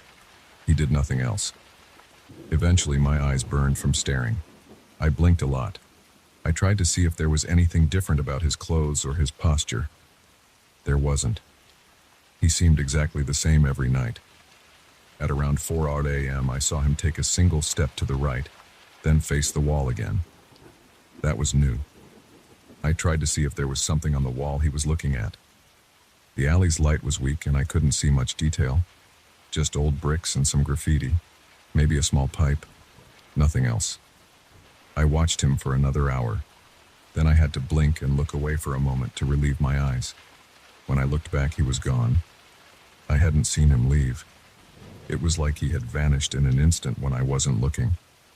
The next night, I tried something different. I wanted more light. Before going to the window, I took a small flashlight and angled it out of another window down the hall. I placed it so it would shine into the alley from a different angle. I hoped it would give me a clearer view. At 3 a.m., I looked out again. He was there. He turned toward me as expected. With the extra light, I could see his clothes better. The jacket looked worn. The gray pants had some stains near the knees. His shoes were black sneakers with white soles. I still could not see a face. The skin at that blank space looked pale and slightly uneven, like old plaster. I felt the hairs on my arms stand up. My breathing was shallow. I backed away and left the flashlight in place. I wondered if he noticed the extra light. It did not change his behavior. He looked at me, then turned back to the wall. Eventually, he disappeared. I became more agitated. I began checking the alley during the day. I leaned out of my window and looked down to see if there was any sign that someone stood there at night. I saw footprints in dried mud, but they could have been anyone's. I checked the walls. There were old tags sprayed by teenagers, a few chipped bricks, and a small piece of metal pipe sticking out. I saw no clues. I considered going down there in person at night, but I felt afraid. I didn't know what he would do if I approached him. I considered bringing a bat or a metal pipe for protection, but it felt risky. I didn't know if he was dangerous. He never made a move toward me, but he also never acknowledged me in a normal way. His lack of a face made me feel that he wasn't right. Maybe he wasn't even human. I tried not to think like that, but I had no other explanation. Over the following week, I lost more sleep. I would wake up 2 or 3 times each night to check the alley. He was always there. Always the same routine. Facing the wall, then turning to face me, then eventually going back and disappearing. I stopped feeling curious and I started feeling trapped. I wanted to move. I wanted to leave the apartment. But that would be expensive. I didn't have extra money to break the lease and find a new place. I also felt stupid leaving just because of a strange guy outside. Still, I knew that something was wrong. No normal person would do that every night. No normal person would have a blank face. A few nights later, I noticed a change. I saw him stand at the same spot as usual. When he turned to face me, he took 2 steps forward. He then stopped and faced me again. I was gripped by a strong tension in my legs and shoulders. I felt sweat forming under my shirt. I didn't know what to do. I stood still, watching him. He stood still, looking at me. Then he backed up 2 steps and faced the wall again. I didn't understand the purpose of that movement. It felt like a test. Maybe he was checking how I would react. I moved a little behind the curtain, hoping he wouldn't see me. But I was sure he did. The next night, he repeated that behavior. This time, he took 3 steps toward my building. He stood closer than before. I could see more details of his head. His hair was short, dark, and slightly messy. The skin where the face should have been had a slight shine under the dim light. No eyes, no mouth, nothing. He stood there for about a minute, then stepped back again. When he turned back to face the wall, I exhaled heavily and wiped my forehead with my hand. I felt tense and tired. I wondered if I should try making noise to scare him away. Maybe bang on the window or shout. But what if that provoked him? Another night came. I stood ready by the window with my phone in my hand. I wanted to record a better video. I waited until he turned toward me and started stepping forward again. This time he took 4 steps. He was closer to the building's back wall. If I opened my window and leaned out, I could have dropped something near him. I pressed record on my phone, holding it as steady as I could. The image was still too dark. I tried zooming in, but it looked grainy. I cursed under my breath. While I was focused on the phone, I noticed movement. He raised his right arm slowly and pointed at me. There was a hand with 5 fingers. The skin looked normal. He held his arm straight, pointing up toward my window. I felt a burst of panic. My throat tightened. I stopped recording and backed away quickly. I didn't hear anything, but I felt as if a cold draft had entered my room. My heart was beating fast. When I looked out again, he was facing the wall and lowering his arm. I stood there, breathing hard, not knowing what to do. I considered calling the police that night. I picked up my phone, dialed the non-emergency line, and then hung up. I didn't know how to explain. I could say there was a suspicious person in the alley. The police might send a car to check, but what would they find? If he disappeared or if they caught him and he looked normal, I would look like a fool. I decided to wait. Maybe he would go away on his own. He didn't. The next night at 3 a.m., I saw him again. This time, as soon as he turned toward me, I opened the window a crack. I leaned out and said, "Hey." I tried to keep my voice steady and low. There was no response. He stood still. I said it again, louder. "Hey, what are you doing there?" He didn't move. I listened for any sound from him. Nothing. He just faced me. I closed the window and locked it. I felt exposed. I kept watching. After a minute, he took a step forward and raised his arm again, pointing at me. I stared at that blank face. I said to myself, "This is crazy." I tapped the glass with my fingernail. No reaction. He kept pointing. Then he slowly lowered his arm, turned back to the wall, and stood still. I decided I needed to gather evidence. The next day I bought a small tripod and a better camera. I set it up by my window before 3 a.m. I aimed it at the alley, adjusted the focus, and hit record. When he appeared, I tried to stay calm and keep quiet. I watched through the camera's display as he followed his usual pattern. He faced the wall, then turned toward me. He stepped forward, pointed, and then stepped back. I got it all on video, but when I played it back later, the image was too dark to see details of his face. All I saw was a figure standing, turning, and pointing. No one would believe that he had no face from that video. It would look like a guy in dark clothes. The lack of facial features would just look like bad lighting. I felt frustrated. Over the following nights, my sleep got worse. I started feeling sick. My head hurt. I ate less. I drank more coffee. I felt anxious about the nighttime. I tried staying out late, going for walks at midnight, but I always ended up back at the apartment staring at the alley by 3 a.m. He never failed to appear. His presence felt like a weight pushing down on me. I tried to ignore him one night to see what would happen. I stayed away from the window. I went to my living room and watched TV with the volume low. After an hour, I couldn't resist. I had to check. When I looked out the window, he was still there, facing my direction. I felt a knot in my chest. It was as if he knew I was there all along, refusing to acknowledge him, and he was waiting for me to look. One night, I tried something else. I went down the stairs very slowly and quietly. I reached the ground floor and opened the back door of the building a crack. I tried to peek at him from ground level. This was risky. If he moved toward me, I would have to slam the door and lock it. I felt my legs shaking. My breathing was shallow. I leaned my head out just enough to see the alley. He was there. From this angle, I could see him standing about 20 feet away. He looked taller from down there, maybe 6 feet or a bit more. He stood straight, arms at his sides. The wall he faced was plain and empty. I waited. After a minute or two, he turned slowly toward the building. I ducked behind the door, heart pounding. I waited a few seconds, then peeked again. He was facing my direction. I was pretty sure he knew I was there. I felt a chill on my neck. I closed the door carefully, locked it, and went back upstairs.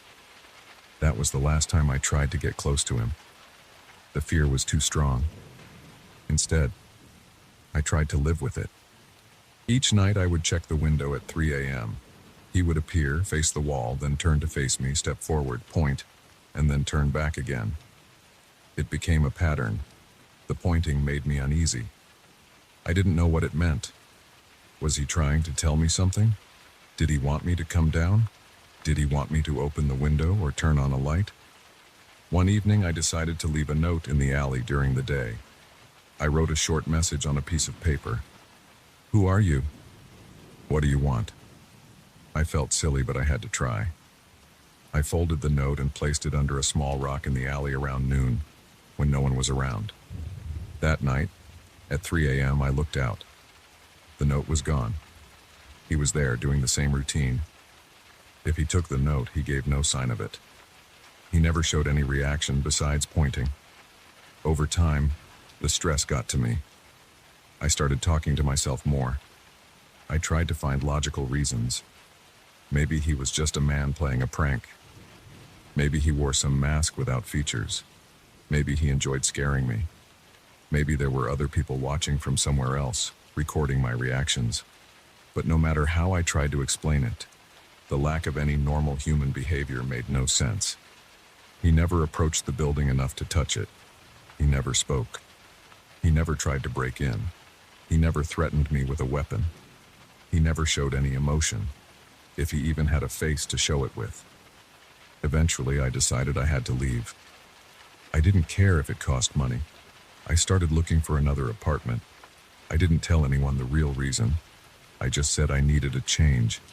While I searched, I tried to ignore him at night, but it was impossible. I had to look.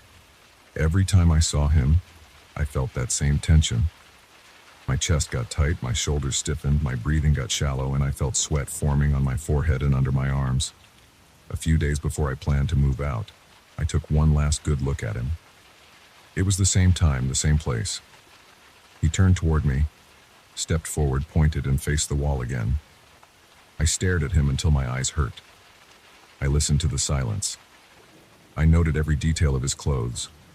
I memorized the shape of his head and that blank face. I wanted to have it all clear in my mind so I could at least confirm that it was real. After a while, I closed the curtains and lay down on my bed, staring at the ceiling until morning. When I finally moved out, I did not look back. I packed my things and left during the day. I never checked the alley again. I never saw him again. Sometimes, late at night, I think about him. I remember his blank face and the way he pointed at me. I remember standing by the window, heart racing, unsure of what to do. I still don't know who he was or what he wanted. I just know that every night he was there and he saw me watching. That is enough to keep me awake, even now.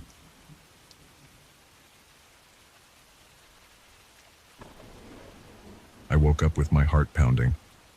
I opened my eyes and saw nothing but the inside of my small tent. I had chosen a remote campsite the night before, hoping to avoid noise and interruptions. There had been no official campground, just a patch of flat ground near a dirt road. I had parked my car a short distance away, turned off the engine, and stretched out in my sleeping bag inside my tent. I remember the silence when I closed my eyes. No traffic, no voices, just a distant rustling of leaves in the breeze. When I went to sleep, I felt calm and alone. But now I was awake, and something was off. I heard low voices outside. At first, I tried to make sense of what I was hearing.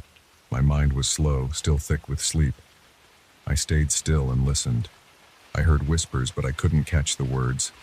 There were several voices, all low and quiet. They were close, too close. I held my breath and tried to figure out where they were. I turned my head toward the tent's entrance. The whispers were coming from somewhere around my car. The sound of their voices was not steady. It came in broken phrases, followed by silence, and then more whispers. I kept still for a few seconds. My heart was thumping in my chest. I felt sweat forming on my forehead, under my arms, on my palms. I didn't know who these people were or what they wanted. I couldn't see anything from inside the tent. The fabric was thin, but it was still dark outside, and I couldn't make out shapes through the material. I considered my options. I had a flashlight by my sleeping bag. I had a folding knife in my backpack. I also had the car keys in my jacket pocket. If these people were near my car, they might have already messed with it. I tried not to jump to conclusions, but I felt anxious. I needed to look. I decided to unzip the tent just a little, enough to peek out. I moved my hand slowly, trying not to make noise. The zipper sounded too loud in the quiet darkness. I paused. The whispers stopped. I waited. I could feel the night air against my face. It was cold and damp. The smell of wet grass and dirt filled my nose. After a few moments of silence, I heard the voices again, but they seemed quieter, as if they were trying to stay hidden.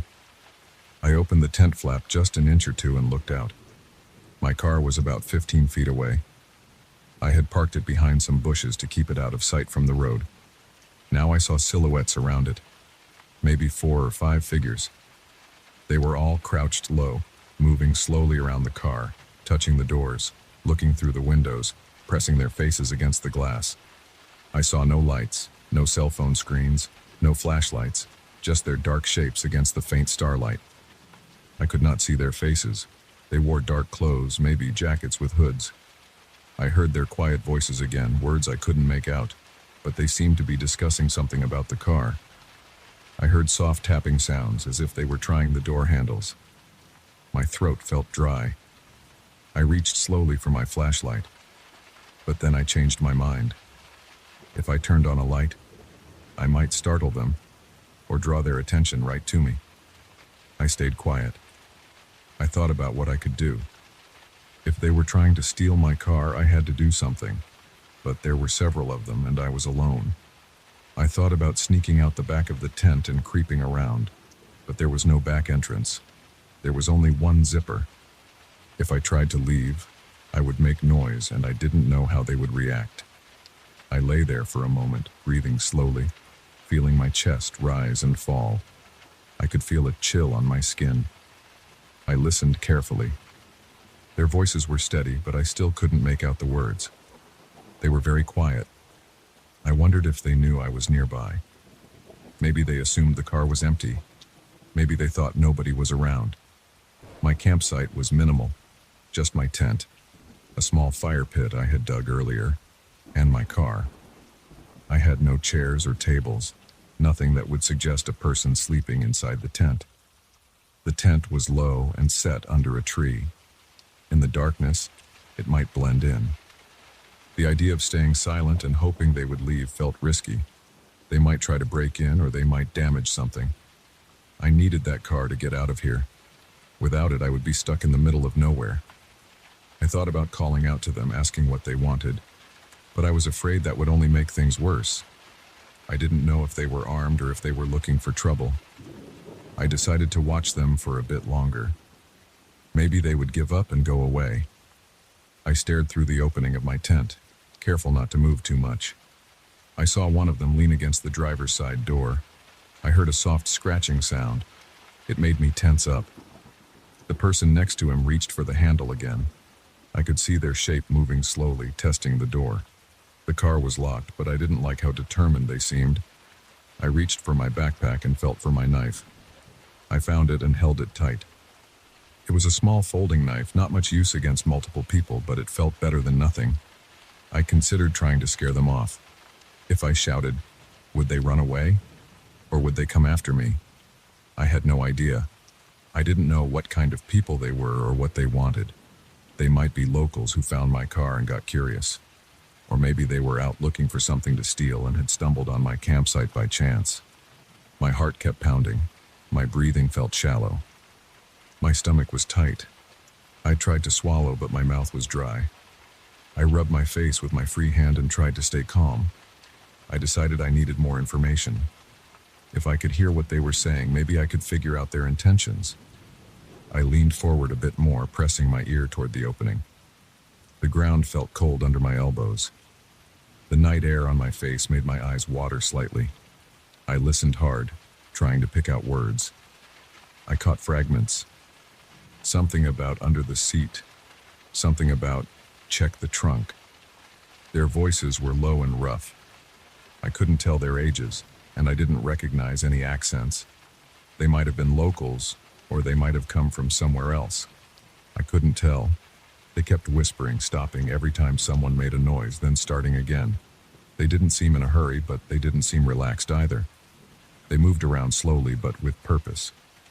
I waited another minute, then decided I had to do something. They were not leaving. If they managed to get inside my car, they would find my stuff. They would see my food, my spare clothes, my map, my phone charger. They might try to steal something. If I lost my car, I would be stranded. I had no phone signal out here. I hadn't seen another person in miles. I moved carefully, closing the tent flap again. Inside the darkness of the tent, I took a deep breath. I put the knife in my jacket pocket and zipped it shut so I wouldn't lose it. I took my flashlight and held it in my hand, finger ready on the switch. If I was going to confront them, I needed some advantage.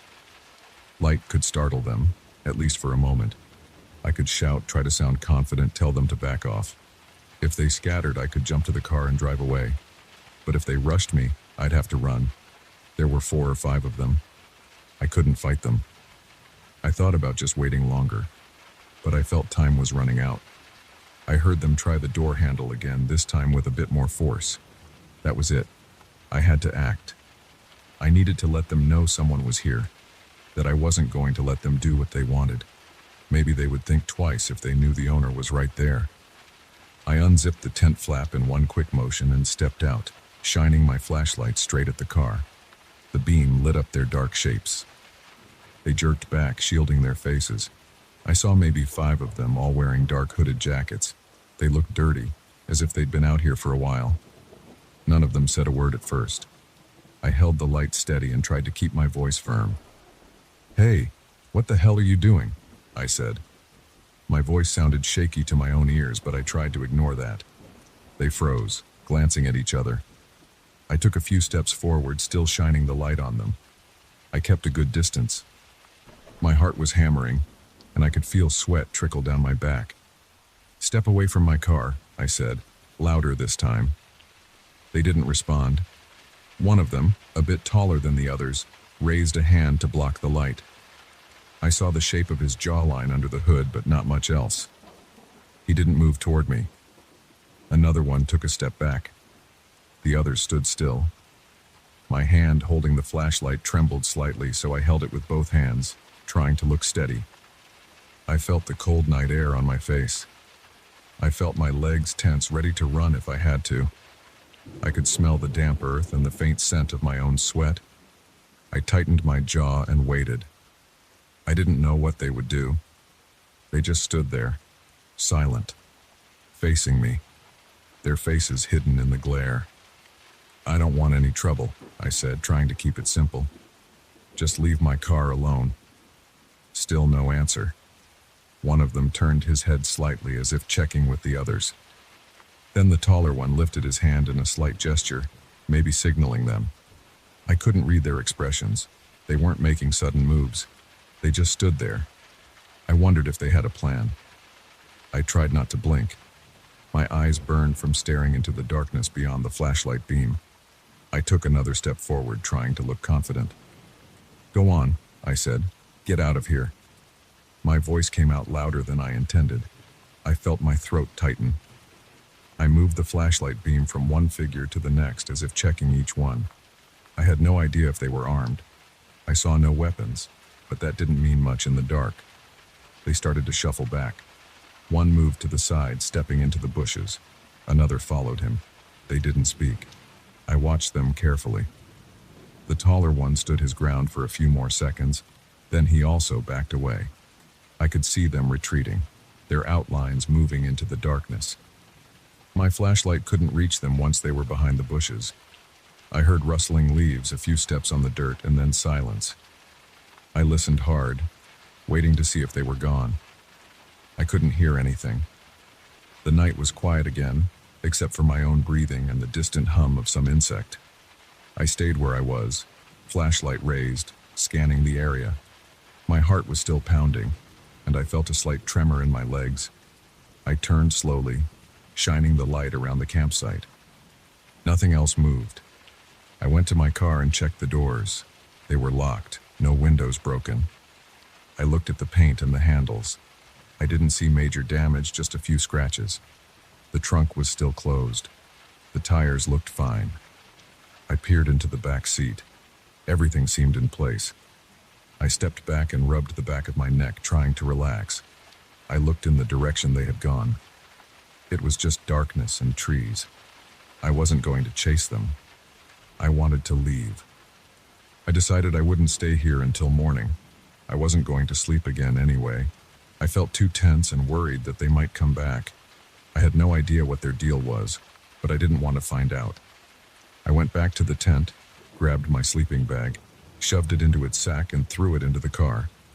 I took my backpack, my jacket, and my few other belongings and tossed them all inside. I moved fast, not bothering to fold the tent properly. I just pulled it up, shook off the dirt, and stuffed it into the trunk. I took one last look around, then got in the driver's seat and locked the doors. I started the engine and turned on the headlights. The beam of the headlights showed nothing but an empty dirt clearing and some bushes. No sign of anyone. I drove back onto the dirt road, trying not to skid on the loose gravel. My mind was racing. I replayed the scene in my head, how they all stood there, how they didn't say a word. I gripped the wheel tight and kept checking the rearview mirror, even though I knew I wouldn't see anything. There were no other cars around, no lights, no houses, just darkness. As I drove, I felt my breathing ease up a bit. My chest felt less tight. My hands still trembled, but less than before. I turned on the radio, hoping to catch some signal, maybe hear some music, but there was nothing but static. I turned it off. I just focused on the road. I planned to drive until I found somewhere safer, Maybe a truck stop or a small motel, anywhere with lights and people around. I wondered what those figures wanted. Were they just looking for something to steal? Were they planning to strip my car for parts? I would never know. What mattered now was that I was out of there. I felt relief that nothing worse happened. They didn't attack me and I didn't have to fight them. I kept driving, feeling the tension slowly fade with each mile I put between me and that campsite. I stayed on that rural road until I reached a paved 2-lane highway. I saw a sign pointing toward a small town about 20 miles ahead. I decided to drive straight there, find a place with a lighted parking lot and rest in the car if I had to. I didn't want to set up the tent again. I just wanted to feel safe. My body was still on edge, my muscles sore from crouching and tensing up. I rolled down the window and let the cool air hit my face. It felt good to breathe fresh air while moving fast on the open road. I kept thinking about how silent they were. They didn't yell, didn't threaten me directly. They just tried to get in the car. Maybe they thought the car was abandoned. Maybe they didn't know I was there until I came out with the flashlight. I guess I'll never know. It didn't matter now. I was glad I acted, even if it felt risky. At least I still had my car and my belongings. At least I could drive away. As I approached the small town, I saw a gas station with bright lights. It looked like it was open. I pulled in, parked near the front door, and got out to stretch. The parking lot was empty except for one other car at the pump. The neon sign buzzed softly. The cold air still smelled like dirt and grass, but here it was mixed with a hint of gasoline. I went inside, bought a bottle of water, and asked if there was a motel nearby. The clerk told me there was one about a mile down the road. I thanked him, got back in my car, and headed out. My hands were still shaking a bit, but I felt better knowing I was close to a safe place. I would find a room, lock the door, and try to sleep. I looked at my reflection in the rearview mirror. My eyes looked tired. My face felt tight. I took a long sip of water and swallowed hard. I just wanted to rest and forget that weird scene in the middle of the night. I turned on my headlights again and focused on the road ahead. No more dark figures, just a quiet drive to a place with other people around. That was all I needed for now.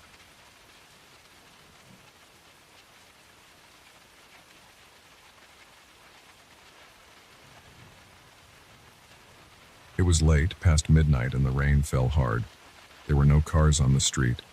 No one walked by. The pavement shined under the streetlights, and my sneakers pressed into thin puddles.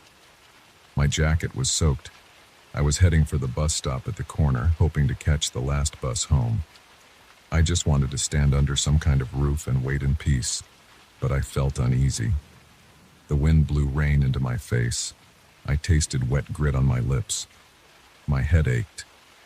I wanted nothing except to get on that bus, sit down, and close my eyes until I reached my place. Main text. I walked at a steady pace, hands in my jacket pockets, shoulders stiff. The sidewalk was slick. I was careful with my steps. Every few yards, the streetlights buzzed with a low hum. I listened to that sound and the rain hitting the empty plastic garbage bins lined up against a wall. The buildings on this block looked closed. No bars open, no lights inside. Just dark windows and heavy doors. I glanced at them out of habit, checking for any sign of life, but I saw nothing. As I approached the bus stop, I noticed how empty the shelter looked. It was just a small structure with a plastic roof and a bench. The metal frame reflected the lights from across the street. I stepped under it, happy to have at least a little cover. The rain drummed on the roof. My jacket dripped onto the pavement. I wiped my face with my sleeve. I could see my breath when I exhaled, which surprised me. It wasn't that cold, but maybe the rain made everything feel heavier. The bus schedule was behind dirty glass. I leaned closer, squinting to read. My bus was supposed to come in about 15 minutes, maybe less if I was lucky. I sighed, looked around, and then stepped back toward the edge of the shelter, peering down the street. Nothing. Just a wet road, dark shops, and a few flickering lights in the distance. Then I heard my name. It was quiet at first, but it was my name. I froze.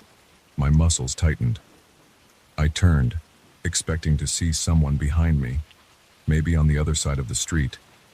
I saw no one. I listened carefully. The rain made constant noise, and the wind pushed it around. The sound of distant traffic drifted in from some main road nearby. But no footsteps, no rustling clothes, no voice. I convinced myself I was tired and hearing things. I stepped under the shelter again and shook my head. After a minute, I heard it again. This time it was a bit louder. It was definitely a human voice calling my name. I looked to my left, saw nothing. I looked to my right, still nothing. My heart started to beat faster. I took a step forward out from under the shelter and turned in a full circle. No one. The voice had sounded close, but there was no shape, no person, no movement. My clothes stuck to my skin. My face felt hot even though the rain cooled my cheeks. I swallowed hard, trying to calm down. I thought maybe someone was behind the corner of the building next to the bus stop. I walked a few steps toward it, water sloshing at my ankles. I leaned forward and looked around the corner. Just more empty sidewalk, some parked cars, a mailbox. No one stood there. I frowned, annoyed and worried. I felt stupid. I returned to the shelter, looked at my watch, and tried to focus on the time. About 10 minutes to go, maybe less. I tried to ignore what I heard, but the voice came again. It called my name twice in a row this time, slightly louder, like someone was trying to get my attention. The sound direction confused me. It seemed to come from behind me, then from across the street, then from a spot near the bus schedule. I spun around, scanning each spot. The lighting was good enough that I would see a person if they were close, but no one was there. I tried to speak. "Hello?" I said, my voice low. "Who's there?"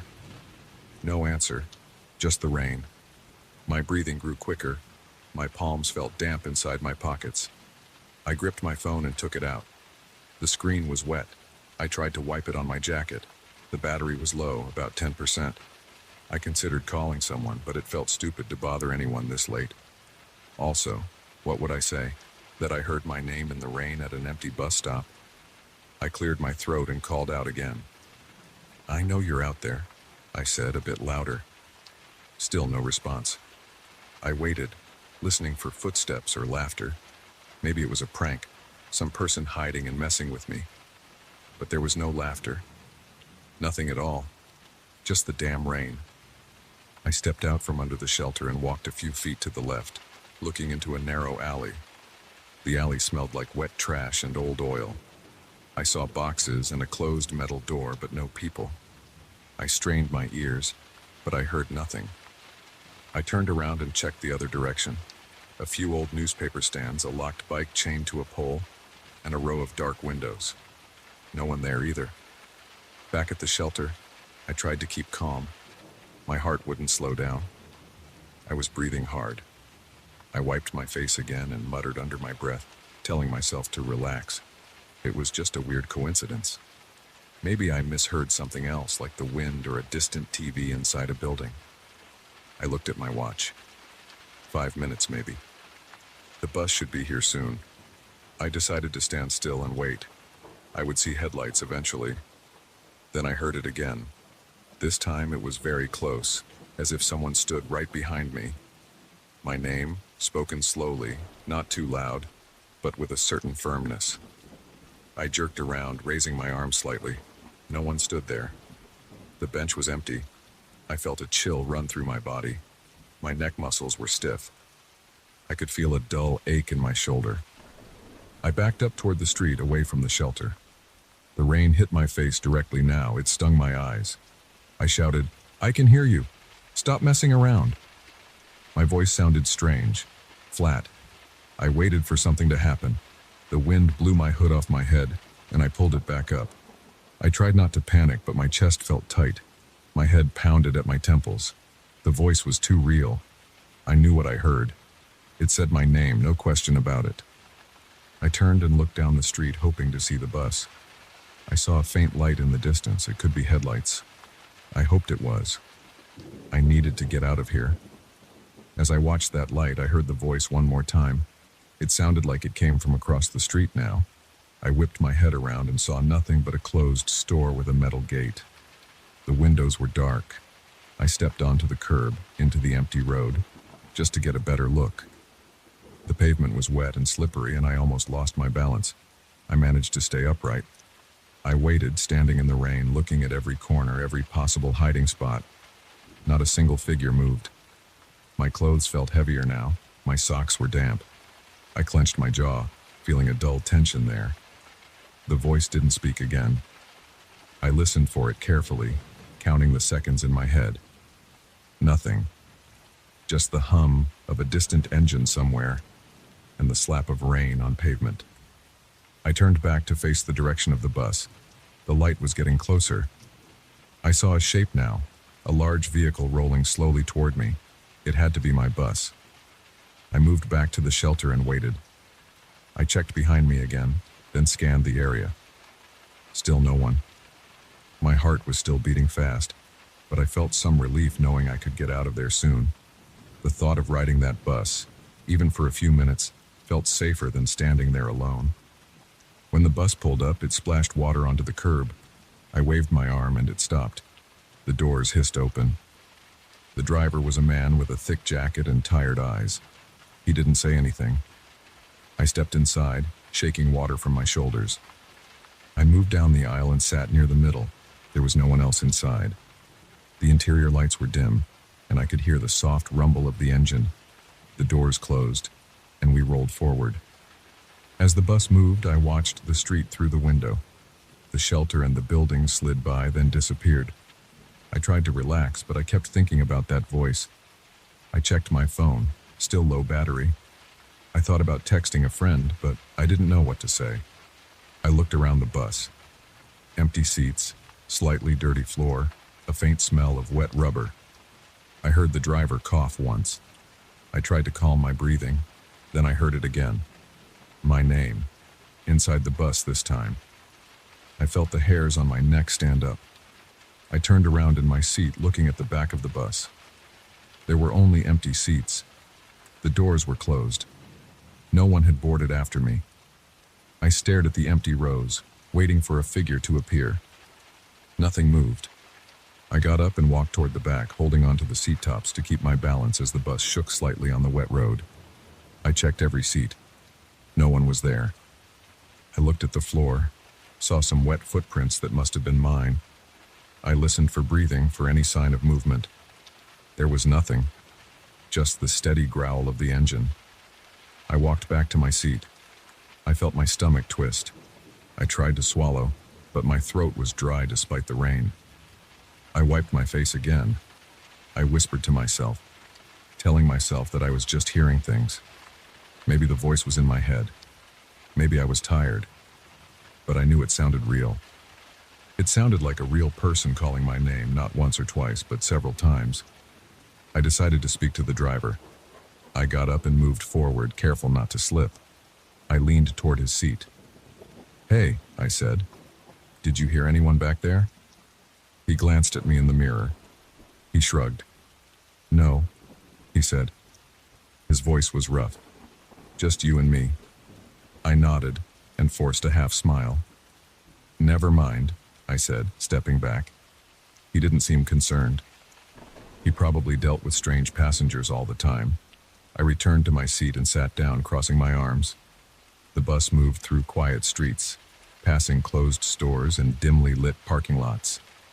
I watched the reflections on the windows and tried to forget about the voice, but my nerves were still on edge.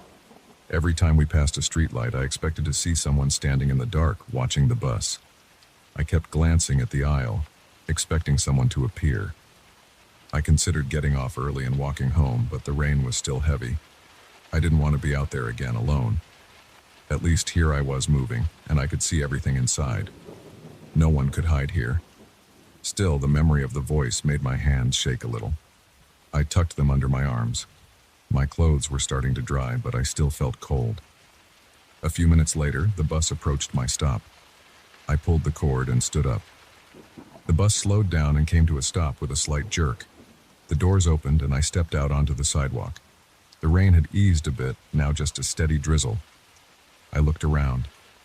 The street near my apartment was also quiet, but more familiar. A few parked cars and some apartment windows with lights on. I felt safer here. I stood for a moment, breathing slowly. No voice called my name. No strange sounds. I turned and looked at the bus. The driver gave a small nod, then closed the doors and drove off. I watched the taillights disappear. I was alone again, but I didn't feel the same tension as before. I started walking toward my apartment building, my sneakers squishing on the wet pavement. On the way, I kept an eye on every corner. I heard only normal sounds: water dripping from gutters, a distant siren somewhere, the hum of a heating unit on a rooftop. No voices, no one calling my name. I wondered if I had imagined the entire thing. Maybe I had dozed off for a moment at the stop, half dreaming, but I knew I had been wide awake. When I reached my building, I unlocked the front door and stepped inside. The lobby was quiet. The air smelled like detergent. I pressed the elevator button. I waited, tapping my foot. My shoulders were still tense, and I rubbed my neck. As the elevator doors opened, I couldn't shake off the memory of that voice. I got inside, pressed my floor number, and watched the doors close. I was alone again, but inside familiar walls, away from the rain and the street. I reached my apartment, unlocked it, and stepped in. The place was dark and smelled like my usual laundry soap and stale coffee. I turned on a lamp and locked the door behind me. I peeled off my wet jacket and hung it over a chair. The sound of rain was distant now, just a soft hiss outside my window. I listened carefully, expecting something, anything, but I heard nothing, just my own breathing. My heart finally slowed down. I felt my muscles relax a bit. I slipped out of my shoes and socks, dried my face with a towel from the bathroom, and then came back to the living room. I leaned against the wall and thought about what happened. I knew I wasn't going to find any answers tonight. I decided to forget it for now. I was home, safe, and there was no voice calling my name here. I moved to the window and looked outside. The street was quiet, just a few parked cars and a light in the distance. The rain still fell, but softer. No one stood outside. I watched for a few seconds, then pulled the curtains closed. I turned on the TV, not too loud, just enough to break the silence. I told myself that tomorrow was another day, and I would probably laugh about this whole thing later. For now, I was just glad it was over. I sat down and tried to let it go. I was tired and I needed to rest. There was nothing else to do. The bus stop and that voice were far away, and I was inside, warm and alone with my thoughts, not with anyone else's voice.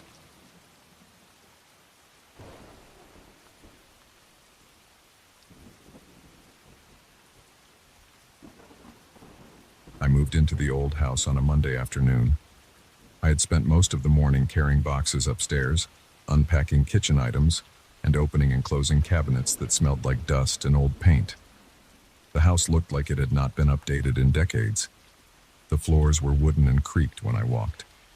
The windows were stiff, and the light switches were old, with small clicking sounds every time I turned them on or off. I had chosen this house because it was cheap and had a lot of space. I wanted a quiet place.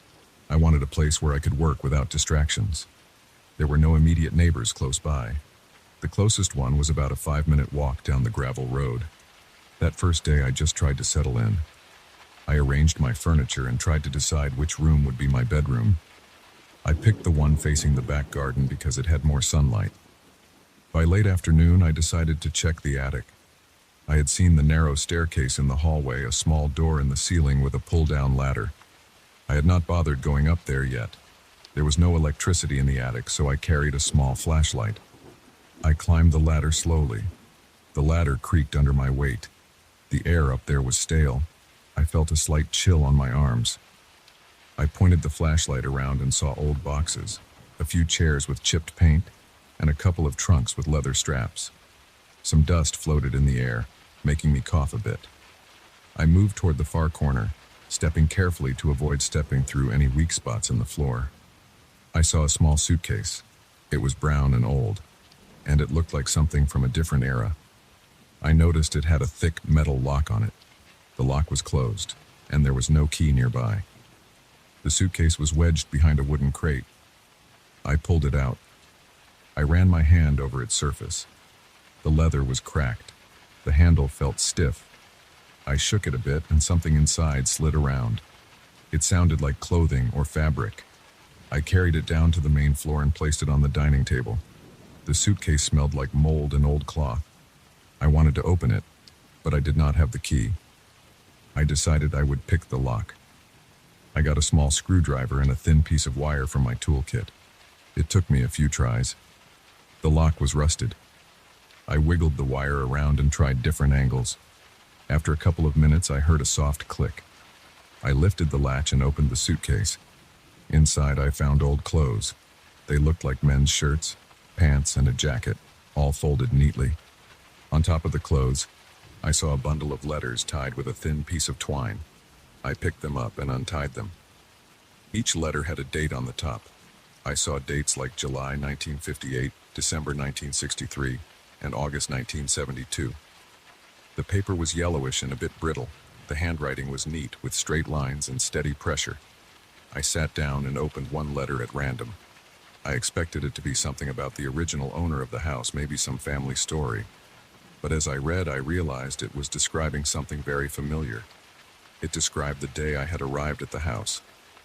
It mentioned how I parked my truck near the porch, how I carried boxes in through the front door, how I struggled with the largest box and ended up dropping it in the entryway.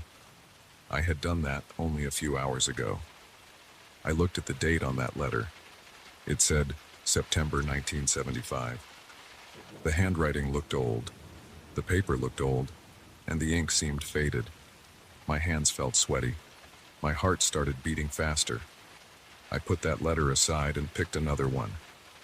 It described me sitting at the dining table, wearing a dark green t-shirt, opening a locked suitcase that I found in the attic. It said I was nervous and kept wiping sweat from my forehead. It described my every movement, my every reaction to finding the letters. The date on that one said January 1970. The details were too accurate. There was no way someone could have written it after watching me. There was nobody else in the house. I had not told anyone about the suitcase. It was late afternoon on the same day I had moved in. The letter described my actions as if they had happened decades ago. I felt a heavy pressure in my chest. I stood up, walked around the room and checked the windows. Nobody was outside. I locked the front door. I picked a third letter. It described events that had happened in my life a few years ago, before I moved here. It described where I used to live, and how I used to spend my weekends fixing an old car in my driveway. It said I always got grease on my left forearm. It said I usually wore gloves but always ended up with a thin line of grease near my elbow anyway. I remembered that. It was such a small detail. The letter's date said March 1961. I had not even been born yet. I tried to think of a logical explanation. Maybe someone wrote these letters recently and put fake dates on them.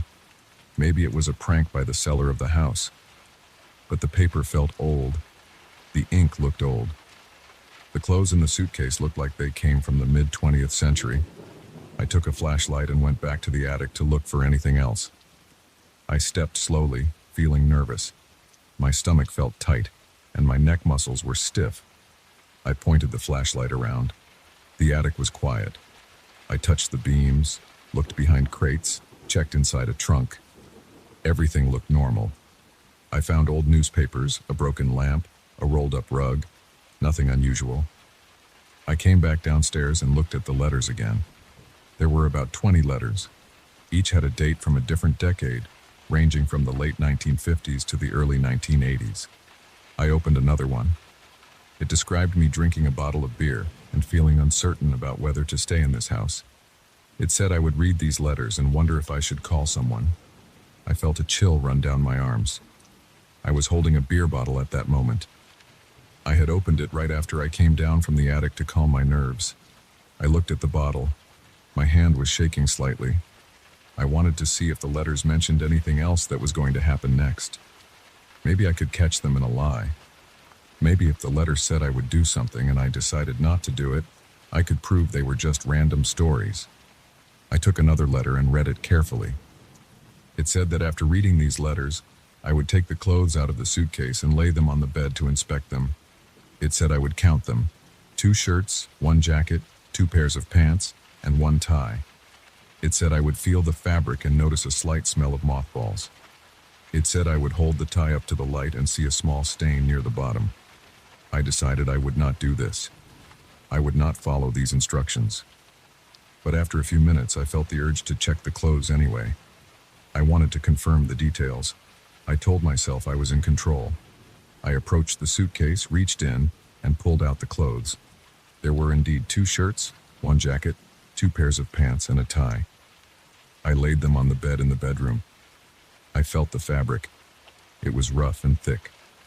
I smelled the clothes. They smelled old and dusty, maybe like mothballs.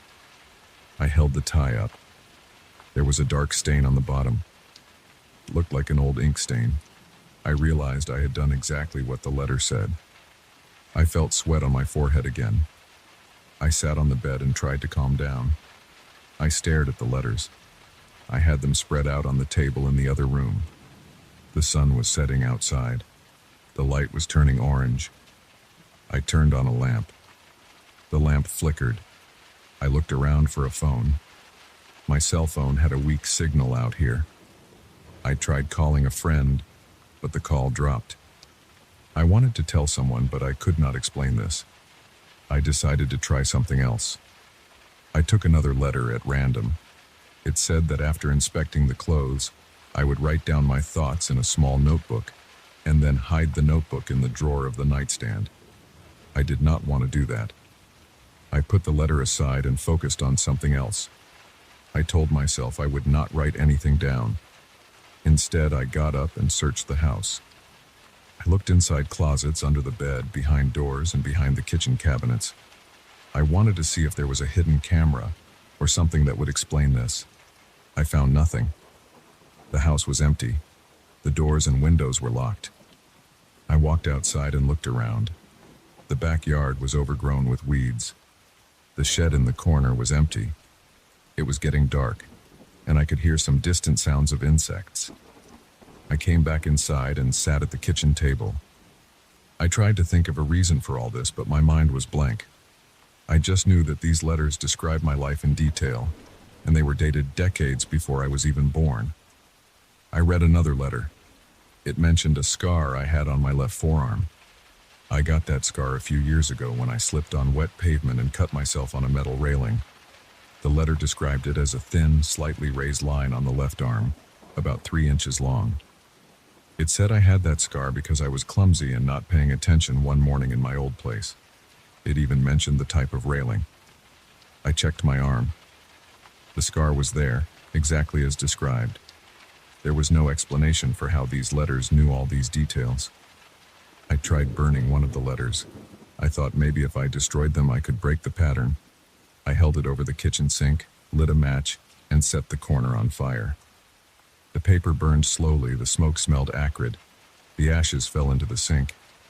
I watched the flame until it went out. I checked the rest of the letters. I looked at another one. It said that I would try to burn one letter out of frustration and fear, and that I would do it in the kitchen sink. It said I would watch it burn and feel uneasy. That just happened. I felt sweat forming under my arms. My back was tense. I wanted to leave the house, but I had nowhere else to go. I had signed a lease. I had moved all my stuff here. I tried to laugh it off, but I could not find anything funny. I decided to test the letters again. I picked one and looked for a future action. One letter said that after destroying a letter, I would place the clothes back inside the suitcase, lock it, and return it to the attic. It said I would then regret doing that and go back up later to get it. I did not want to do any of that. I paced around the house. After a while, I realized I was just standing there doing nothing. The suitcase was still on my bed with the clothes spread out. I thought about leaving the suitcase where it was, but the thought of leaving those clothes and letters out in the open bothered me. I could not relax. I decided to do something else. I took the clothes and put them back in the suitcase. I closed the suitcase but did not lock it. I placed it under my bed. That was a small act of defiance. The letter said I would return it to the attic and lock it. I did something different. I waited. I waited for a while. I sat on the couch in the living room. The lights were on and the curtains were closed. I listened to the silence. I tapped my foot on the floor. Nothing happened. No strange noises. No sudden changes. I got up and checked the letters again. I wanted to see if there was any mention of me placing the suitcase under the bed. I flipped through them carefully. I found one letter that mentioned me eventually deciding not to follow the instructions and leaving the suitcase under the bed. It said that later, around midnight, I would start feeling restless and would move it to the attic anyway. I looked at the clock. It was around 10 p.m. I thought about staying awake until midnight just to prove the letter wrong. I was tired, but I forced myself to stay awake. I turned on the TV, found a channel with old reruns, and tried to watch something. The screen flickered a bit. The reception was bad. I got annoyed and turned it off. I checked my cell phone again. Still poor signal. I tried calling a friend but got no answer. I looked around the house. Everything was quiet. The letters were spread out on the dining table. The suitcase was under my bed. I got up to drink some water. The faucet squeaked. The pipes rattled slightly. Around midnight, I started feeling anxious. My hands were sweaty. My chest felt tight. I could not relax. I kept glancing toward the bedroom. I knew the suitcase was there. I kept thinking about what the letters said. I told myself it was nonsense. I told myself I had control, but the feeling would not go away. I got up, grabbed the suitcase, and climbed the ladder to the attic. My heart was pounding. I placed the suitcase back in its original spot, behind the crate. I locked it again with the rusty lock. I came back down. I checked the letters. They had said I would do exactly that. I had done it. I felt angry at myself. I felt like I was just following a script. I paced around, clenching my teeth. The letters had described every action I took. They predicted my attempts to resist. They knew every detail of my life. I had no explanation for it. I felt trapped, but I also felt curious. I took a deep breath and looked at the last letter. It said that in the morning I would wake up, go into the attic and find one last note tucked inside the suitcase. It said the note would not be there before morning, and that I should not bother checking now. It said I would be too afraid to sleep well, that I would wake up tired and frustrated and I would still go up and look.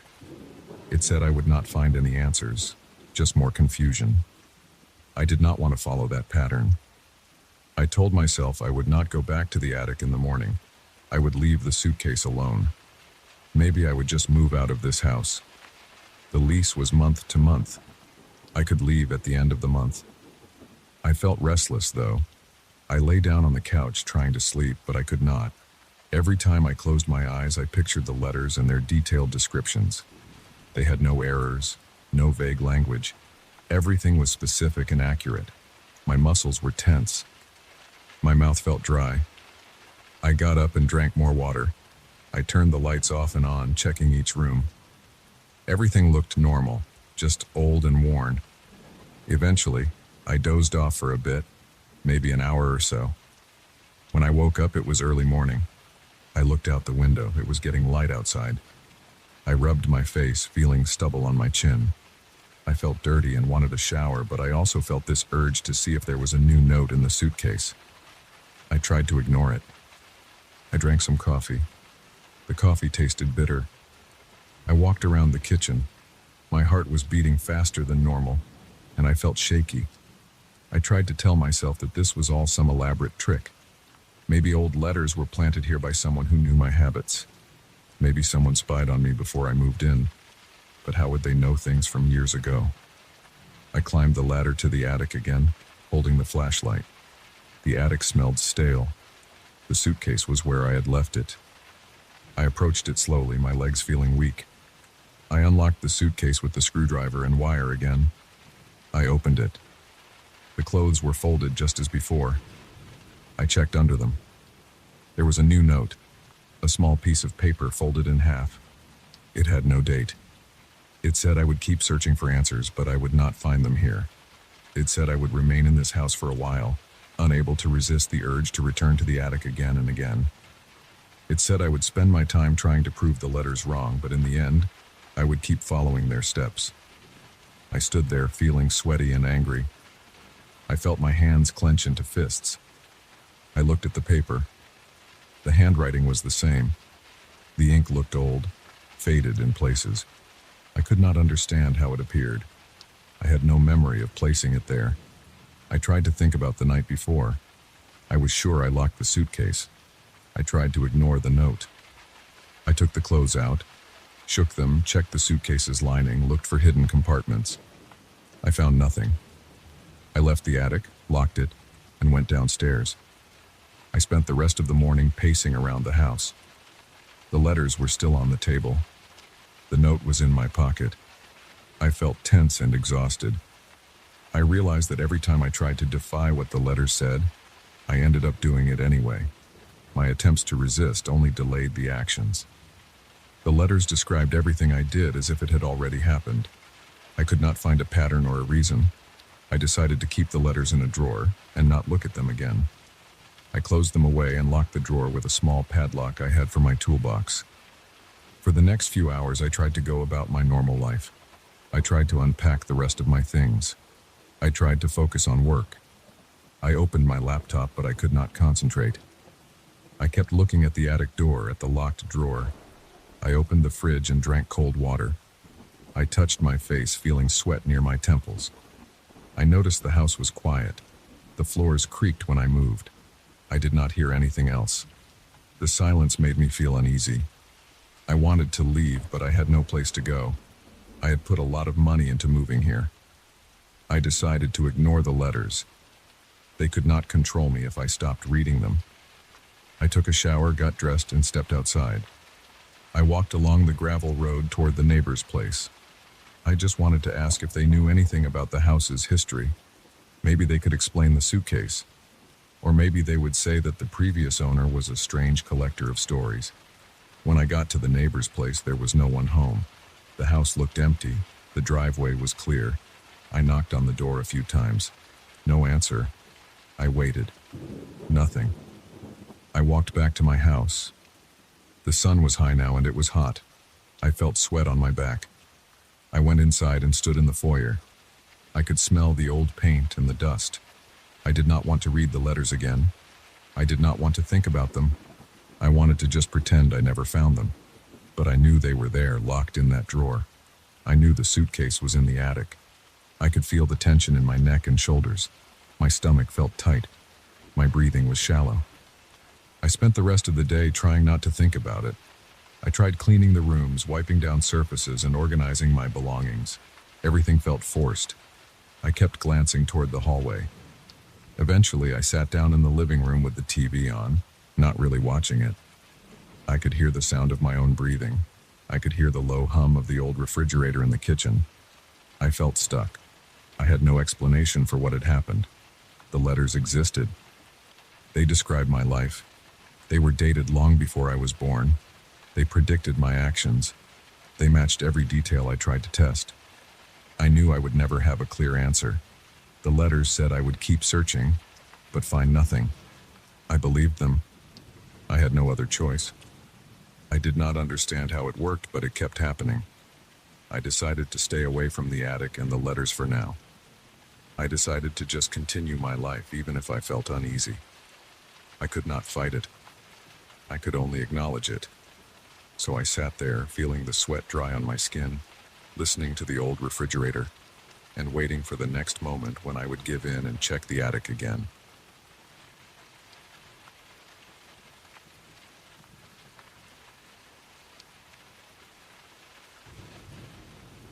I stood in my new basement with my flashlight shaking in my hand. I saw something leaning against the far wall behind old crates and damp cardboard boxes. It looked like an old mirror with a chipped wooden frame. The light caught on its glass, and the reflection did not match the angle of my beam. I moved in closer, feeling sweat forming on my palms. The house was mine now, and I was supposed to get comfortable, but the basement smelled like rotten wood and old fabric.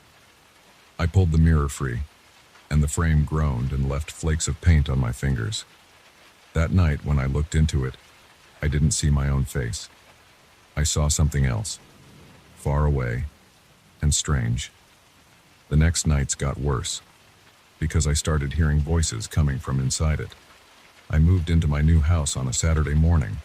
The previous owner left a few old pieces of furniture and junk in the basement.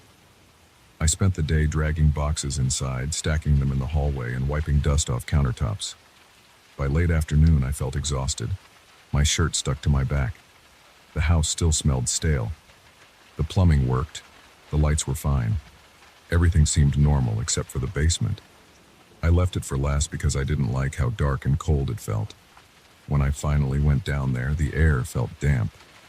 The concrete floor had cracks. There were no windows, just a single overhead bulb that hummed when turned on.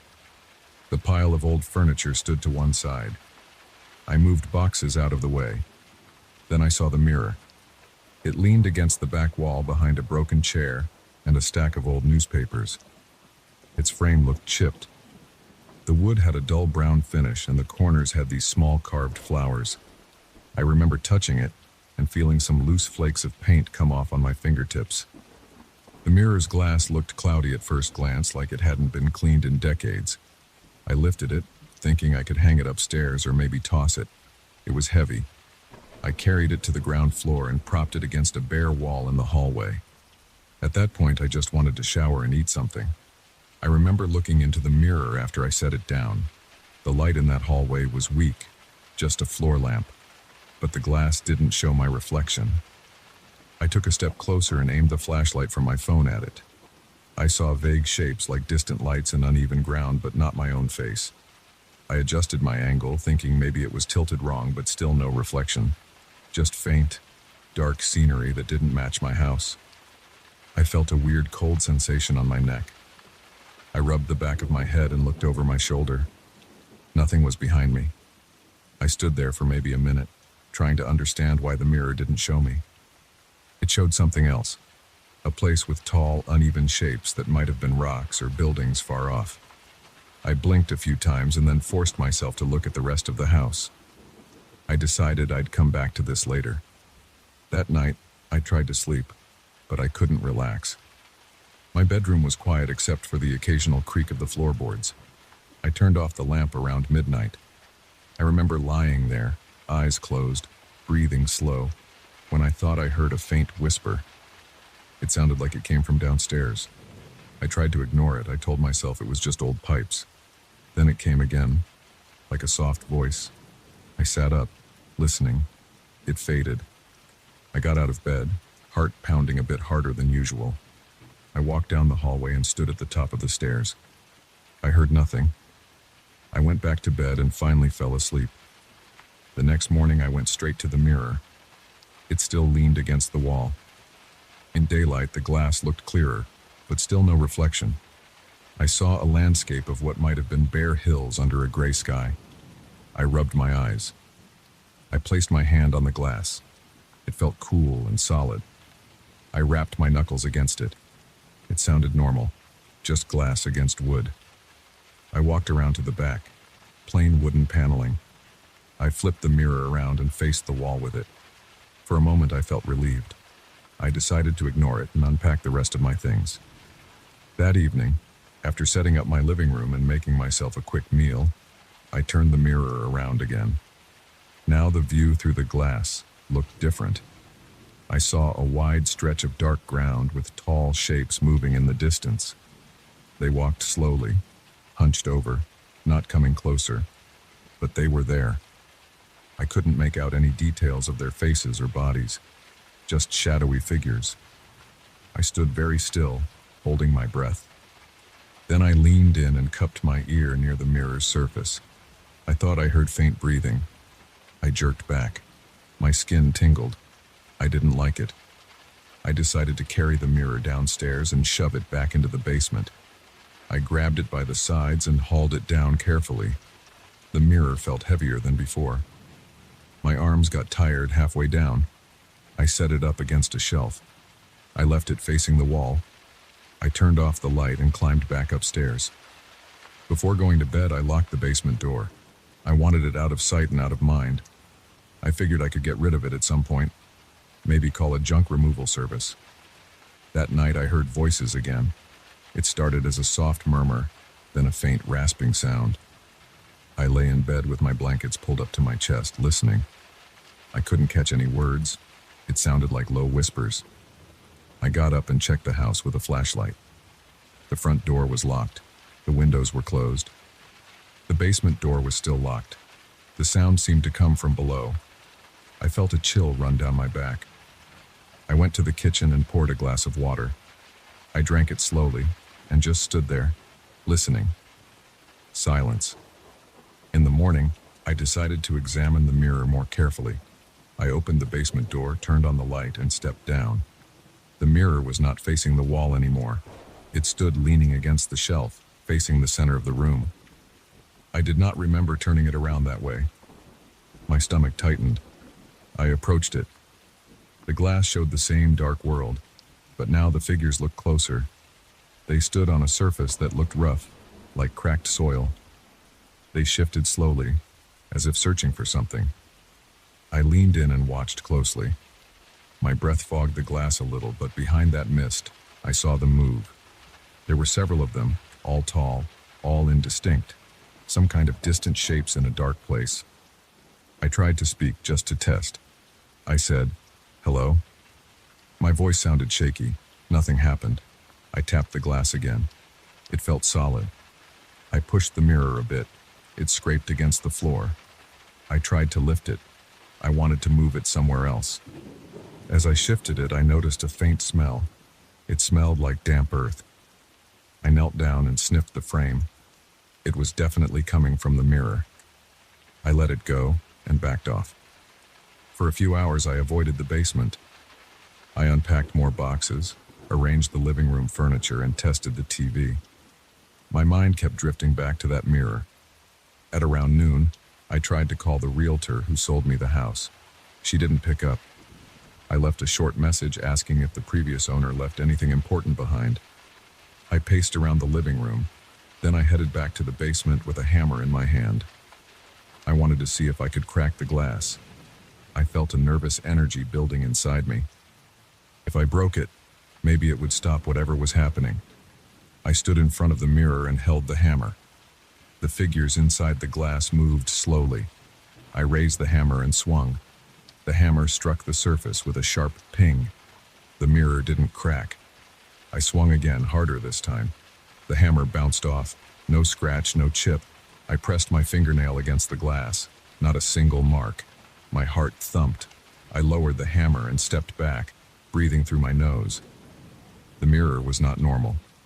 I wiped sweat off my forehead and tried to calm down. I carried the mirror upstairs again. I dragged it to the living room.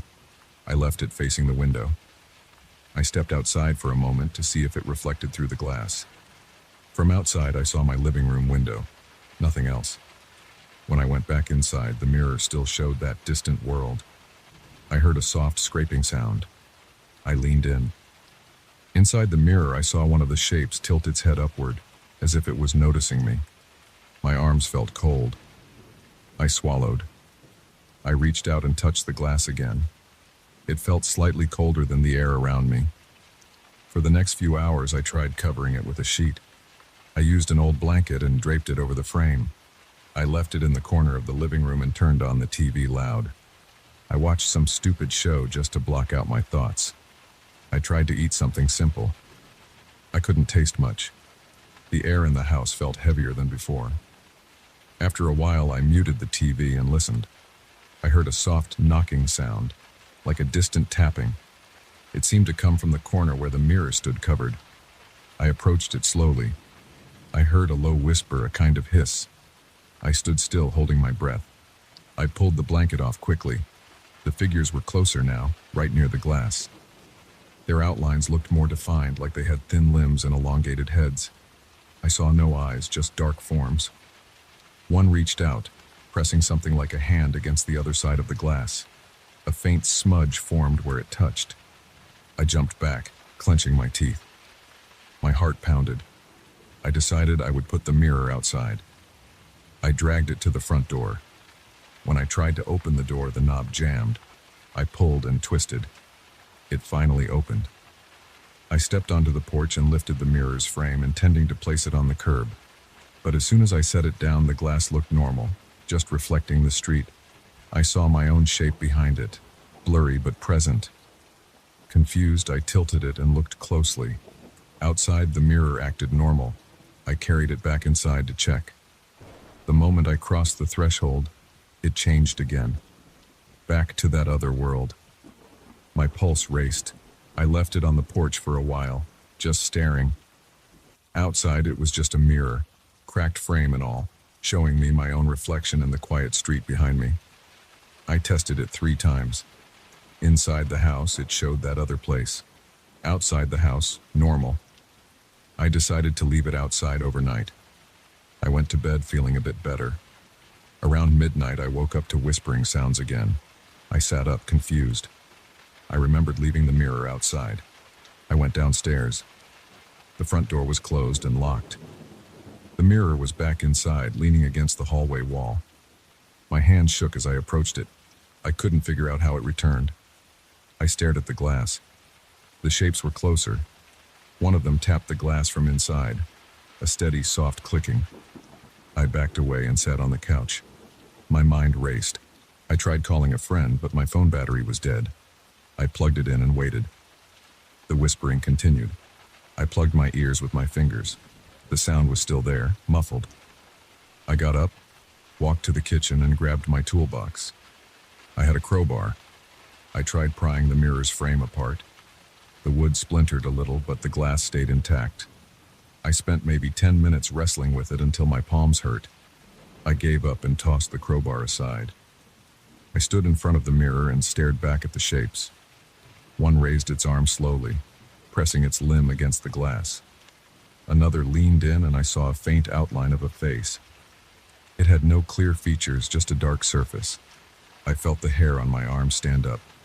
My mouth felt dry. I whispered, "What do you want?" No answer. Just a soft scratching sound. I reached out and pressed my hand against the glass again. It felt colder than before. I tried to push, but it was solid. I leaned closer and listened.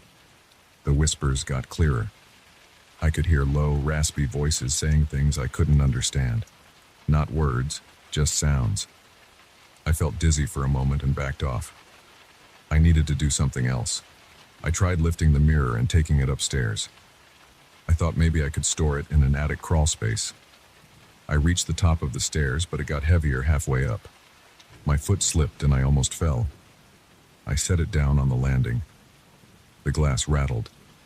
Inside, I saw the figures move closer again. I dragged it into a spare room. I left it facing a bare wall and went back downstairs. I closed the door behind me. I sat in the living room, lights on, TV off. I could still hear faint whispers even through the floor. The house felt colder. My fingertips tingled. I walked in circles, thinking about breaking a window and tossing it out, but that seemed dangerous and stupid. I just moved in. I tried opening a beer to calm my nerves. The beer tasted flat. I tossed it. I decided to sit outside on the porch for a while. Outside, the air felt normal. I sat on the steps and looked at the quiet street. I stood up, walked around to check all the doors and windows. Everything was locked. After 20 minutes, I went back inside. The whispering continued, muffled by the floor and walls. I climbed the stairs, heart pounding. At the top, I hesitated. The door to the spare room was slightly open. I left it closed before. I approached it slowly. My mouth went dry again. I reached for the doorknob and listened. Inside, I heard soft scraping sounds. I pushed the door open. The mirror stood in the center of the room now, facing me. The sheet I used earlier was folded at its base, although I never brought that sheet upstairs. I stepped inside and circled the mirror. The images inside were dark and shifting. The figures stood at the glass, tapping. I looked closely. They seemed to lean their heads forward, pressing themselves against the glass from inside. I saw the surface bulge slightly inward like elastic. I gasped and stepped back. I ran out of the room and shut the door. The handle rattled a bit. I pressed my ear to the door. The whispers got louder. I ran downstairs and grabbed the hammer again. I rushed back up and swung the door open, hammer raised. I approached the mirror and struck it again. The metal bounced off. I yelled out loud, cursing, sweating. I dragged the mirror back down the hall, struggling under its weight. I pushed it into a closet and slammed the door shut. I held the door closed with my hands, breathing fast. The wood vibrated under my grip as something tapped from inside the closet. I shoved a heavy chair against the closet door. I backed away, watching the door, expecting it to burst open. It stayed closed. I stood there for a long time, listening to the muffled taps and whispers. My head hurt. My legs felt weak. I walked downstairs, leaving all the lights on. I sat on the couch and waited for morning. I didn't sleep. I listened to the noises drifting through the floors. I tried to focus on the sounds of distant traffic outside, anything normal. The whispering never completely stopped. I'm still here, writing this down in my head, trying to stay calm. The mirror is upstairs, locked in that closet. Every so often, I hear it rattle.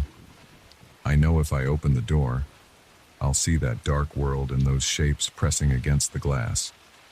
I can't break it, I can't throw it out. It returns inside every time I try. The voices keep coming, I don't know what they want. I'm just trying to keep it contained. I have no idea if they will ever stop. For now, I'm staying downstairs, listening, waiting, and hoping they never find a way through.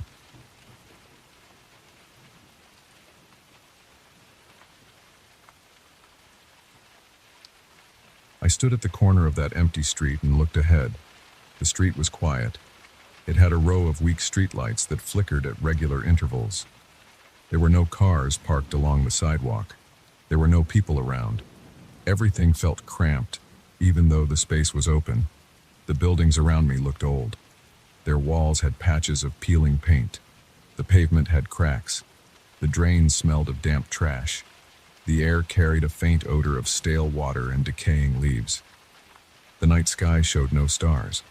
It felt like the power lines overhead were humming, but maybe that was just my ears adjusting to the silence. I swallowed once, trying to clear my throat. It was dry. My back felt stiff. I wondered if I should keep going down this street or try to find another route. But I didn't know the area well, and I needed to reach the main road. This street would save me a few blocks of walking. I decided to go ahead. As I took my first few steps, I heard the scuff of my shoes against the concrete. My footsteps echoed softly.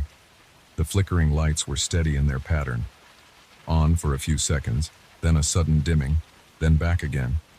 Each cycle took maybe 2 or 3 breaths. I tried counting in my head, but I lost track. I moved at a slow pace. My shoulders felt tense. I noticed a sensation in my stomach, a slight tightness. I tried ignoring it. The closer I got to the first streetlight, the more I could see how weak the bulb was. It produced a thin cone of light that barely reached the center of the street. The edges of that light faded into darkness. On the left side, the building's wall formed a long canvas of dull concrete. On the right, I saw a fence made of metal bars, behind which there might have been a narrow alley or a vacant lot, but I couldn't see clearly. The fence rattled a bit when the wind picked up. I could feel the breeze on my face. It was cold and carried a hint of moisture. As I passed under that first streetlight, I saw something strange. On the wall to my left, a shadow stretched out. At first I thought it was just my silhouette, but the shape looked odd. The arms looked longer. The head seemed to tilt slowly. I stopped walking and stared. The flickering light played tricks on the outlines. I moved my hand up. My own shadow moved, but the shape on the wall didn't match my motion exactly. It hesitated, then caught up. I stepped 1 foot forward. The silhouette on the wall elongated along the cracked surface and seemed to wave one arm, as if raising it and lowering it at a lazy pace. I looked around. No one else was there. No other light source was obvious. I glanced behind me. The next street light down the road flickered in the same pattern. Everything looked empty and still. But when I looked back at the wall, the silhouette remained. It moved again, shifting its arms in a slow gesture that I couldn't interpret. I felt a chill at the back of my neck. I tried to breathe steadily. I didn't want to panic over a shadow. It was probably just a weird angle of the light, or maybe there was something behind me casting a strange shape. I turned around fully to check. I saw only the fence, the dark lot behind it, and the other side of the street. Nothing moved. I turned back to the wall. The silhouette still slid along it as if it was waiting for me to continue walking. I decided to move on. The tension in my shoulders grew as I walked further down the street. Each time I passed another light, I saw new shadows form on the walls. Some were shorter, some were elongated, some looked like they were bending their arms, some looked like they were turning their heads. My legs felt heavier. My heart beat faster. The silence around me made the hum of the bulbs louder in my ears. I clenched my jaw and tried to keep my breathing quiet. At one point, I stopped under a street lamp and stared directly at the wall. The shadows moved in a loop, raising and lowering their arms, twisting slightly as if stepping sideways. I lifted my right arm, holding it straight out. The silhouettes hesitated. Then, after a few flickers of the light, they repeated a similar motion. I stepped 2 paces backward. They eventually mirrored something like that movement too, but always after a delay or with some distortion. I spoke out loud, keeping my voice low. "Hello?" My voice sounded rough. I hadn't spoken for a while. No one answered. The shadows kept moving. I tried listening for any sound besides the electric buzz. I heard nothing. No distant footsteps, no rustling in the trash, no murmurs from any windows. The buildings had no lights on inside, no TVs, no radios, no music. Just me and the shifting silhouettes. I felt sweat forming under my jacket. I rubbed my palms together. They were damp. I tried blinking a few times, hoping the shapes would go away. They didn't. I decided to walk faster. I wanted to reach the end of this street. I estimated I had maybe 2 more streetlights to pass before I got to the main road. I could see a brighter glow at the far end, probably from the next intersection. If I could just get there, I'd be away from these strange lights and shadows. I started moving with longer strides. My footsteps sounded louder now. My breathing got heavier. The silhouettes stretched along the walls, following my pace. Each time the lights flickered, the shapes jerked and then continued their slow gestures. As I moved, I noticed that when I tried to ignore them, the silhouettes seemed to come closer, or at least it felt that way. If I looked straight ahead and tried not to pay attention, I caught glimpses of them drifting along the corners of my vision. I could see their arms lifting, then falling, their heads tilting. When I looked directly at them, they slowed down, as if pretending to be normal shadows. I clenched my teeth and pressed on. About halfway down the second stretch of the street, I tried another approach. I stopped and faced the wall. I spoke again. "What do you want?" My voice sounded strained. The silhouettes made no sound. They kept moving. One of them lifted a long arm shape and seemed to hold it there. I waited. The light flickered, and when it came back, the arm was lower. I stepped closer to the wall. The surface felt rough under my fingertips. I could smell dust and a faint odor of old paint. I touched it firmly, pressing my hand against it. It was cold and solid. I leaned in and tried to see if there was any texture that would cause such shadows. Maybe cracks, pipes, or wires. I saw some cracks and chipped paint, but nothing that explained those shapes. I stepped back again. My heart was pounding.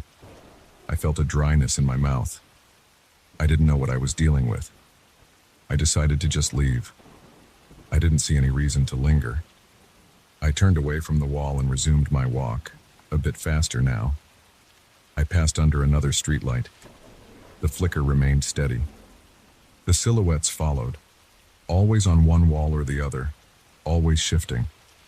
I kept glancing toward the end of the street. keeping my eyes on the brighter lights ahead. The next few steps were tense. My spine felt tight. My chest felt constricted. I inhaled through my nose, exhaled slowly through my mouth. I tried to focus on the physical details, my shoes hitting the ground, the loose pebble that I kicked by accident, the faint scrape of my jacket's zipper when I moved my arms, the distant sound of a car horn far away, probably on a bigger street. That horn reassured me that normal life existed outside this street. With each flicker of the lights, the silhouettes adjusted their positions. Sometimes they seemed to reach out. Sometimes they just swung their arms at the elbow. Other times they stood still. I ignored them as best I could. My legs felt a slight burn from the tension of trying not to run. I kept a steady pace, not too fast, not too slow. When I finally reached the last streetlight before the intersection, I noticed the shadows looked a bit weaker. The brighter glow from the main road began to overpower the flickering bulbs behind me. The silhouettes seemed thinner, less defined. I could see them struggling to remain visible. Their edges wavered. One of them raised an arm again, but now it looked faint and broken up by patches of stronger light. I stopped for a moment and watched. They still moved, but less smoothly. The flickering pattern continued, but it felt less intense now. I glanced behind me down the street I had just crossed. It was a straight line of weak lights and peeling walls. From this vantage point, I could see the entire row of streetlights flickering in sequence. I could see several distorted silhouettes along the walls, each moving at a different angle. They all looked like faint outlines now. None of them made a sound. None of them approached me. I took a step toward the main road. The normal city lights were steady and strong. I could see a traffic light changing colors a block away. I could see a closed store with a bright security light above its door. I heard distant voices, maybe from people on a nearby avenue. The air smelled cleaner here, less damp and stale. I relaxed my shoulders a bit, feeling some of the tension slip away. Before I left that deserted street entirely, I turned back one last time.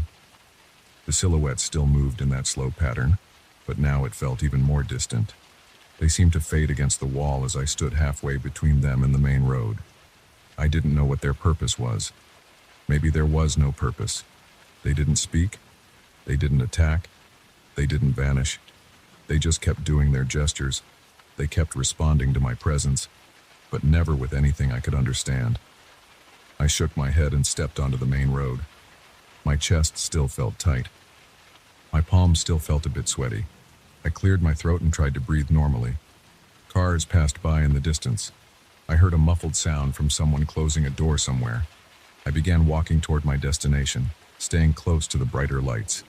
The feeling that I was leaving something unfinished lingered in my mind. It felt like I had walked out of a conversation right when someone was about to say something important. But I didn't know who they were or what they wanted to say. I kept walking, listening to my own footsteps on the sidewalk. My legs felt tired now that the tension had eased. I wiped my face with my sleeve, feeling a bit of sweat on my forehead. I tried to think if there was anything else I could have done. Maybe if I had waited longer or tried another question, I could have gotten something more. But I was too uneasy to stay there. That street was empty, and those silhouettes made no sense. I didn't want to go back. I wanted normal light, normal sounds, and normal people. I wanted to be away from those flickering patterns and those shifting shapes. As I kept walking, the memory of that street began to fade. The sound of distant traffic and the sight of stable, steady lights helped me calm down. I glanced at the storefronts. Most were closed, their metal shutters rolled down. A street cleaner pushed a cart a few blocks away. He didn't look in my direction. I passed under a strong halogen lamp that lit the sidewalk well. I could see my own shadow clearly, a simple shape following me closely. It didn't flicker. It didn't gesture. It just stayed there, a normal shadow. I reached the next intersection. Cars rolled by, their headlights cutting through the night. I turned right and headed toward my planned route. Behind me, that deserted street probably still flickered and those silhouettes probably still moved. I wouldn't know. I wouldn't turn back again. I felt relieved to be out of there, yet uneasy about what I left behind. But I had nothing else to do about it. I just kept walking forward, one step at a time, until it was just another strange memory in a long night.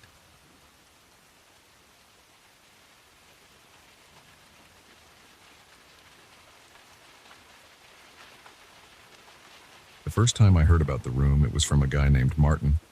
We were sitting in the back of a dimly lit bar, nursing cheap whiskey, when he leaned in and said, "You ever hear about the silent room in that old monastery upstate?" I shook my head, and he told me the story with this half smirk, like he didn't believe it himself but wanted to see if I'd bite. "It's not just quiet in there," he said. "It's wrong.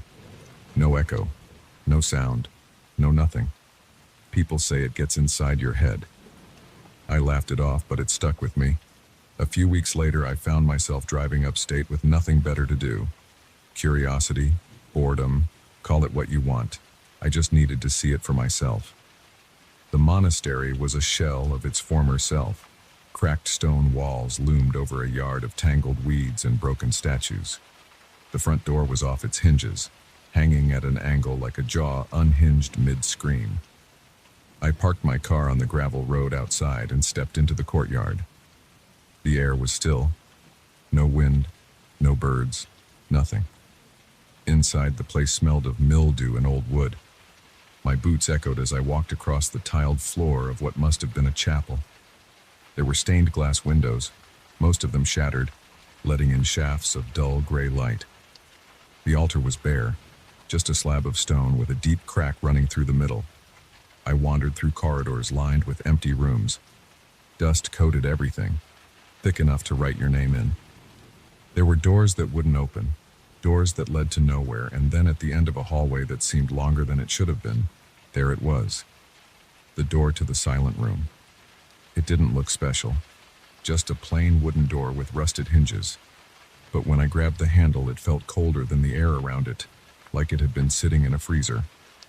I pushed it open, and the hinge let out a long, drawn-out creak that felt too loud in the quiet of the building. Inside, it was dark. No windows, just a small bare room with walls and a ceiling that seemed too close together. I struck a match and lit the candle I'd brought with me. The flickering light illuminated the walls, and that's when I saw them. Dark stains covered the plaster, spread out in uneven patches. At first, I thought it was just water damage, but the longer I looked, the clearer they became. Faces, dozens of them. Some were small, no bigger than my hand. Others stretched from the floor to the ceiling. Their mouths were open in silent screams, their eyes wide and hollow. The candlelight made them seem like they were moving, shifting in slow, agonizing waves. I tried to back out of the room, but something stopped me. My feet felt like they were glued to the floor. I opened my mouth to call for help, to scream, but nothing came out. No sound, not even the scrape of my boots on the stone. My heartbeat thundered in my chest, but I couldn't hear it. I pressed my hand to my chest, trying to feel it, to remind myself it was still there. The silence was so heavy it felt like it was pressing down on me, crushing me from the inside out. The candle flickered, and I swore the faces on the walls turned to look at me. I backed up against the door, my hands fumbling for the handle, but it wasn't there. The door was gone. Or maybe it had never been there in the first place. I started banging on the walls, pounding with both fists, but the room didn't give. The faces seemed to shift closer, their expressions twisting into something worse than pain. I tried to scream again, but my throat felt like it was full of concrete. The candle burned lower, the wax pooling around my fingers. The faces didn't stop moving. They twisted and writhed like they were alive, but I couldn't hear anything. No whispers, no moans, no screams, just silence. I don't know how long I was in there. Minutes? Hours? Time felt like it didn't work the same way inside that room. The air felt thicker with each passing second, like I was breathing in something more solid than air. My head pounded, my chest ached, but I couldn't do anything except stand there and watch the faces shift. When the candle finally burned out, I was left in total darkness. That's when I felt it, something brushing against my arm. I jerked away, but there was nowhere to go. The room felt smaller than before, like the walls were closing in. My hands hit the cold plaster and I could feel the outlines of the faces. They weren't just stains. They were raised, like they were carved into the wall. The one I touched was smooth, its lips open as if it were about to say something, but the silence swallowed everything. I don't remember finding the door. 1 second I was pressed against the wall, and the next I was stumbling out into the hallway. The air outside the room was damp and smelled like rot, but at least I could hear my own breathing again. It came in short, ragged gasps, my lungs burning with every inhale. The door swung shut behind me with a soft thud, and for a moment, I thought about running, just getting the hell out of there and never looking back. But my curiosity got the better of me. I turned around to look at the door one last time. It was just a door. Plain, wooden, unremarkable. The creak it made when I opened it was gone, replaced by silence. The hallway was quiet, but not like the room. I could hear my own breathing, the soft rustle of my jacket as I turned to leave. When I got back to my car, the world outside felt wrong. I couldn't put my finger on it, but it was like the colors were a little duller, the sounds a little softer. Even the gravel under my boots didn't crunch the way it should have. I didn't tell anyone what happened. What was I supposed to say? That I walked into a room and lost my voice, my sense of time, maybe even my sanity. People would think I was crazy. Sometimes late at night, I think I can still feel it. That silence. It's like a weight in my chest, a reminder that the room is still out there, waiting. And sometimes when the lights are off and the house is quiet, I think I see them. The faces, watching me from the corners of the room, their mouths open in silent screams.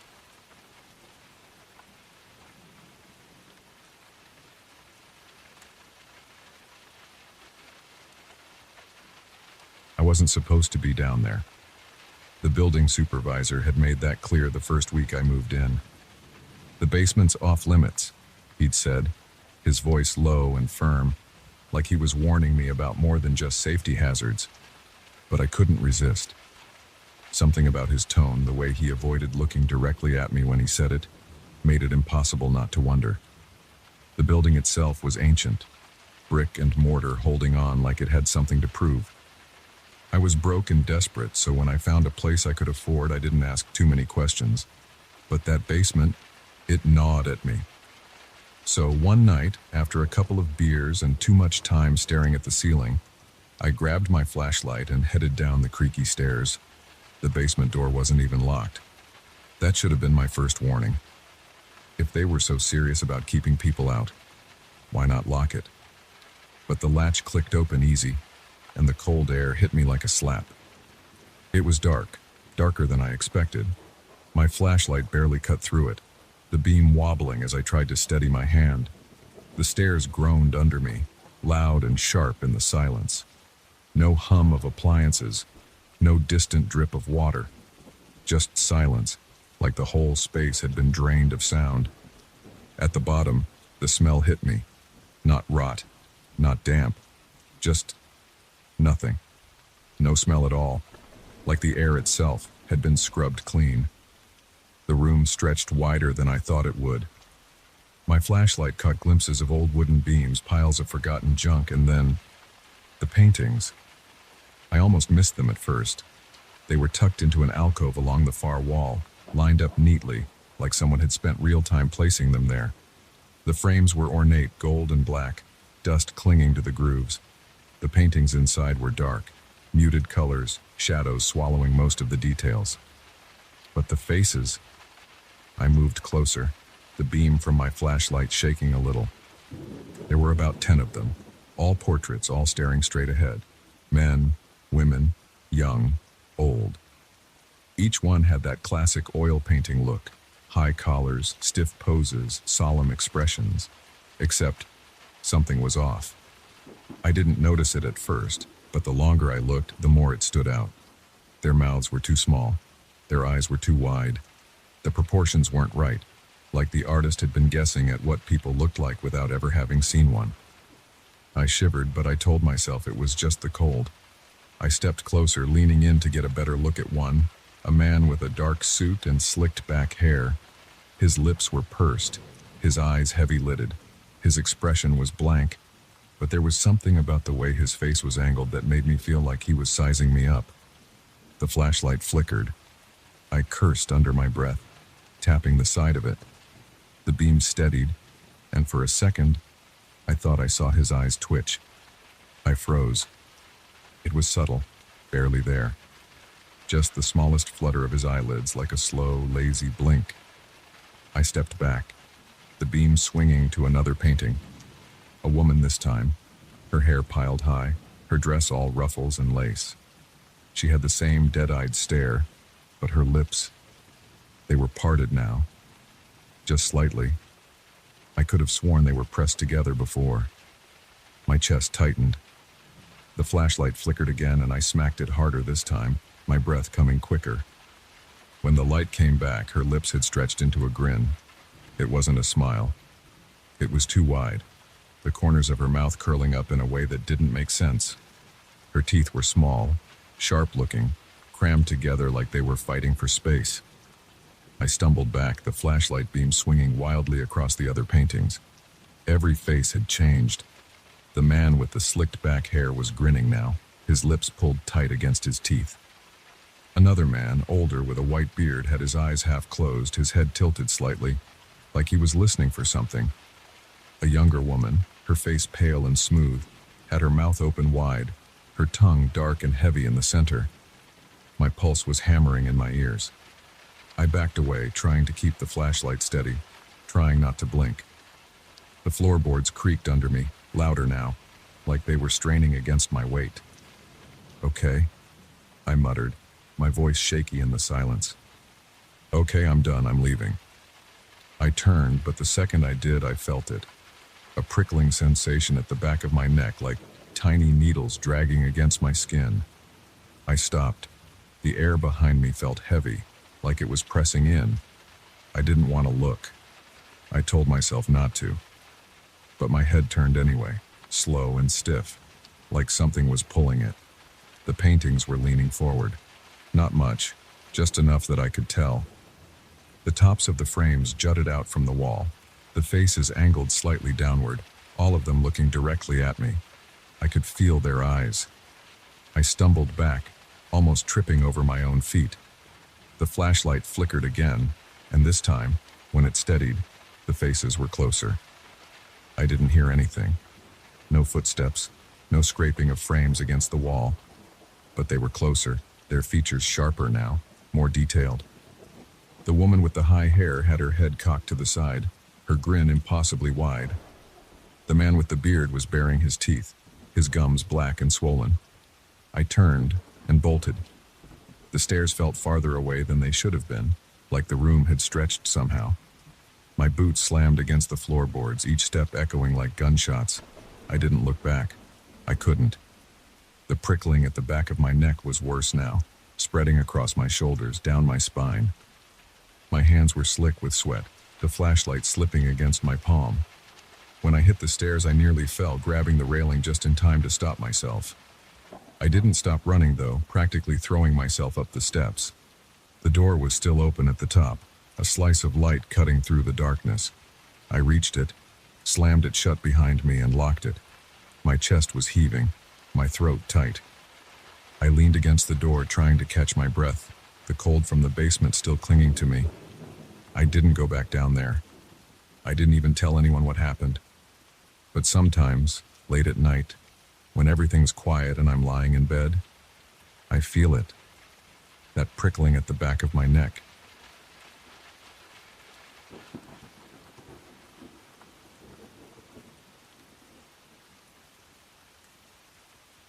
It started with a job listing. Caretaker for isolated property. Must stay on site. High pay. I needed the money, and the place was a 3-hour drive from anything resembling civilization. I figured it couldn't be worse than sleeping on a buddy's couch. The mansion wasn't exactly inviting when I pulled up late in the afternoon. It loomed at the end of a long dirt road, surrounded by gnarled trees, and silence thick enough to make my ears ache. The house was all dark wood and narrow windows, like it had been built to keep the outside world away. A key was waiting in a rusted lockbox by the door, along with a single sheet of instructions. Keep the generator running, don't mess with the antiques, and avoid the hallway at the north wing after sundown. I tossed the paper aside with a laugh. Avoid a hallway? I was here to fix leaky pipes, not buy into ghost stories. The inside wasn't much better than the outside. Dust coated everything. The floorboards creaked with every step. The air felt heavy, damp, like the walls had soaked up years of mildew and misery. I found the north wing after dumping my bag in the first room with a decent bed. The hallway was easy to spot. It was narrower than the others, and even in the late afternoon light it seemed darker. The walls were lined with faded portraits, their faces so smudged and distorted I couldn't make out any features. At the end was a door. It looked ancient, made of dark wood and covered in faint, worn carvings. Symbols, maybe. The whole thing gave me a bad feeling, but I wasn't about to start freaking out over a hallway. I had bigger problems, like figuring out how to get the power back on before dark. By the time I got the generator going, it was already night. The mansion was quiet, except for the hum of the machinery outside and the occasional groan of the wind through the cracks in the walls. I was exhausted, but a nagging curiosity kept me from settling in. I grabbed a flashlight and went back to the north wing. The hallway was colder now. My skin prickled as I stepped into the shadows. The air smelled faintly metallic, like old coins. I walked slowly, shining the light across the faded portraits. The beam barely seemed to penetrate the dark. When I reached the door, I hesitated. The carvings seemed clearer now, but I still couldn't make sense of them. And then I heard it. Scratching. It was faint at first, like a mouse dragging its claws against wood. Then it got louder, more deliberate. It was coming from the other side of the door. My mouth went dry. The flashlight wavered in my hand. I leaned in, my ear just inches from the surface. The scratching stopped. I should have walked away. I knew it even then. But I grabbed the handle and twisted. It was ice cold. The door didn't budge. I pushed harder, and it gave way with a low groan. There was nothing. No room, no floor, just blackness. It wasn't just dark. It was like staring into a hole that shouldn't exist. My flashlight's beam just stopped, swallowed by the void. My heart hammered as I stepped back, but I couldn't look away. Then I saw them. Faces. Dozens of them. Pale, stretched thin like wet paper, with wide eyes that didn't blink. Their mouths moved, but there was no sound, only a low hum that seemed to come from everywhere at once. My chest tightened. I couldn't breathe. The scratching started again, louder now. Long, jagged fingers pressed against the edge of the void, dragging across nothing. They didn't break through, but they didn't stop. I slammed the door shut and ran. My legs felt like lead, but I didn't stop until I was in my room with the door locked. My pulse was pounding in my ears. I sat there gripping the flashlight, listening for any sign that something had followed me. I didn't sleep. Every time I closed my eyes, I saw the faces. By morning, I convinced myself it had to be some kind of weird optical illusion, maybe a trick of the light or my brain messing with me. I forced myself to go back to the hallway. The door was shut. No scratches, no weird noises. I stood there for a long time, just staring, but I didn't touch it again. The day passed slowly. I busied myself with fixing a leaky sink and checking the old plumbing. Anything to keep from thinking about the hallway. But when night came, the scratching started again. Faint at first, then louder. I told myself I wouldn't go back, but I couldn't help it. This time I didn't open the door. I just stood in the hallway listening. The scratching stopped, replaced by a whisper. It wasn't words exactly, just a low, guttural sound that made my skin crawl. My chest felt heavy, like the air itself was pressing down on me. I stumbled back to my room, but the whisper followed me. It was faint, just under the edge of hearing, like it was coming from inside my own head. I stuffed earbuds in and blasted music until my ears ached, but it didn't help. By the third night, I was a wreck. The whisper had turned into a constant drone, and the scratching felt like it was echoing through the entire house. I tried calling the number from the job listing, but the line was dead. I decided I was done. I packed my bag and headed for the front door, but it wouldn't open. The lock turned, but the door wouldn't budge. I tried the windows. Same thing. It was like the house had sealed itself shut. I went back to the north wing. The hallway was darker than ever, the air freezing cold. The door was open, just a crack. I didn't remember leaving it like that. I crept closer, my stomach twisting with every step. The void was still there, and the faces were closer now. I could see their eyes moving, following me. The whisper was louder, almost a chant. My hands were shaking so bad I dropped the flashlight. It rolled to the edge of the blackness and stopped. I should have left it, but I didn't. I reached down, and as soon as my fingers touched the light, something moved. One of the faces surged forward, its mouth stretching open wider than it should have been. A hand shot out, clawed and skeletal, grabbing for me. I fell back, scrambling to my feet and slamming the door shut. The whisper stopped. The scratching stopped. But the door didn't lock. I spent the rest of the night in the corner of my room, gripping a broken chair leg like it would do anything if one of those things got through. By morning, I was done playing around. I grabbed a hammer from the toolbox and went back to the hallway. The door was still closed, but I could hear the whisper, faint but insistent. I swung the hammer at the wood as hard as I could. The carving splintered, but the door didn't break. I kept swinging, sweat pouring down my face, my arms burning. Finally, the door cracked open and everything went silent. No whispers, no scratching, just silence so deep it made my ears ring. I waited, holding my breath, but nothing happened. When I stepped back, the door creaked shut on its own. The next morning, the front door opened without a problem. I didn't look back. That was 6 months ago. I don't know what was behind that door, and I don't care. I still hear the whisper sometimes late at night. It's faint, almost like my ears are playing tricks on me. But I never go near closed doors after dark. Not anymore.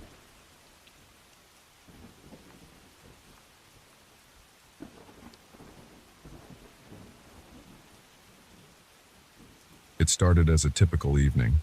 Work had dragged on longer than usual, and I was dead set on getting home as quickly as possible. I remember glancing at the clock on my dashboard, 6:47 p.m. The sun was already dipping below the horizon, and a faint orange glow stretched across the sky. My usual route home would take another 25 minutes, but then I spotted the dirt road to my right, barely noticeable unless you were looking for it. I'd passed it a dozen times, but never took it. It was one of those things people talked about but never really used. A shortcut, they said. Shaves off 10, maybe 15 minutes. That was enough for me. I flicked my blinker, turned onto the path, and immediately felt the crunch of gravel under my tires. The road was narrow with trees lining both sides, their branches almost forming a tunnel. I remember thinking how quiet it got as soon as I left the main road. No engines, no honking. Just the faint hum of my car and the occasional crunch of twigs beneath the tires. At first it felt fine, peaceful even. The air smelled damp, like the forest had soaked up the day's heat and was now cooling off. But then I noticed something odd, something that didn't feel right. The trees seemed closer, not in a supernatural way, just in a way that made the road feel tighter, more confined. I brushed it off, thinking it was just my imagination playing tricks on me. A few minutes in, the tension started. It wasn't anything big at first, just a flicker of movement to my left. Out of the corner of my eye, I thought I saw something, a shadow slipping between the trees. I jerked my head to look, but there was nothing there, just darkness and the faint outlines of trunks and branches. I shrugged, letting out a short laugh at myself. "Relax," I muttered. "It's just trees. Probably a deer or something." The road started to get rougher. Potholes appeared more frequently, and my car jolted every time I hit one. I slowed down, gripping the steering wheel tighter. The headlights barely seemed to cut through the growing darkness. I could feel my pulse in my temples now, steady but noticeable. I reached over to turn the volume up on the radio, hoping some noise would break the silence, but all I got was static. No big deal, I thought. I'll be out of here soon. And then I heard it, a dull thump from behind me. My stomach dropped. It wasn't loud, but it was enough to make my hands freeze on the wheel. I glanced at the rearview mirror, but all I could see was darkness. Probably a branch, I told myself, but my voice sounded shaky, even to me. I kept driving, telling myself it didn't matter, but the feeling didn't go away. About 2 minutes later, it happened again. Thump. Louder this time, like something hitting the trunk. My hands were slick on the steering wheel now. I glanced at the mirror again, but it was useless. The headlights illuminated the road ahead, but behind me there was nothing but black. Okay, I said out loud, trying to keep my voice steady. Just keep moving. I pressed the gas pedal a little harder. The car bumped and rattled as the road got worse. The trees seemed thicker now, their branches reaching out like they were trying to block my way. My breathing got heavier. I couldn't help it. Every time I thought I saw something moving out there, my heart felt like it skipped a beat. Then, just when I thought I'd shaken it off, bang!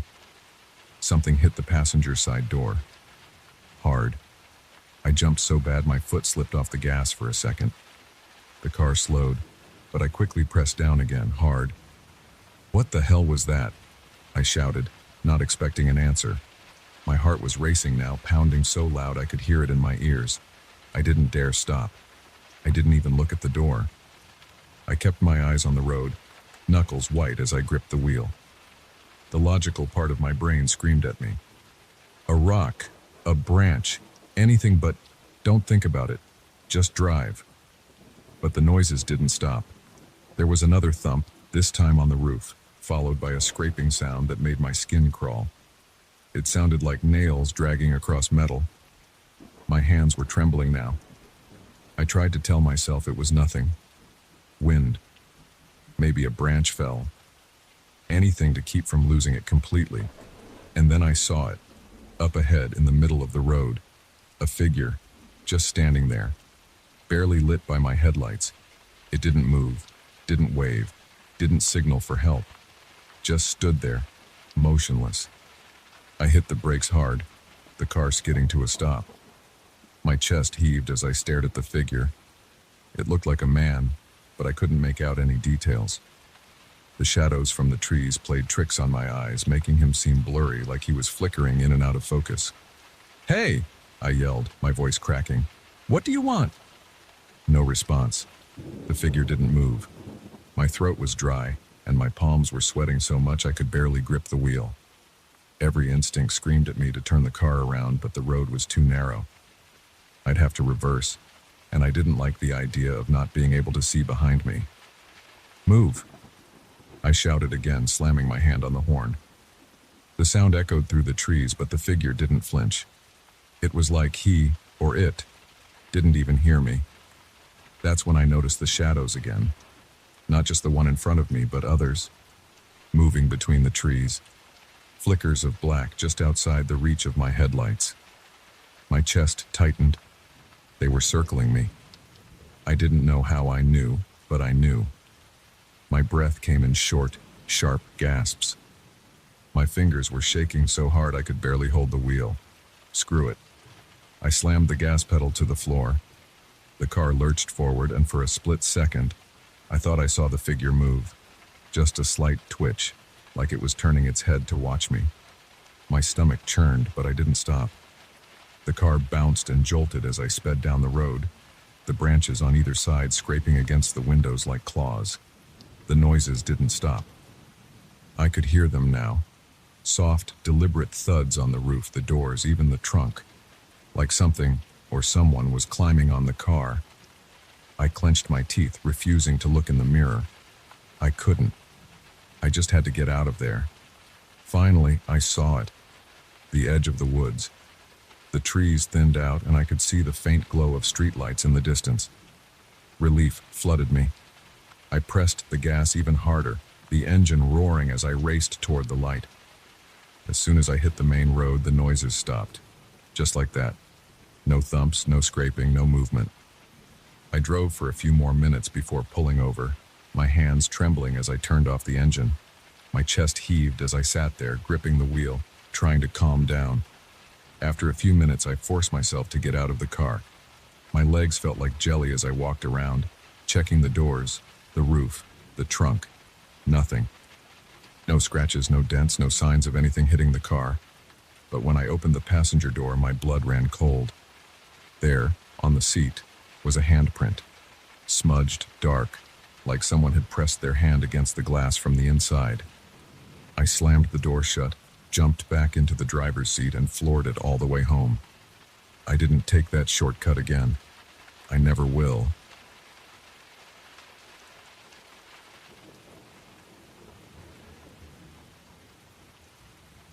I remember that night starting out normal.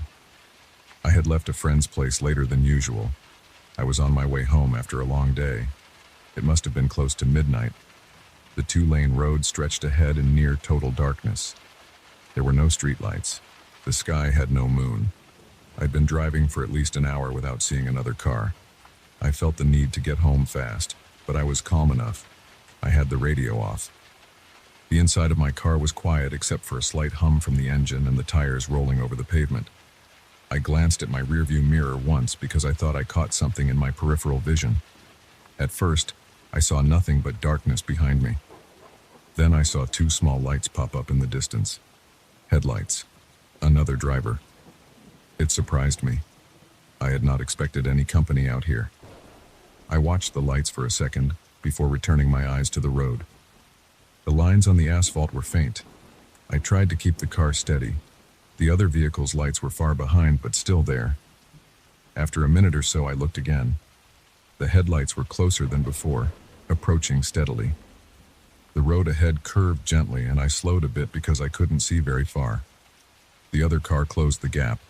It felt too fast. I checked my speedometer. I was going a bit under the limit. I tapped the accelerator. My car picked up speed. The headlights behind matched my pace. No big deal, I thought at first. Maybe it was another driver heading home just like me. But then I noticed that the car behind lined up exactly with my lane changes. When I drifted right a bit to avoid a pothole, the headlights behind did the same. When I returned to center, they followed. It looked odd. I switched to the right lane. The headlights moved behind me, staying in line. I switched back to the left lane. They followed again. I frowned. There were no other cars around. There were no intersections, no exits, not for a few miles at least. I knew this stretch of road. The next gas station was ahead, but still a good distance away. Everything else was just empty fields and patches of trees on either side. The roadside had tall grass and no fences. I saw nothing else out there. My car's headlights illuminated maybe 30 feet ahead. Beyond that was just darkness. The rearview mirror showed only those two glaring lights behind me. I tried slowing down to let the other car pass. I pressed the brake pedal gently. My speed dropped. The headlights dropped too. The other car slowed at the exact same time. It stayed behind me, never pulling up beside me, never backing off completely. After a few seconds, I pressed the gas again, trying to regain my normal speed. The other car followed. I changed lanes again. It followed. I felt a slight warmth under my arms. My hands were sticky on the steering wheel. I turned off the AC and turned it back on, hoping that would help. It did not. My breathing felt shallow. My shoulders tensed. I tried speeding up. I pressed down harder on the gas pedal. My car responded with a slight roar and my speedometer climbed. I kept my eyes on the mirror for a moment. The headlights behind grew brighter as the other driver also accelerated. They stuck right behind me, maybe only 2 car lengths now. I couldn't make out the shape of their car, only those lights now glaring bright. They might have had their high beams on. I squinted. The reflection in my mirror was too bright. I flipped the mirror's angle to reduce the glare. It helped a little, but I could still see the lights behind. I felt my jaw clench tight. My heart thumped harder. I considered pulling over, but we were on a stretch with no shoulder. There was only a narrow strip of rough gravel at the edge. Stopping there seemed risky. Besides, I didn't know what this person wanted. I noticed my grip on the wheel got tighter. I tried to relax my fingers, but they stayed tense. I kept my foot on the gas. The car behind me stayed close. When I eased off to try a different speed, the other car matched every move. I tried something else. I signaled to the right, hoping the driver might take a hint and pass on the left. I slowed down. They slowed. They never came around me. They just stayed directly behind, tailgating now so close that I could feel a slight pressure in my chest. My breathing got heavier. My ears felt hot. My back felt damp against the seat. I leaned forward to check the road ahead, still empty, still dark. I tapped my steering wheel twice with my finger. My leg muscles were stiff. I decided to speed up again to see if maybe I could lose them. I pressed the gas hard. The engine growled. My car surged forward. For a second I thought I gained some ground. But then the headlights grew even brighter, as if the other car had found a way to push even closer. My speedometer needle climbed above the limit. I felt my heart beating in my neck. The other car stayed right on me, not backing off by an inch. I could hear my own breathing now, fast and shallow. I glanced at the dashboard. The fuel gauge was fine. The temperature gauge was normal. The radio was off. My phone lay on the passenger seat. I picked it up with one hand, holding the wheel with the other. I kept my eyes on the road, but I tried to unlock my phone. My thumb pressed the screen. Nothing. I tried again. It unlocked. I glanced down for a fraction of a second to check if I had a signal. The phone's screen showed 1 bar maybe. I tried to place a call, but I wasn't sure who to call. Maybe 911. I tried 911. I held the phone to my ear. It rang once, then nothing. The call didn't go through. I tried again. Still nothing. No stable signal. I placed the phone back down, keeping my eyes mostly forward. I didn't want to crash. The dark road had no lights. I needed to focus. The road began to curve slightly. I slowed to handle the curve. The other car tapped my rear bumper. I felt a slight jolt, a small impact from behind. I gasped and jerked the wheel. My car wobbled. I regained control and steadied it. The bumper tap wasn't strong enough to push me off the road, but it was enough to send a clear message. Whoever was behind me meant to mess with me. They were not just messing around at a distance. They were making direct contact. I muttered a few curses under my breath. My forehead was damp. I tasted a dryness in my mouth. My teeth clenched. I checked the mirror again. The lights behind were so bright I could almost feel the heat from them. I tried to see beyond them to identify the car. I saw no brand, no model, no color, just 2 white points of light. The glare was too strong to see the shape. I felt my heart pounding. My foot pressed the gas, but I realized going faster was not helping. The other driver had no trouble keeping up. I considered slamming the brakes, but that seemed like a bad idea. If I hit the brakes hard, they might ram me at full speed. I didn't want that. I just needed to get away, maybe find a place with other people. I tried to recall the last time I passed anything.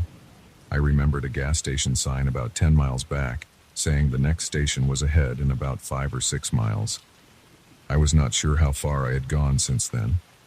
Maybe it was still a few miles away. I hoped it was closer than that. I kept one hand tight on the wheel, the other wiping sweat from my palm onto my pants. I checked the speed again. I was going a bit too fast for comfort. The lines on the road zipped by. The car behind matched every move. I flicked my turn signal on and off again, just a nervous habit. I pressed my lips together. I tried to think if there was a way to confuse them. Maybe if I drifted onto the shoulder and kicked up some dust? I didn't know if that would help. The shoulder looked narrow and rough. I didn't want to risk a flat tire or losing control. The road continued forward. No intersections. No turns, just blackness and my headlights cutting through it. The car behind stayed close. The glare of its lights covered my mirrors. I couldn't see the stars, couldn't see anything. I felt isolated and trapped. My neck was stiff, my shoulders ached. I blinked several times to keep my eyes focused. Then I saw something ahead. At first it was just a faint glow in the distance, a hint of artificial light against the darkness. As I got closer, I realized it was a gas station. I recognized the shape of the sign and the soft, yellowish lights that surrounded the pumps. It looked small, probably one of those stations that stay open all night. There might be an attendant or maybe just self-service pumps. Either way, it was a place with lights and maybe a camera or two. It meant I would not be alone out there. I pressed the gas a little more, hoping to reach that station quickly. The other car was still on my tail. I checked the gap. Maybe a car length. It was dangerously close. I gritted my teeth and tried to keep the wheel steady. My headlights lit the outline of the gas station sign. I could see a small building next to the pumps, a single car parked near the side. The light was bright enough to show the pavement clearly. I wanted to pull in there, maybe get out of the car, maybe just be around some lights and see if this psycho behind me would back off. I kept my foot down, maintaining speed. As I got close, I flicked my blinker to the right lane. I started to move over. The car behind followed, still close. I was ready to brake and turn into the gas station entrance. My heart hammered against my chest. My mouth felt dry. My arms felt shaky. Just as I approached the turn for the station, I glanced in the mirror one last time. The headlights behind me were gone. Just like that, they disappeared. I looked back over my shoulder. Nothing was there. The road behind me was empty. I pressed the brake slowly, checking my mirrors again and again. No lights, no car, nothing. The darkness behind me was complete. I turned into the gas station lot, my tires crunching over a slightly rough patch near the entrance. I parked under the bright lights, turned off the engine, and sat there breathing hard. My shirt stuck to my back. My heart pounded inside my chest. I rubbed my face with both hands. I looked around. The gas station had a small store inside with a door made of glass and a few shelves visible. A dim light flickered inside. There was no sign of anyone behind me. No headlights on the road. No engine sound. Nothing. I stepped out of my car, feeling the cool night air on my face. My legs were stiff. I walked around to the back of my car to check if there was any damage. I couldn't see much, but I ran my hand over the bumper. It felt normal. Maybe a slight scuff, but nothing major. I listened for any distant engine noise. I heard only the soft hum of the station's lights. Maybe some insects near the grassy edge. I looked up and down the road. Nothing was moving. The station's sign buzzed quietly.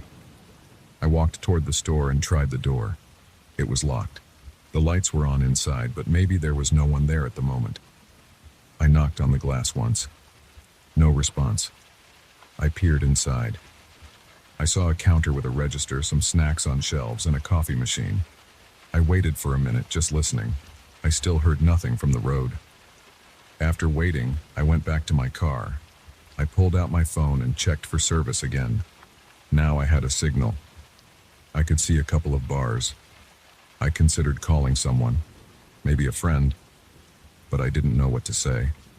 I had no license plate, no description of the car that followed me, just headlights. I wondered if I should call the police. I decided to wait and see if the car appeared again. I leaned against my car, arms crossed, eyes on the empty road. The darkness around the gas station was total beyond the circle of light. The road stretched off into that darkness. A few trees at the edge of the property swayed slightly in a weak breeze. I could feel my heartbeat slowing down now that I was out of the car. My neck still felt stiff. I rolled my shoulders to ease the tension. My breathing settled. My mouth still felt dry, so I sipped from a water bottle I had in the car. The water was warm, but it helped. I walked around the small lot. The pumps were old but functional. One pump had a handwritten, "out of order" sign taped to it. The other pump looked fine. I tried to see if the store had any posted hours. I spotted a small sign near the door. Open 24 hours. But no one answered my knock. Maybe the attendant was in the back. I thought about getting back in the car and continuing my drive. The idea made me nervous. I pictured those headlights returning the moment I got onto the empty road again. My stomach felt tight. I took a few deep breaths. I reasoned that I needed to get home. I couldn't stay at this station forever. But maybe I could wait a bit longer. If that car had been messing with me, maybe they were waiting somewhere down the road. But if they were gone, they would not stick around this late. I decided to wait another 10 minutes. I checked my phone again. The time was later than I thought. I had spent more time out here than expected. No messages, no missed calls. The quiet felt strange. There was a slight buzzing in my ears from the silence. I opened my car door and turned on the interior light. The small circle of light felt safe. I stood there and scanned the road one last time. Nothing. No headlights. No movement. I climbed into the driver's seat and closed the door. I turned the key in the ignition. The engine started smoothly. I adjusted my seatbelt. I put my phone in the cup holder. I flicked on my headlights again, illuminating the gas station lot and the road ahead. It looked normal. Just an empty rural highway at night. I was more alert now. My senses felt sharper. My arms still felt tense, but my breathing was steady. I pulled out of the station slowly, looking both ways. The road was empty. I turned onto the asphalt, keeping my speed low. I watched my mirrors. Nothing behind me. The rearview mirror showed only darkness. I drove for a minute, then two, checking frequently. Still nothing. Just the faint outlines of fields and trees. The tension began to fade slightly. I listened to my engine's steady hum and the sound of tires on asphalt. I tried to focus on reaching home. It was still a drive away, but at least now I had some light from the station behind me. The memory of the other car was fresh in my mind. I could almost feel that bumper tap again. My heartbeat picked up when I thought about it, but I saw no headlights. I was alone on the road. I kept driving, not too fast, checking my mirrors again and again. Nothing. The road remained empty. After a while, I relaxed my shoulders and loosened my grip on the wheel. My palms were dry now. My clothes still felt a bit damp from sweat, but the cool air from the vents helped. I took a few sips of water from the bottle. The air outside smelled like nothing, just neutral, cool night air coming through the vents. I never saw that car again. Whoever it was, whatever they wanted, they were gone. If not for the tightness in my muscles and the slight scuff I thought I felt on my bumper, I might have doubted it happened. But I knew it did. I felt the impact. I saw the lights. I felt the fear. There was no reason to doubt that. It happened, and now it was over. I kept driving toward home. The rest of the road ahead was just dark and empty. No other cars appeared. No other strange lights followed me. Eventually, I reached more familiar territory with a few houses, some streetlights, and a more comfortable setting. But that memory of those headlights sticking to me on that empty stretch would stay in my mind. I could still picture them in my mirror, glaring and matching every move, right until the moment they vanished near that gas station. I remember it clearly. By the time I finally got home, it was very late. I parked in my usual spot and got out. The air felt calmer here. Streetlights lit the curb. A neighbor's porch light was on. I stood there for a moment, still feeling some tension in my legs and shoulders. I looked around. Everything was quiet and normal. I locked my car and went inside, glad to be off the road and away from that strange encounter. No children, no deaths, no crashes, just a tense drive that ended as abruptly as it began. That was it. I still do not know who they were or why they followed me, but I know how it felt. It felt real and threatening, and I'm just glad it ended.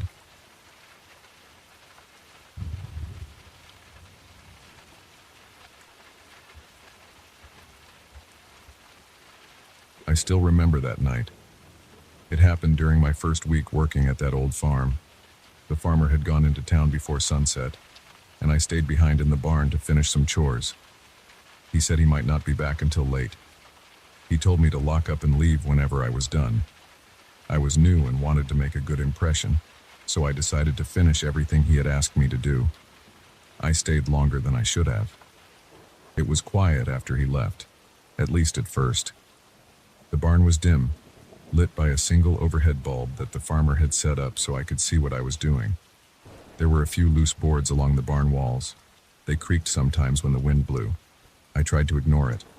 I had a few tasks left.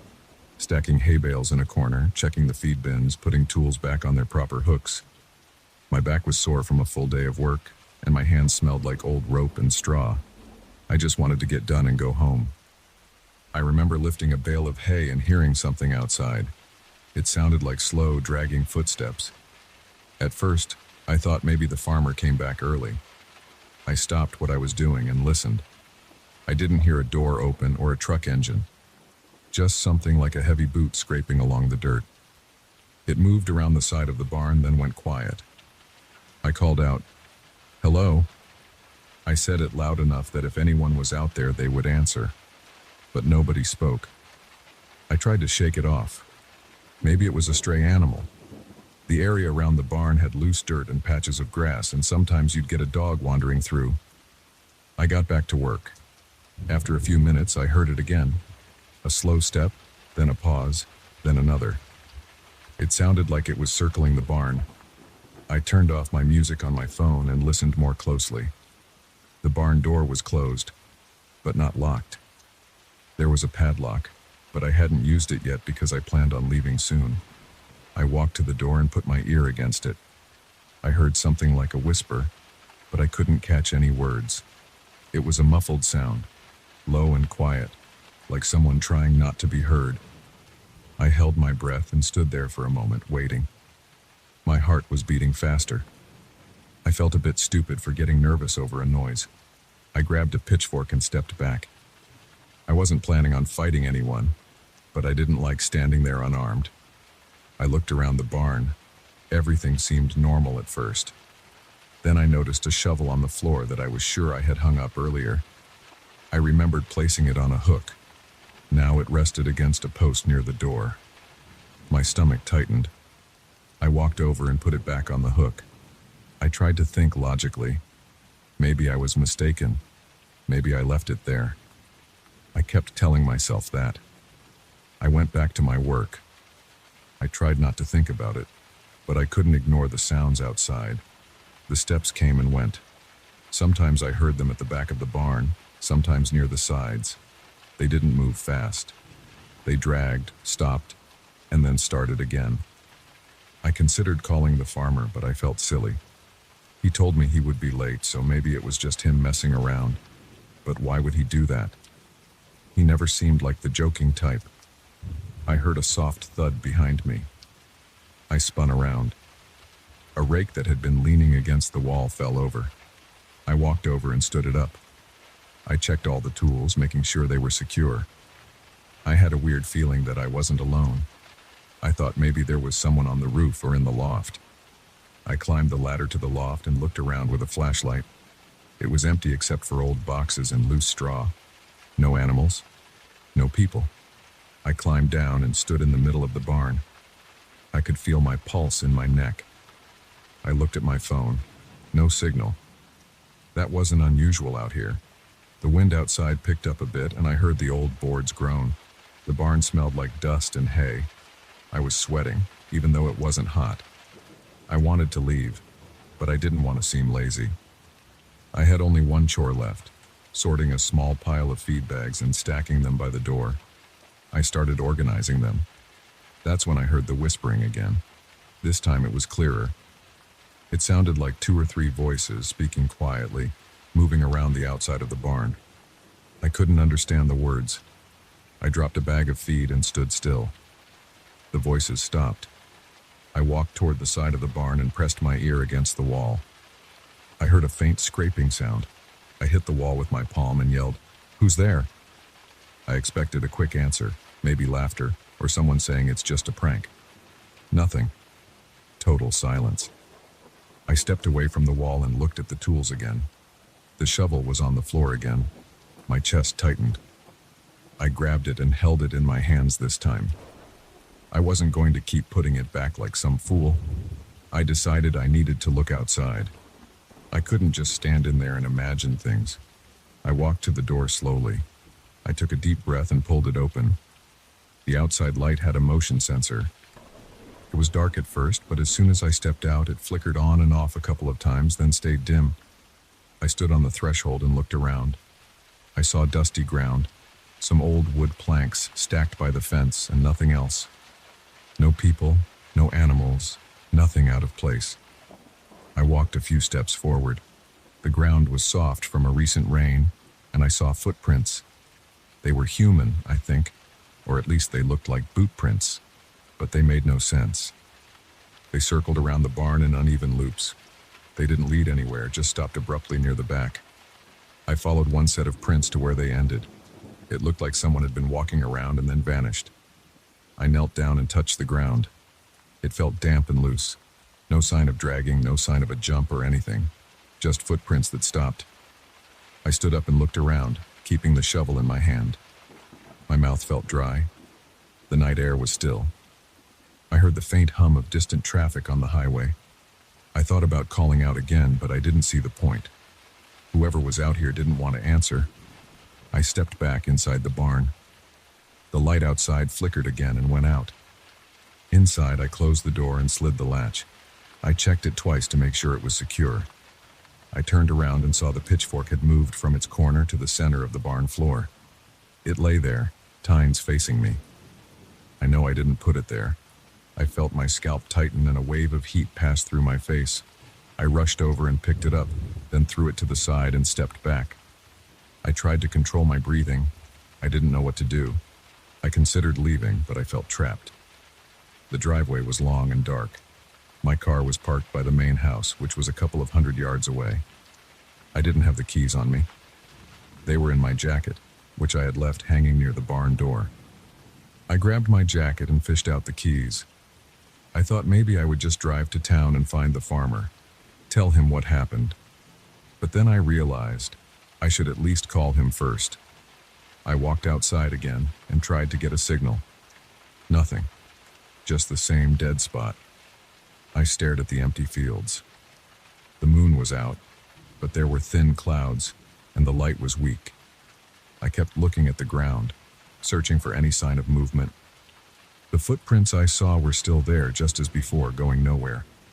I walked around the barn, holding my phone up, hoping to catch a signal. I heard a low scraping sound behind me. I turned and saw nothing.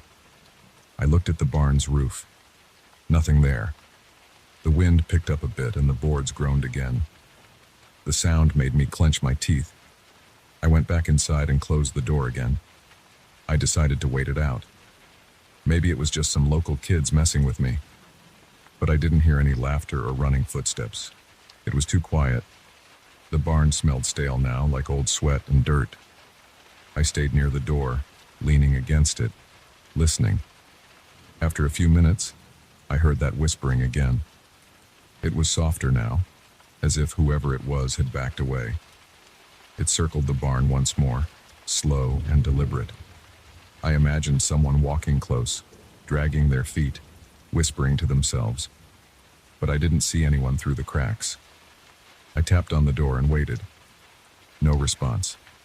I picked up a hammer from a toolbox and walked around inside, making sure nothing else had moved. I found the rake leaning against a different wall than where I put it earlier.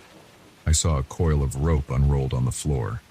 I kept picking things up and putting them back, afraid that if I looked away, they would move again. My stomach growled, and I realized it was past my usual dinner time. I thought about leaving the barn and making a run for the house. It wasn't far, but in the dark and with whoever or whatever was out there, I didn't feel safe. The house was locked anyway. The farmer had the keys. I only had my car keys, and the car was parked by the house. I would have to run across open ground to reach it. The idea made my heart pound. I tried yelling one more time, "If you're out there, knock it off." My voice echoed inside the barn. Outside, nothing but silence. I looked through the small window near the workbench. I saw the sensor light outside flicker again. Something must have moved. I saw a shadow pass by the window. A quick, dark shape, low to the ground. I backed away, holding the hammer tightly. I pressed my back against a stack of hay bales and listened. The whispering started again, a bit louder. It sounded like a low conversation right outside the wall. The words were too quiet to understand. I waited, hoping they would leave. Instead, I heard the boards creak as if weight pressed against them from outside. I thought I saw dust fall from the rafters. I moved to the center of the barn, keeping all walls in my line of sight. After a few minutes, the sounds began to fade. The footsteps became less frequent. The whispering turned into soft rustling. I heard a gentle tapping, like someone scratching on the outside wall. Then even that stopped. The silence lasted for a long time. I slowly let out a breath. I told myself it might be over. I decided I needed to leave before it started again. I unlatched the door and stepped outside. The sensor light struggled to stay on, flickering. I looked around. I didn't see anyone, but I still saw those odd footprints. I followed them a bit farther this time, circling the barn. They looped around, then ended about 10 feet from the far side. The ground beyond was untouched, smooth. There was no fence there, no ditch, nothing. Just empty dirt and darkness. I checked my phone again. Still no signal. The light outside flickered one last time, then went out. I stood in the dark, listening to my own breathing. I walked toward the main house, keeping my footsteps quiet. I passed through a patch of tall grass and reached my car. I got inside and locked the doors. I started the engine, turned on the headlights, and aimed them at the barn. Nothing moved. Just that old wooden structure. The tools were inside. I pictured them scattered around, but I knew they were inside, not out here. No one was visible. The headlights lit up a piece of fence, some old barrels, and a few small trees. Everything looked normal except for that uneasy feeling in my chest. I sat there for a while, engine running, doors locked, headlights shining. I waited to see if anyone would show up. Nobody did. Eventually, I turned the car around and started down the driveway. I didn't see any movement in my rearview mirror. The night was still. I drove until I reached a spot with cell service and called the farmer. He didn't pick up, probably still in town. I left a message saying something strange happened at the barn. I told him I locked up and left. I didn't go into detail on the voicemail. I went home and tried to sleep. The next morning, I came back to the farm early. I told the farmer what happened. He looked confused and said he never came back that night. He said no one else should have been on the property. We walked to the barn and looked around. The footprints were gone, the ground already dried and smoothed out by morning breeze. Inside, the tools were mostly where they belonged. Only the rope looked like it had been messed with, lying a bit looser than usual. The farmer shrugged it off, said maybe I was tired, maybe I heard animals. I didn't argue. I knew what I heard. I knew what I saw. I kept working there for a while, but I never stayed that late again. When the farmer went to town, I always finished early and locked up before dark. I never heard those whispers again, and I never saw footprints that led nowhere. But I remember that night clearly, and I don't like to think about it too much. It still makes my neck stiffen and my stomach tense up. I don't know who was out there, or what they wanted, or how they managed to vanish without a trace. I just know I heard them, I saw those prints, and I saw tools move by themselves. Nothing else explains it. I just don't talk about it much anymore. It doesn't help to think about it. I did my job, I locked up, I left. That's all.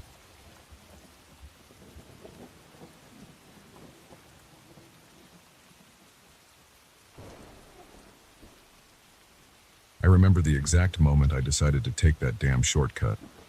It was late afternoon and the sun was dropping behind the trees. The regular road out of town was completely jammed. It was me, Danny, and Chris in my old sedan. We were on a spur-of-the-moment trip to the coast, nothing planned. Just me behind the wheel, Danny riding shotgun, Chris in the back. We were in good spirits, but I was tired of sitting in traffic, watching brake lights flash and feeling sweat collect under my shirt. The navigation app showed a quiet road running parallel through some backwoods area. It looked empty. I suggested it. Danny shrugged. Chris nodded, so I turned off without much thought.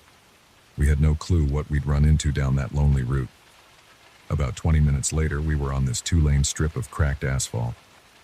Dense trees pressed in on both sides, their shadows stretching across the pavement. There weren't any houses or gas stations. There was just us and the crunch of gravel under the tires. We kept going, hoping to reach another main road soon. Danny fiddled with the radio, got static, cursed under his breath, and gave up. Chris stared out the window, tapping his foot. I just kept driving. The car's headlights were on low beam. The engine's hum was steady. The air inside smelled faintly of sweat and old upholstery. After a while, we spotted someone in front of us, standing near the edge of the road. At first, I thought it was a hitchhiker. The figure wore a hooded jacket. It looked dirty and loose, maybe torn in places. The light was getting weaker, but I could see the person raising an arm, slowly waving. I slowed down, unsure if we should stop. Danny leaned forward, squinting. Chris said nothing at first. The figure didn't move away. It just kept that arm raised, as if asking for help. The person's posture looked odd, stiff and slightly tilted. The hood covered the face, so I couldn't see any features. The clothing looked worn out with frayed edges. It gave off a strange impression, something not right. I braked and rolled the window down a bit. The air outside was cooler. I could smell damp leaves and earth. The figure stood maybe a few car lengths ahead. None of us called out. We just looked. Then Chris said, "We should see what's going on. Maybe they need help." Danny said it was a bad idea. I didn't know what to say. The person just stood there, waiting. I was curious, and I felt a bit uneasy. Maybe it was the silence or the way the figure's head stayed bowed, never showing a face. We didn't hear any cries for help, just the distant rustle of leaves. Chris unbuckled his seatbelt, pushed the door open, and stepped out before I could stop him. He was always the one to jump into action. He shouted, "Hey, you okay?" He walked a few steps toward the figure. I leaned forward, trying to keep my eyes on both Chris and this stranger. Danny stayed quiet, holding the dashboard. My heart was beating faster than normal. I could feel a dull pressure in my chest and a slight shake in my hands. I tapped the steering wheel. I watched Chris approach, then I blinked. The figure was gone.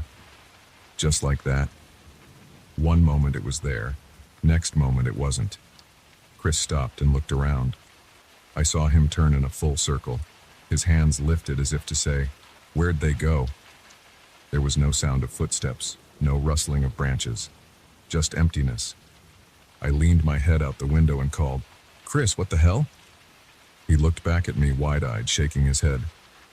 He walked forward a bit more, bent down, and then stood straight again. Chris returned, stepping around to the front of the car. Then he stopped and stared at the ground. I followed his gaze through the windshield. There were footprints in the soft dirt beside the road, right where the figure had been. They were small and uneven, leading around the side of the car. I watched Chris's eyes track something. He looked confused, then concerned. He moved toward the passenger side, then stopped. He stood there, arms stiff at his sides, looking down at the ground. Inside the car, Danny said, "What the hell's going on?" I didn't answer. I craned my neck, trying to see what Chris was doing. I tapped the horn lightly, a small beep.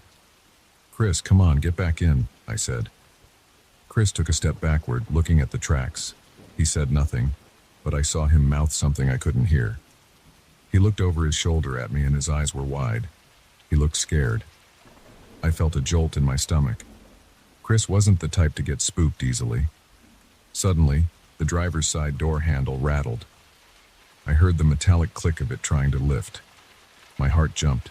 I twisted my head to the left. There, pressed against the window, was that hooded face, or at least the hood and some shadow beneath it. The figure had reappeared right next to my door, cheek against the glass. It was smiling. I saw teeth, dirty, uneven teeth. The hood made it hard to see the eyes. The face was inches from mine, separated by just the glass. I yelled out, "Danny!" I threw myself back in the seat, trying to get away. Danny shouted something I didn't catch. I could hear him scramble in his seat. The door handle rattled again. I felt the car shake slightly as the figure pulled on it. I locked all the doors. My fingers fumbled on the button. The figure kept pulling, slowly and firmly, no panic, just steady attempts to open it. I could see its fingers, thin, with dirty nails curling around the handle. The mouth kept that grin, lips chapped and cracked. I saw a dark smudge on the cheek, maybe dried mud. My chest tightened, and I could feel sweat trickling down my back. Chris came running around the car. He reached the driver's side and stopped. He was a couple of feet away from that figure. I saw him hesitate. He raised his hand slightly, not sure what to do. The figure ignored him. It only cared about the door. Danny yelled, "Get away!" He rolled down his window an inch and shouted at the figure. That didn't do anything.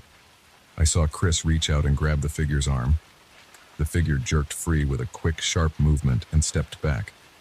The hood stayed low. I still couldn't see the eyes clearly. I took this chance and started the engine. The headlights flared brighter.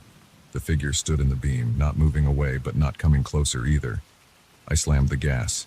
The tires spun in the gravel. The figure stepped aside at the last second as the car lurched forward. Chris jumped back into the car, jerking the door shut. Danny cursed nonstop. I kept going, faster than was safe on that narrow road. As we sped off, I saw in the rearview mirror the figure standing in the middle of the road watching us. The hood still covered the face. The grin still seemed etched there. The figure didn't chase us. It just stood still, drifting backward into the darkness behind us. I noticed Chris panting. He had one hand pressed against the roof of the car like he was trying to steady himself.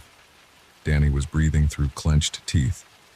I focused on the road, knuckles white on the steering wheel. After a few minutes, I spoke. I kept my voice low. "What the hell was that?" Danny turned and looked out the back window. Chris stayed quiet, staring straight ahead. We were moving fast, probably too fast. The trees blurred. I slowed down a bit. My heart still pounded and my stomach felt sour. Chris finally said, "I don't know what I saw.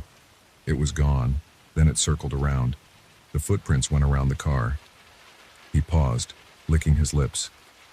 I saw them going all the way around, right behind us. Danny rubbed his face. "It was just some crazy person," he said, but he didn't sound sure. He sounded shaky, like he was just trying to calm himself. I didn't argue. I just kept driving, wanting to get off that road. We rode in silence for a long time. The sun was almost gone now, leaving everything in gloom. The headlights reached a few yards ahead, showing cracked pavement and the occasional patch of weeds. We passed no other cars. The road seemed longer than it looked on the map. My phone had no signal. Danny tried his phone, shook his head. Chris just kept quiet, one hand on the door handle, as if expecting the figure to appear again. We had been driving maybe another half hour when I slowed down at a bend. There was something lying in the middle of the road. It looked like a piece of torn fabric. I tapped the brakes. The headlights picked out muddy cloth. It looked a lot like the sleeve of a jacket. I swerved around it, not stopping. I looked in the mirror and saw the cloth disappear behind us. Chris said nothing. Danny breathed loudly. I wanted to say something, but nothing came out. I felt tense, like my muscles were too tight. My neck hurt from straining forward. A few minutes later, I noticed movement on the right side of the road. It was far into the trees, but I caught a glimpse. Something moved between the branches. Maybe it was an animal. I couldn't tell. I drove on, keeping my eyes forward. The road dipped and rose. The car's suspension creaked. The smell of damp leaves seeped through the vents. The engine noise was steady, but I felt every tiny vibration in the steering wheel. Suddenly, Danny yelled, "Shit!" He pointed at something ahead. I squinted. Up ahead on the left side, near a bend, was a figure, standing still by the roadside. Hooded, hunched, same posture as before. I slammed the brakes and jerked the wheel. The car skidded. Danny's hand shot out to brace himself.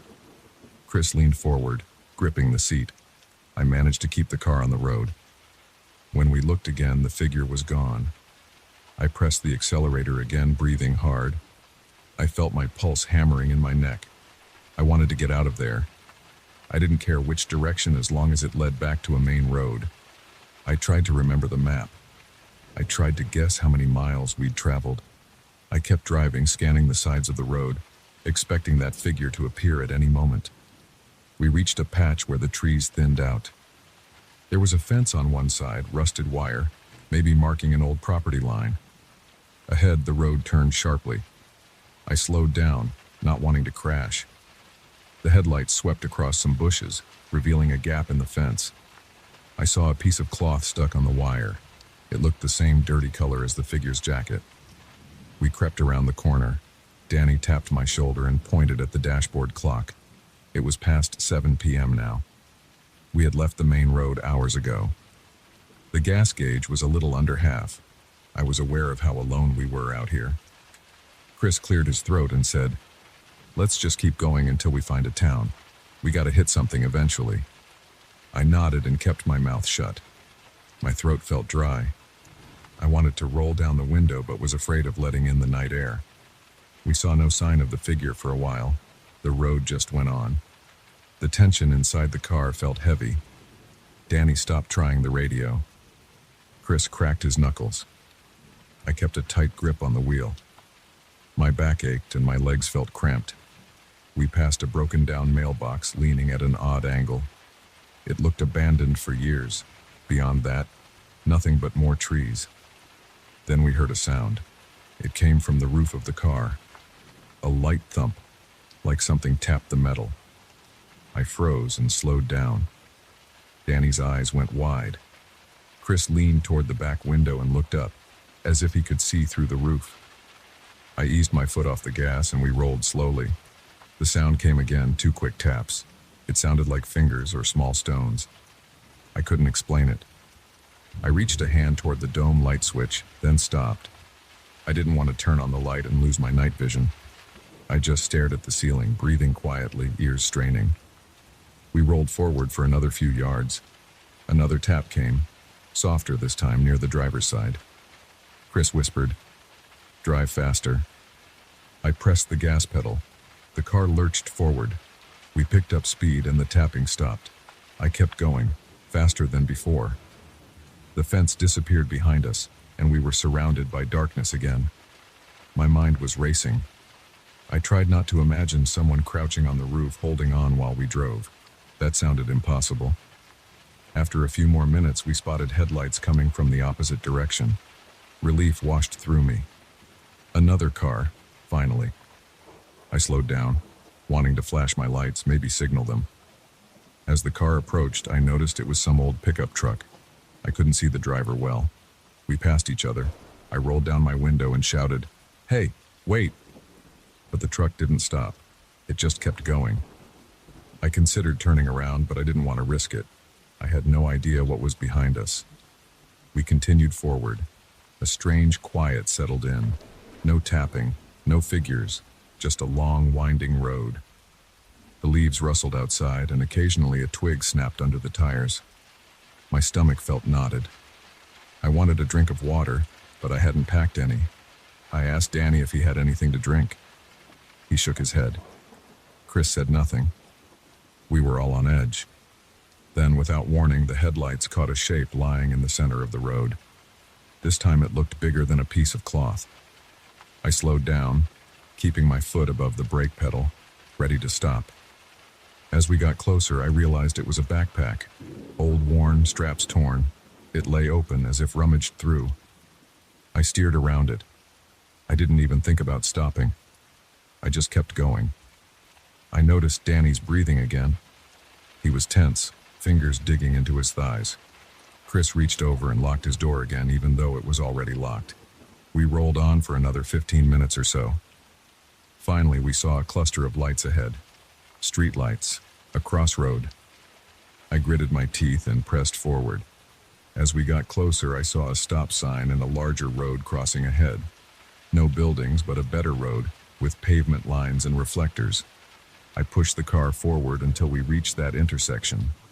I turned onto the main road without hesitation. Once on the main road, I started to breathe normally again. Danny looked over his shoulder. Chris exhaled and leaned back in his seat. We drove for another mile, and then a gas station sign came into view. I pulled in under the fluorescent lights. The station was small, but it was lit. There were no other cars, but at least it felt safer than out there in the dark. I parked near a pump and turned off the engine. Inside the car, we sat for a moment, catching our breath. Nobody said much. I wiped sweat from my forehead. Danny tapped his phone. It had 1 bar of signal. Chris finally spoke, voice low. "We're not taking any more shortcuts." I just nodded. I felt my shoulders relax a bit in the bright light of the gas station sign. I opened my door and stepped out. The night air felt different here, less heavy. I stretched my legs, looking around. The road was quiet, but it wasn't isolated like before. No dark figures stood by the roadside. I could smell gasoline and asphalt. I leaned on the car and looked over at Danny and Chris. They got out too, each staying close to the vehicle, eyes scanning the darkness. None of us said what we'd seen was impossible. None of us tried to explain it away. We knew we'd been lucky to get out of that place. I didn't want to think too much about what the figure wanted or how it disappeared like that.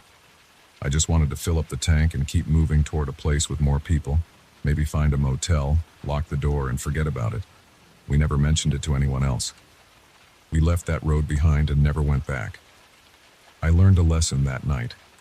Next time I'd stay on the main highway, no matter how bad the traffic got. It's better to sit in line with 100 brake lights in front of you than face something that shouldn't exist on a silent stretch of unknown asphalt. I don't know if the figure was just a disturbed person living out there or something else. It doesn't matter. We got away, and that's enough. I still remember that face pressed against the glass, those teeth, that grin. The image never left my mind. But we're safe, and that's all I care about now.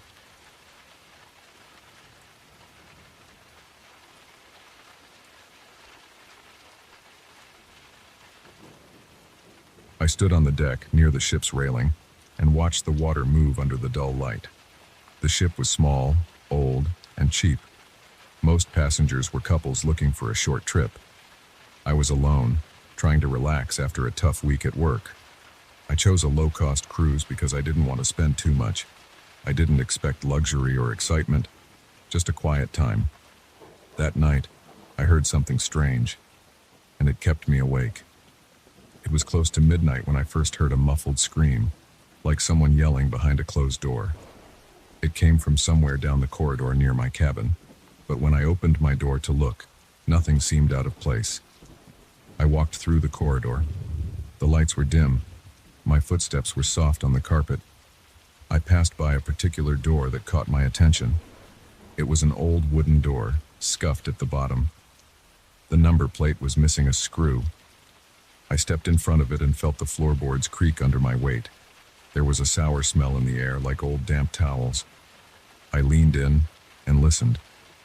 I didn't hear anything else. I shook my head and returned to my cabin. I tried to sleep, but I couldn't.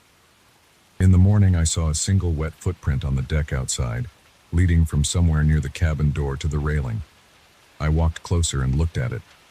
The print was shaped like a bare foot, water dripping at the edges. I touched the deck near it and felt cool moisture, but no puddle. The footprint led right to the railing, then nothing. I glanced over the side. There was only the ocean. I had no idea what it meant. I turned around and decided to talk to the crew. I approached a crew member wearing a faded polo shirt. He looked tired. I told him about the scream I heard. He smiled and said they had been having some hydraulic problems. He said pipes sometimes made strange noises at night. I mentioned the door where I smelled something sour. He shrugged and said some cabins were empty and needed maintenance. He didn't seem worried. He moved on to another part of the ship, not asking any questions. I tried another crew member. She listened, nodded, and said the same thing. Hydraulic issues, old pipes. The ship had these problems sometimes. She didn't seem interested either. I decided to check the corridor again. It was late morning and most passengers were eating breakfast. The corridor was empty. I walked past that same door. I stepped carefully. The floor creaked. The sour smell was still there. I leaned my ear against the door and listened. No voices, no sounds. Just a faint hum from somewhere deep inside the ship's structure. I tried the handle. It didn't move. It was locked. I checked the doors next to it. They had passengers' names on a small plate. This door had no nameplate, just a number, 14. I tried to remember if I had seen anyone enter or leave cabin 14. I hadn't. At lunch, I sat alone at a small table near a window. I watched people line up at the buffet. They were relaxed, eating fried fish and potatoes. I overheard some of them complaining about the cheap food. Others were happy just to have a break from their jobs. I kept thinking about the scream. It wasn't a random noise. I knew what I heard. It sounded human, and it sounded scared. The crew's explanation didn't convince me. Why would hydraulic pipes scream like that? Why would there be a locked cabin with a sour smell? After lunch, I walked around the ship. I checked the emergency maps posted near the stairs. Cabin 14 was listed, but it showed no assigned occupant. Most cabins had initials or something indicating who was staying inside. Cabin 14 was empty on the chart, just a blank space. I leaned in closer, looking for notes or marks. Nothing.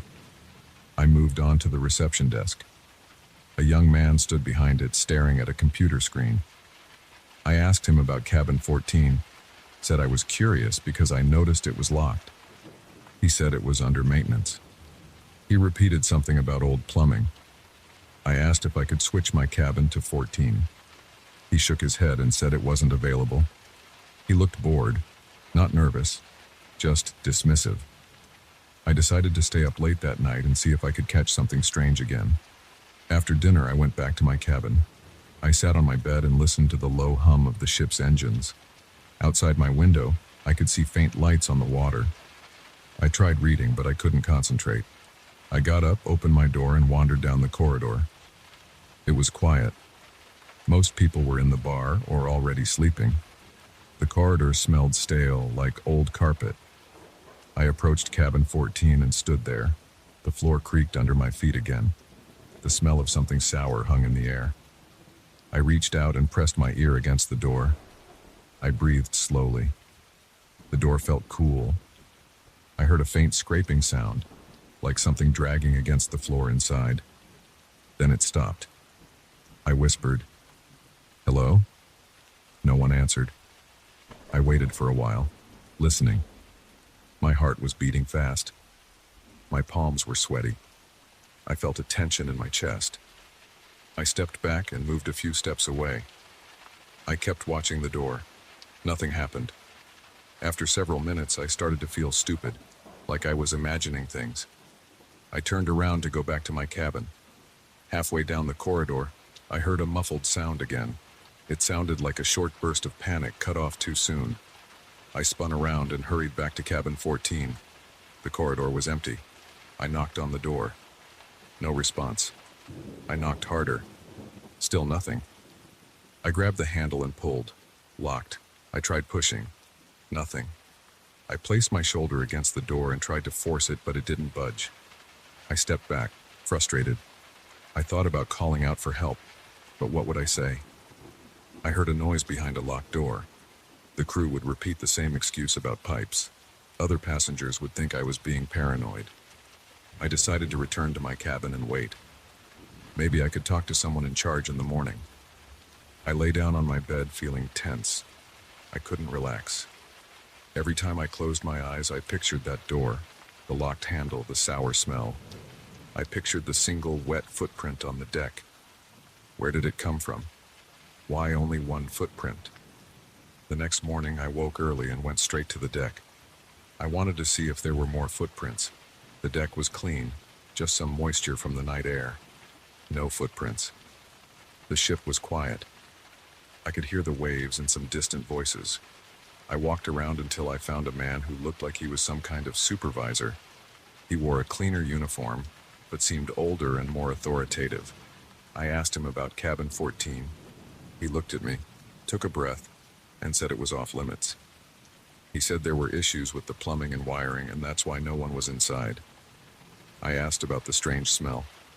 He shrugged, said old ships had odors. I asked about the scream.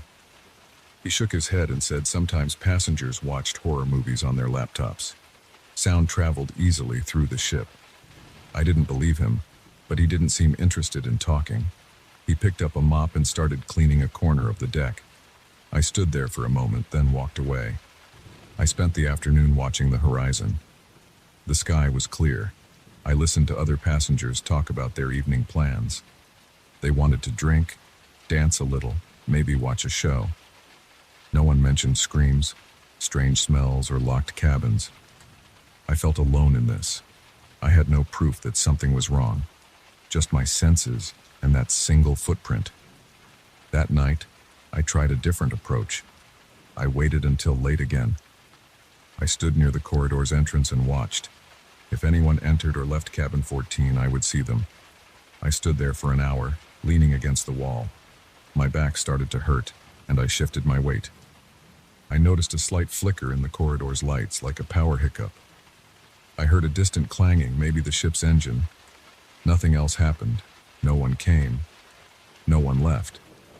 I decided to try something bold. I walked straight up to the door of cabin 14 and tried the handle again. Still locked. I got down on my knees and looked at the gap under the door. The gap was small. I saw darkness inside. I placed my ear at the bottom. I smelled something stronger now, like stagnant water. It made me wrinkle my nose. I heard a faint dripping sound, water dripping onto something hard.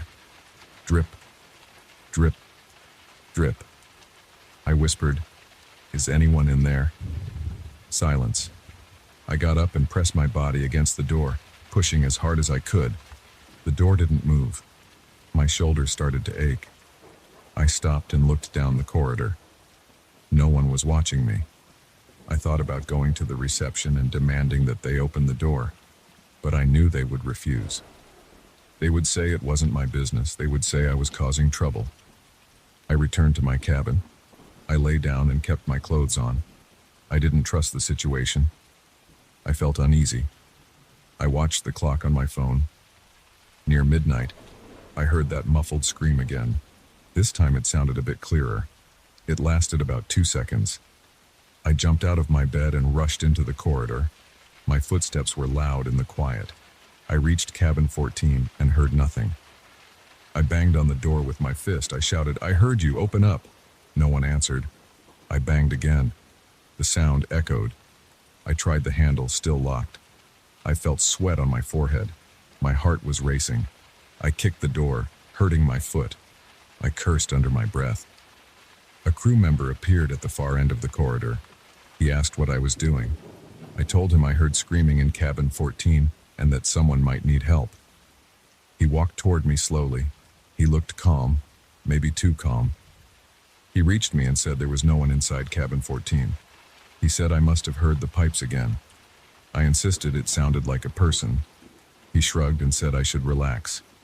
He asked me to return to my cabin. I stood there, breathing hard, staring at him. He didn't blink. He repeated that I should go back and not disturb the maintenance area. I realized I would get nowhere. I walked back to my cabin, angry and frustrated. I barely slept. When I got up and went outside at dawn, I found that wet footprint again. This time it was a little closer to the corridor's entrance. Just one footprint, no trail. I bent down and touched it. It was fresh and cold. I stood up and followed it to the railing. Just like before, it led there and vanished. I leaned over the railing. I saw only water. The sun was low and the horizon looked empty. I glanced back at the deck. Everything was normal except that single footprint. I turned toward the corridor. I decided to check cabin 14 one last time before we reached our port. I walked over. The corridor was empty and quiet. I stood in front of cabin 14 and tested the handle again. To my surprise, it turned.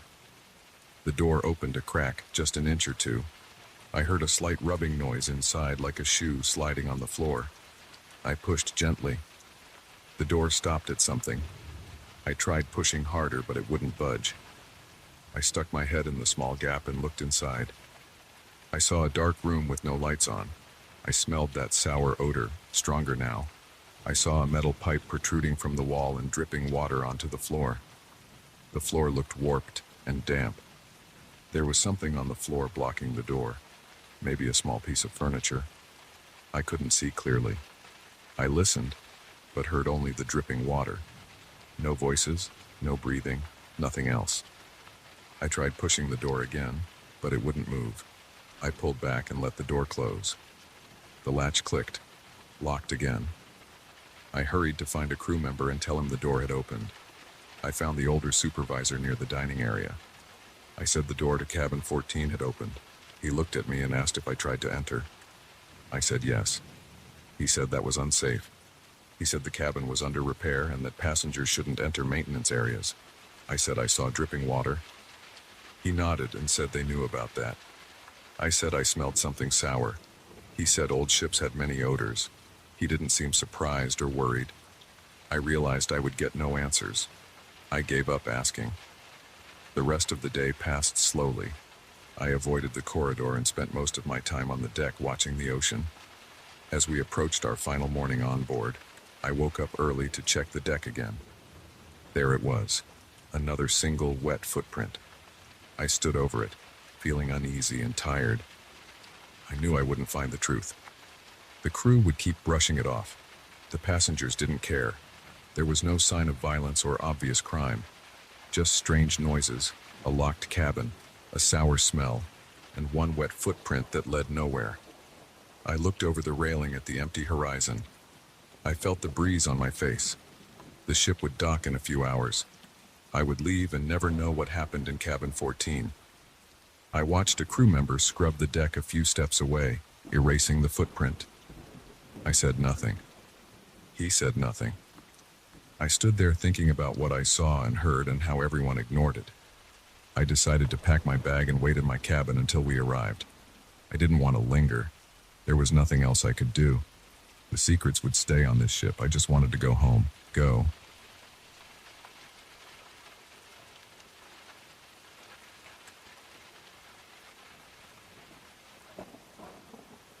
We were too far from any trail and I knew it. I remember standing there looking around at nothing but trees and thick brush and feeling a kind of tension in my chest. There were no other people around, no signs, no markers, no campgrounds. We had walked for hours off the main path until we reached that spot. It was quiet. I could hear my own breathing and the light crunch of leaves under my boots. I wanted a remote place to camp. I wanted something different from the usual crowded spots. I got what I wanted and then I regretted it. I set up the tent as the daylight started to fade. My girlfriend Laura moved around near me and helped hold the poles in place. She was quiet, a little tired but still trying to stay positive.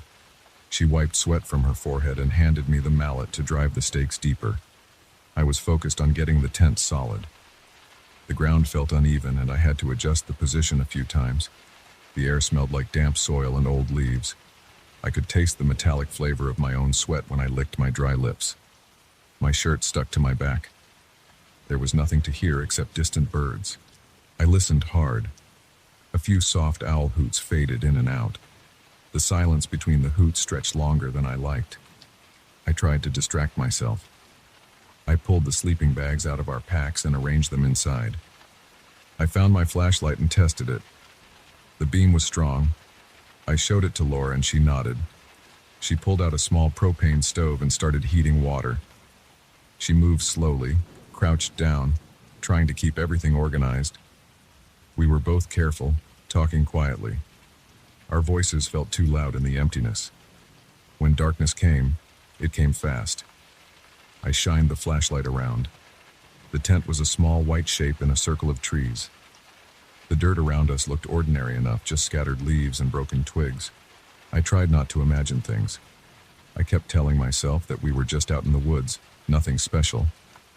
I forced myself to breathe evenly. My neck felt tense. My shoulders were stiff. We ate a simple meal. Dehydrated food rehydrated on the stove. It tasted bland. I noticed Laura chewing slowly, not complaining, just doing what needed to be done. I tried some small talk.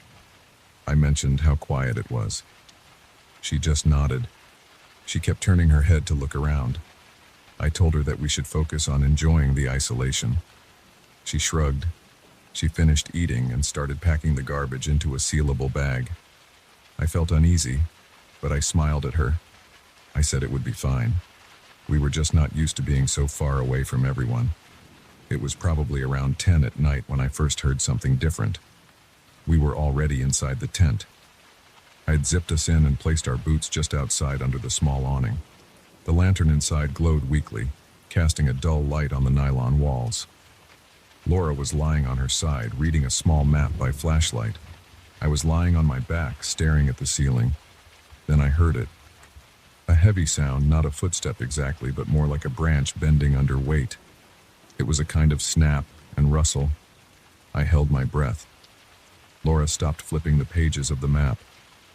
I whispered, asking if she heard it. She said yes. I reached for my flashlight and turned it off. I wanted to hear better. We stayed quiet for a long time. I could feel my heartbeat. My ears felt sensitive. I heard leaves shifting outside, but not close. It sounded maybe 20 or 30 yards away. Something big moved slowly. I had no idea what it was. It didn't sound like a deer. It didn't sound like a bear either. But I wasn't sure. The air inside the tent grew warmer. I whispered again, suggesting we wait. Laura nodded. She touched my arm lightly. I felt a chill on my skin despite the stuffy tent. A few minutes passed. The sounds came and went. Sometimes I heard a faint crack, sometimes a soft thump. Sometimes I thought I heard breathing. A heavy, muffled breathing, not like a dog, not like a human panting, but something steady and deep. I tried shining my flashlight through the tent wall. The beams scattered uselessly, just showing me the fabric. I considered unzipping the tent, but I held back. I didn't want to startle whatever it was. I didn't know what it might do. Laura whispered that maybe it was a bear. I shrugged and said, maybe. She asked if we should make noise to scare it off. I couldn't decide. My mouth felt dry. I tried to swallow. I said, let's wait. We listened again. The sound faded. After a while, I heard only crickets and the distant owl again. I stayed awake for a long time, waiting for more noises. Laura drifted off, breathing softly. I rested on my elbow, holding the flashlight in my hand, pointed at the closed zipper. I kept thinking I heard something approach, but it was only the wind or my nerves. I must have slept at some point because I woke up feeling stiff and sweaty. My watch said it was near sunrise. Laura was still asleep, curled up.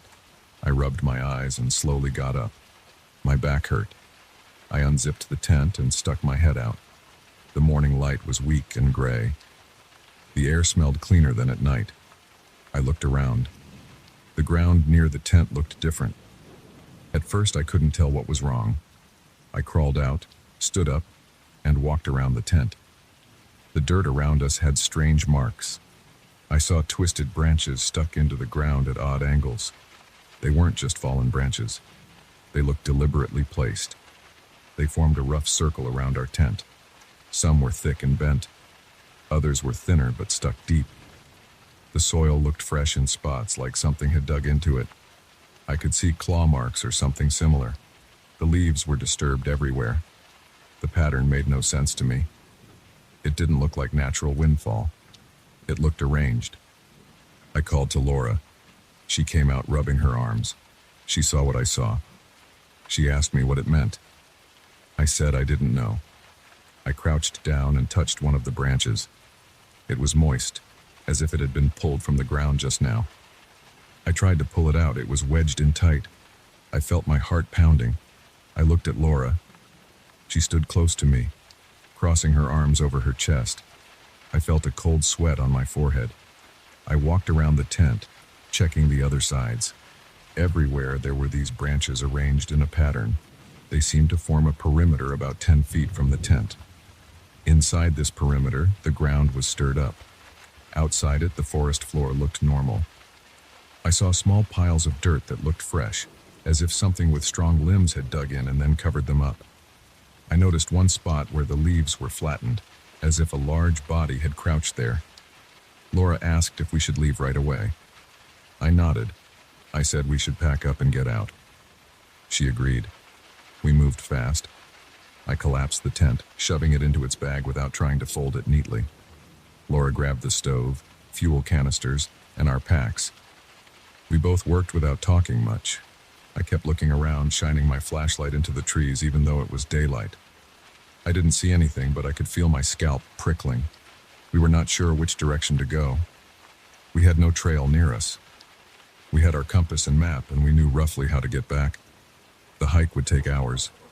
I shoved gear into my pack. I made sure we left no food scraps. I wanted no reason for any animal to follow us. Laura tightened the straps on her backpack and put on her boots. I stepped on a twisted branch and tried to break it. It wouldn't break easily. It was thick and wet. I gave up and moved on. As we started walking, I kept checking over my shoulder. The forest was still quiet. The sun was rising, but the light was weak under the canopy. I heard small animals moving in the brush. I tried not to think about it. I focused on putting distance between us and the campsite. We followed a rough bearing north, aiming to intersect with a known trail. The undergrowth was thick. We had to push through bushes and step over fallen logs. We didn't talk much. Every now and then, Laura asked if I heard something. Sometimes I thought I did, but I couldn't be sure. After a while, we stopped to catch our breath. I took a sip of water. My hands were shaking. Laura's face looked pale. She asked me again what I thought those branches meant. I shrugged and said I didn't know. Maybe an animal with strange habits, maybe something else. She pressed me for an answer.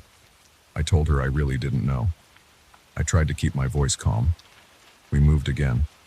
We kept walking, checking the compass, avoiding thick clusters of bushes, stepping around thorny plants. The forest floor was uneven, with roots and rocks. I stumbled a few times. Laura slipped once and cut her palm on a sharp branch. She hissed in pain, but it was just a small cut. We kept going. The weight of the pack slowed us down. After maybe an hour, I started to feel like something was off. It was too quiet again. I stopped and listened. No birds, no small animal sounds, just our breathing. I looked around, turning slowly. The trees looked normal. I saw a lot of green and brown, nothing unusual, but I felt watched. I tried to ignore it. I told Laura to keep moving. We walked for another half hour. My shirt was soaked with sweat. My shoulders ached from the pack. My legs felt heavy. Laura kept looking over her shoulder. I tried to keep my eyes forward, but I couldn't help it. I turned around at least every few minutes. I never saw anything, but I couldn't shake the feeling that we weren't alone. We came to a small clearing. The sunlight was better there. I saw ferns and mossy logs. We paused for a moment, breathing hard. That was when I heard it again, the deep breathing sound. It came from behind a cluster of thick shrubs about 20 yards away. I froze. Laura grabbed my arm. I held a finger to my lips. We listened. The breathing sounded heavy, steady, like something large was inhaling and exhaling slowly. Then it stopped. I stared at the shrubs. I saw no movement. I whispered that we should keep going. Laura squeezed my arm harder. She whispered back, asking if we should run. I said no, not yet. I worried that running would trigger a chase. I told her to walk fast but steady. We left the clearing, entering denser woods again. The ground sloped downward. I tried to pick a path that was easier to follow. My boots slipped on damp leaves. I steadied myself on a tree trunk. The bark felt rough against my palms. We kept walking for another hour, maybe more. We were getting tired. We had no clear trail, and I worried we might have gone off course. I wanted to find a sign, any sign, of human activity. A marker, a fallen signpost, an old campsite, anything. But we saw nothing, just trees and shadows. At some point, Laura said she needed a break. We stopped next to a large rock. I told her to sit for a minute. I took off my pack and rubbed my neck. Then I heard a low rumble, like a growl. It came from somewhere to our right, hidden by thick bushes and a fallen tree. I grabbed Laura's shoulder and told her to listen. She nodded and stayed quiet.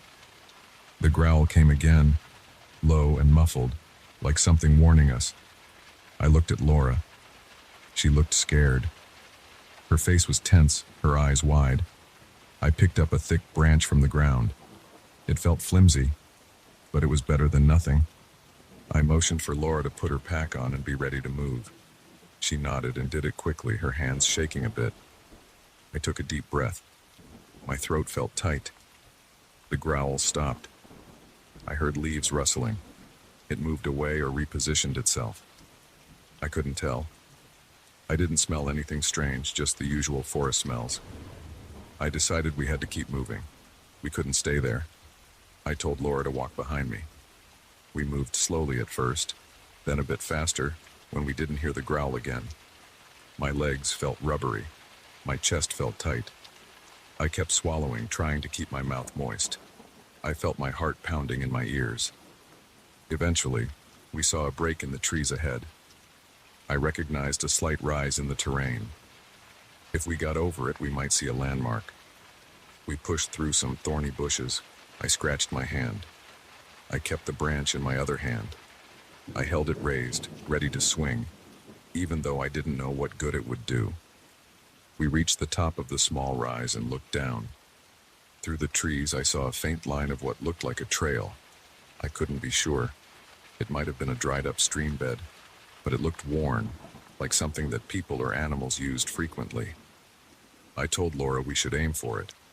She nodded quickly. We descended carefully. The ground was loose in places. A few small rocks rolled under our boots. I kept scanning the trees, looking for any movement. The wind picked up slightly, making branches sway. I heard distant bird calls again. That made me feel a bit better. Maybe the presence of whatever had been following us was gone.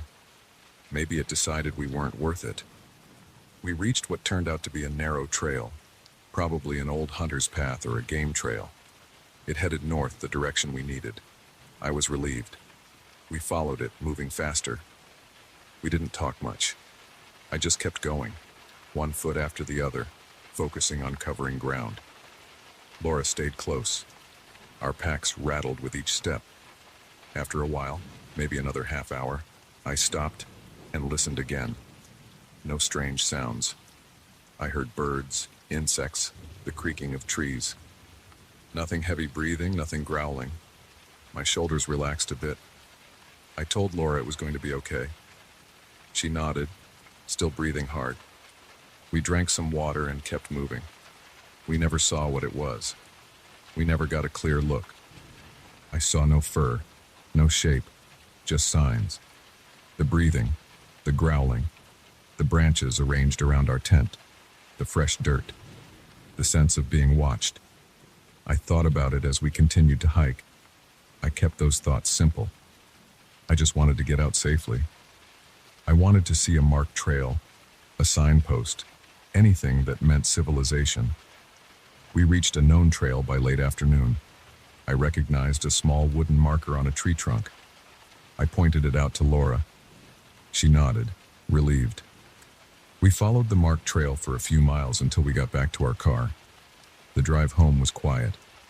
Neither of us wanted to talk about it. We just looked at the road ahead, the asphalt and the lines painted on it. We reached home late that night, both of us exhausted. Later, when I think about it, I only remember the raw details. The twisted branches, the heavy breathing beyond the flashlight's reach, the fresh soil, the circle around our tent, the feeling of being watched, the low, muffled growl as we were leaving. We were never attacked, never hurt beyond a small scratch, but I can't shake the tension I felt out there. It was like something tested us, watched us, made sure we understood that we didn't belong there. It never showed itself, never revealed its shape. It just waited, moved, and kept its distance. We left, and it stayed. I have no interest in going back there. I prefer marked trails now, campgrounds where I can see other people, where I can smell campfires and hear human voices. I don't care if it's less exciting. I want no part of whatever stayed hidden in those woods that night. If anyone asks, I just say we went camping off trail and decided it wasn't for us. I don't need to explain the rest. I'm glad we made it out, and I have no plans to push that luck again.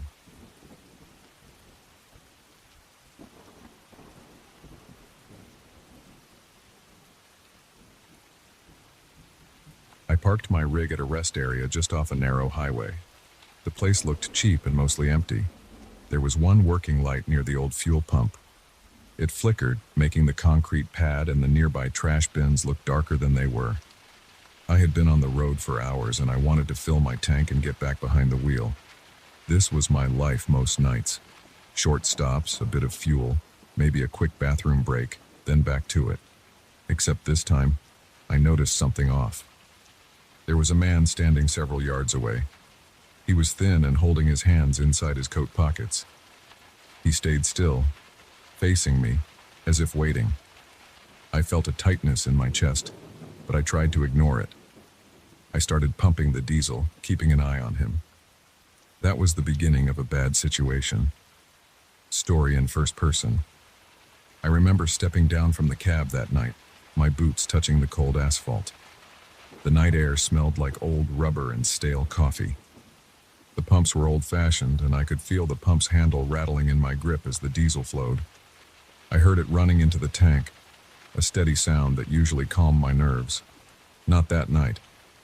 My eyes kept drifting to that man standing a short distance away. His jacket looked too big for him, and I could see the outline of something stiff pressing against the fabric. I tried not to stare. I fixed my eyes on the pump's display, counting gallons, checking the total. But I still noticed him moving closer, inch by inch, slow steps. I could hear his boots scraping the pavement. I tried not to panic. I wanted to finish fueling and leave. I told myself he might just be looking for a ride. That happens sometimes. People see a truck and think they can hitch a quick ride to the next town. I never liked giving rides to strangers, though. Company policy said no riders without permission. I also had my own rule to never pick up anyone I didn't know.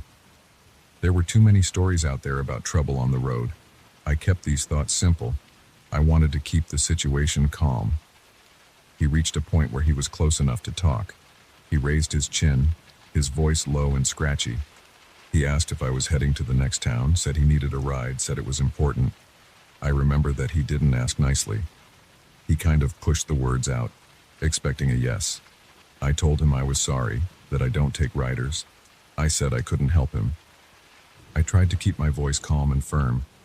I didn't want to challenge him, but I also didn't want to sound weak. He didn't take it well. His eyes were hard to see in that dim light, but I got the impression that he was annoyed.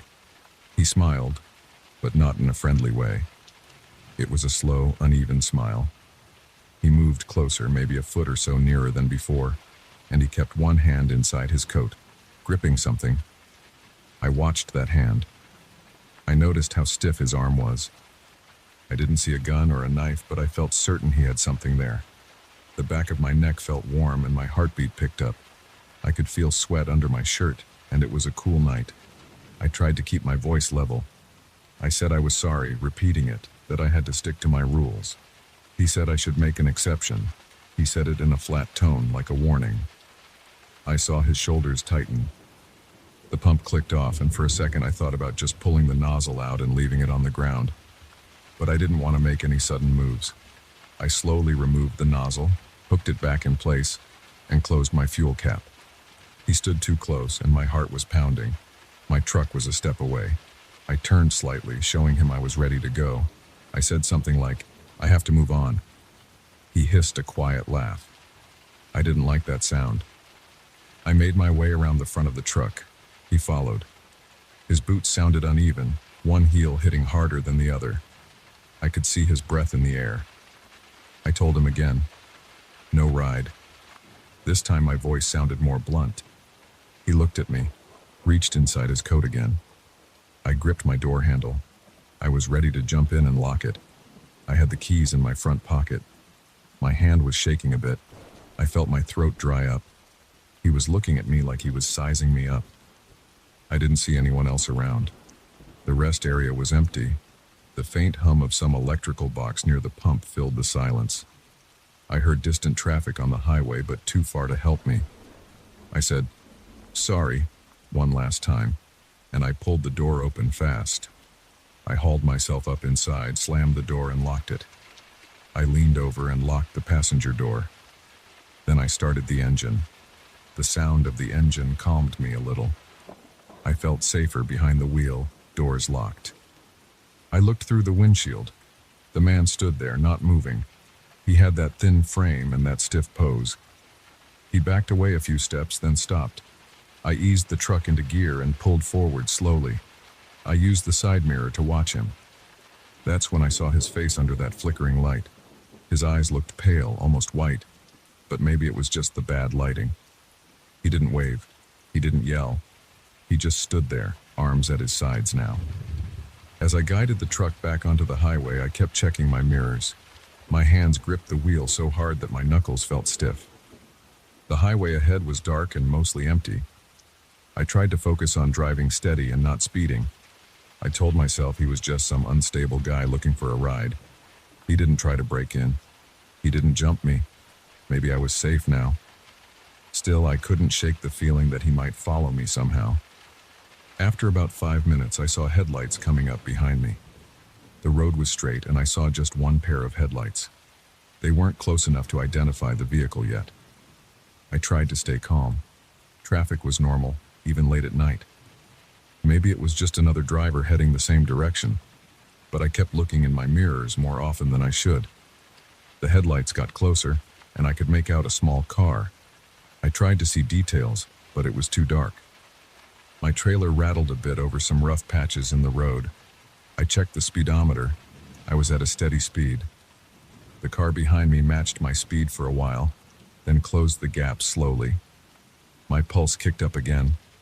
I thought about pulling off at the next stop, maybe one with more lights or more people. But the next rest area wasn't for another 30 miles or so. I didn't have many options. The highway was 2 lanes, one in each direction. The car stayed behind me, never passing. Sometimes cars do that, but this felt off. It drifted from one side of the lane to the other like someone was trying to see the side of my trailer. I pressed my lips together, feeling sweat on my forehead. My shirt stuck to my back. My eyes kept darting between the road ahead and the mirror. I decided to speed up a little. I eased the truck forward. The engine growled. I noticed the car falling back for a moment. Then it sped up too. It stayed behind me, maybe 2 car lengths off. I could see its hood now in my mirror. It looked like an older sedan. I remembered the man's thin frame and that twisted smile. I couldn't prove it was him, but I felt sure it was. I checked my phone. I had it in a cradle by the dashboard. The signal was weak. I thought about calling the police, but I didn't have a strong signal. Still, I tried. The call didn't go through. I tossed the phone onto the passenger seat, cursing under my breath. I considered what to do next. I had a full tank of fuel. The car behind me probably had less range. If I kept going, maybe he'd give up. I tried to stay calm. I listened to the engine's steady rumble. I reached for the bottle of water near the seat and took a sip. My throat felt scratchy. I needed to stay alert. I tried not to drift over the center line. The darkness outside pressed in. The truck's headlights lit the road, showing the white lines and the occasional reflector on the side.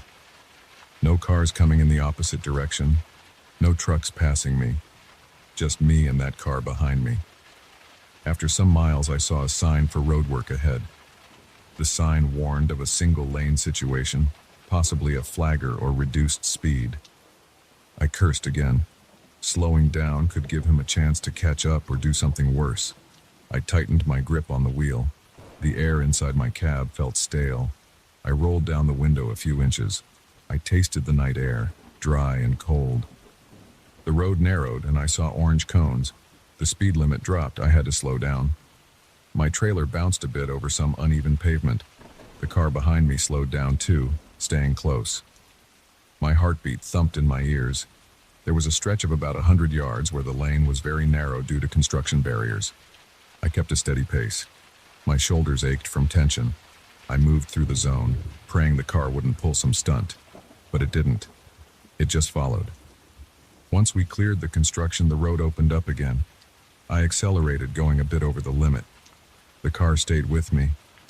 My mind raced with possible options. I had a CB radio, but that wouldn't call the cops. I tried the phone again. Still no signal. I smacked the steering wheel with my hand, frustrated. My chest felt tight. I decided to try something else.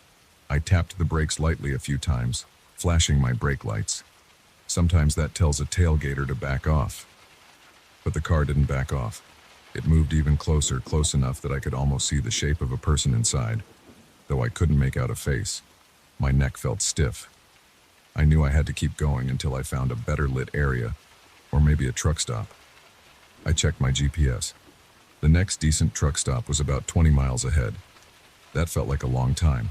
I had no choice. I kept driving. A few minutes later, I saw headlights coming the other way. A big rig passed me going east. I wished I could blink my lights and get him to stop, but that wouldn't help. I focused on the road. The car behind me swerved once toward the center line, then back. My mouth went dry again. I thought maybe he would try to force me off the road, but he didn't. He just kept following. I saw another sign. A bigger town was coming up in about 15 miles. The truck stop I remembered was near that town. If I could just reach the outskirts, maybe there would be more traffic or even a police cruiser. I forced myself to breathe steady. My palms were damp on the wheel. I rubbed one hand on my pants leg. I tasted bitterness in my mouth. I told myself to just keep going, to not stop on the side of the road. That would be stupid. I needed a place with people and lights. The minutes ticked by slowly. The car stayed behind me. I tried not to look too often, but I couldn't help it. Each glance in the mirror made my stomach knot up. My shoulders felt tight. My head hurt a little from the strain. The truck's seat creaked under my shifting weight. Finally, I saw the glow of lights on the horizon. Nothing big, just a faint yellow glow that meant more civilization. My speed was steady, a bit above the limit. The car matched it. As I got closer, I saw signs for a hotel, a gas station, and a truck stop. I knew the truck stop. I had been there before. It had a diner, bright lights, and often a couple of other drivers parked. It might have security cameras too. I set my sights on that place. If he followed me in there, at least I wouldn't be alone. I reached the turnoff for the truck stop. It was just off the main highway, about half a mile down a side road. I slowed and signaled. The car behind me slowed too. I turned onto the side road. It was narrower and lined with trees on one side. My heart thumped harder. If he was going to make a move, now would be the time. I tapped my brakes again, reducing speed. The truck stop's lights were visible ahead. They were bright and steady. I could make out a few parked trucks and maybe a couple of cars. Good. Witnesses, maybe other drivers to back me up. I pulled into the lot slowly, swinging wide so I could park near the main building. The asphalt here was clean and bright under overhead lights. I saw a couple of guys walking toward a door, maybe truckers heading for a late meal. I picked a spot near them. I checked my mirror. The car had stopped at the entrance to the lot, not pulling in completely. It sat there for a moment, headlights glaring toward me. I watched it from my mirror. My heart still pounded. The engine of my truck idled, steady and normal. I waited to see what he would do. He stayed there for maybe 15 seconds. Then he backed up and turned around, heading back toward the highway. I could see his taillights fading as he drove off. I exhaled slowly. My shoulders slumped. I rubbed my face with my hand. My skin felt clammy. I turned off the engine and sat there for a minute, trying to calm down. I looked around the lot. I saw a couple of other truckers by their rigs, a cashier smoking by the door, and the bright interior lights of the diner. Everything here looked normal, safe. I got out of the cab, locked it, and walked toward the building. My legs felt shaky. I could still feel the tension in my chest and arms. I kept looking over my shoulder, expecting that car to pop up again. But there were no cars pulling in. The highway in the distance looked calm and empty. I listened carefully. Just the hum of the truck stop's sign, the distant sound of engines idling, and muffled voices from inside. My breathing returned to normal, little by little. My mouth was still dry, so I went inside to buy a soda or something cold. I passed the cashier, gave a small nod. He nodded back, casual and uninterested. I was grateful that nothing else happened, that the strange man and his car were gone. Inside the diner, the smell of fried food and coffee pushed away the memory of Diesel and tension. I sat on a stool at the counter. A waitress came over and asked what I wanted. I ordered a soda and drank it slowly. The cold liquid felt good. I sat there for a while, listening to the quiet chatter of a few people. I glanced at the window occasionally, making sure I didn't see that old sedan outside.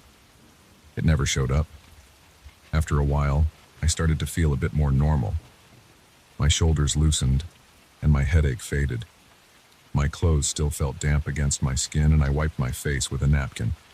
I decided I'd wait here until I felt confident the man wouldn't return.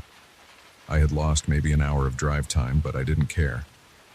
I would rather stay somewhere with lights and people than risk running into that man again on some deserted stretch of road. The waitress refilled my soda. I just nodded and took another sip. Outside, I saw another truck pull in. Two men stepped out and started talking. Everything was ordinary out there. I wondered what would have happened if I had let him in my truck. I didn't need to imagine too much. The tension in his stance, the way he kept his hand inside his coat, it all suggested he was trouble.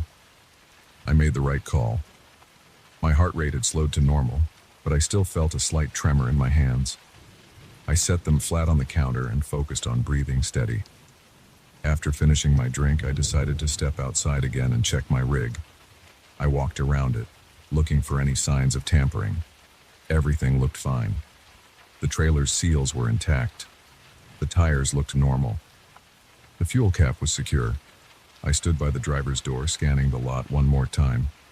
A few more trucks had arrived. A couple of drivers stood by their trailers talking about something. A small car pulled in, but it wasn't the same car. It was a newer model, with a couple inside. They parked and went into the store. I relaxed more. I climbed back into my cab and locked the door behind me. I turned on the interior light and sat in the driver's seat. I rolled my neck to ease the stiffness. I considered calling the police, but what would I say? A strange man followed me. I didn't have a plate number. I didn't have much to go on. He didn't actually attack me or damage my property. All I had was a bad feeling and a tense hour on the road. I decided to let it go. I would just remember this night and stay careful. Maybe I could at least warn other drivers on the CB if I ever passed that rest area again. For now, it was late, and I needed to keep moving eventually. But first, I would rest. I had a sleeper bunk behind me, and a few hours off the road might help settle my nerves. I left the cab light on for a few minutes while I prepared my bedding. The inside of the truck felt safe again. No strange noises, no headlights in the mirror, no pale eyes staring at me. Just the normal hum of a parked truck and the distant murmur of the truck stop. I turned off the light and lay down, my head on the pillow, my ears open for any unusual sounds outside. I heard only the steady background noise of engines and distant conversations. My breathing evened out. I stayed awake a while, just to be sure, but eventually my eyes grew heavy. I stayed alert but also felt the exhaustion of the long drive. After some time, I dozed off, feeling relieved that the night was quiet and safe now.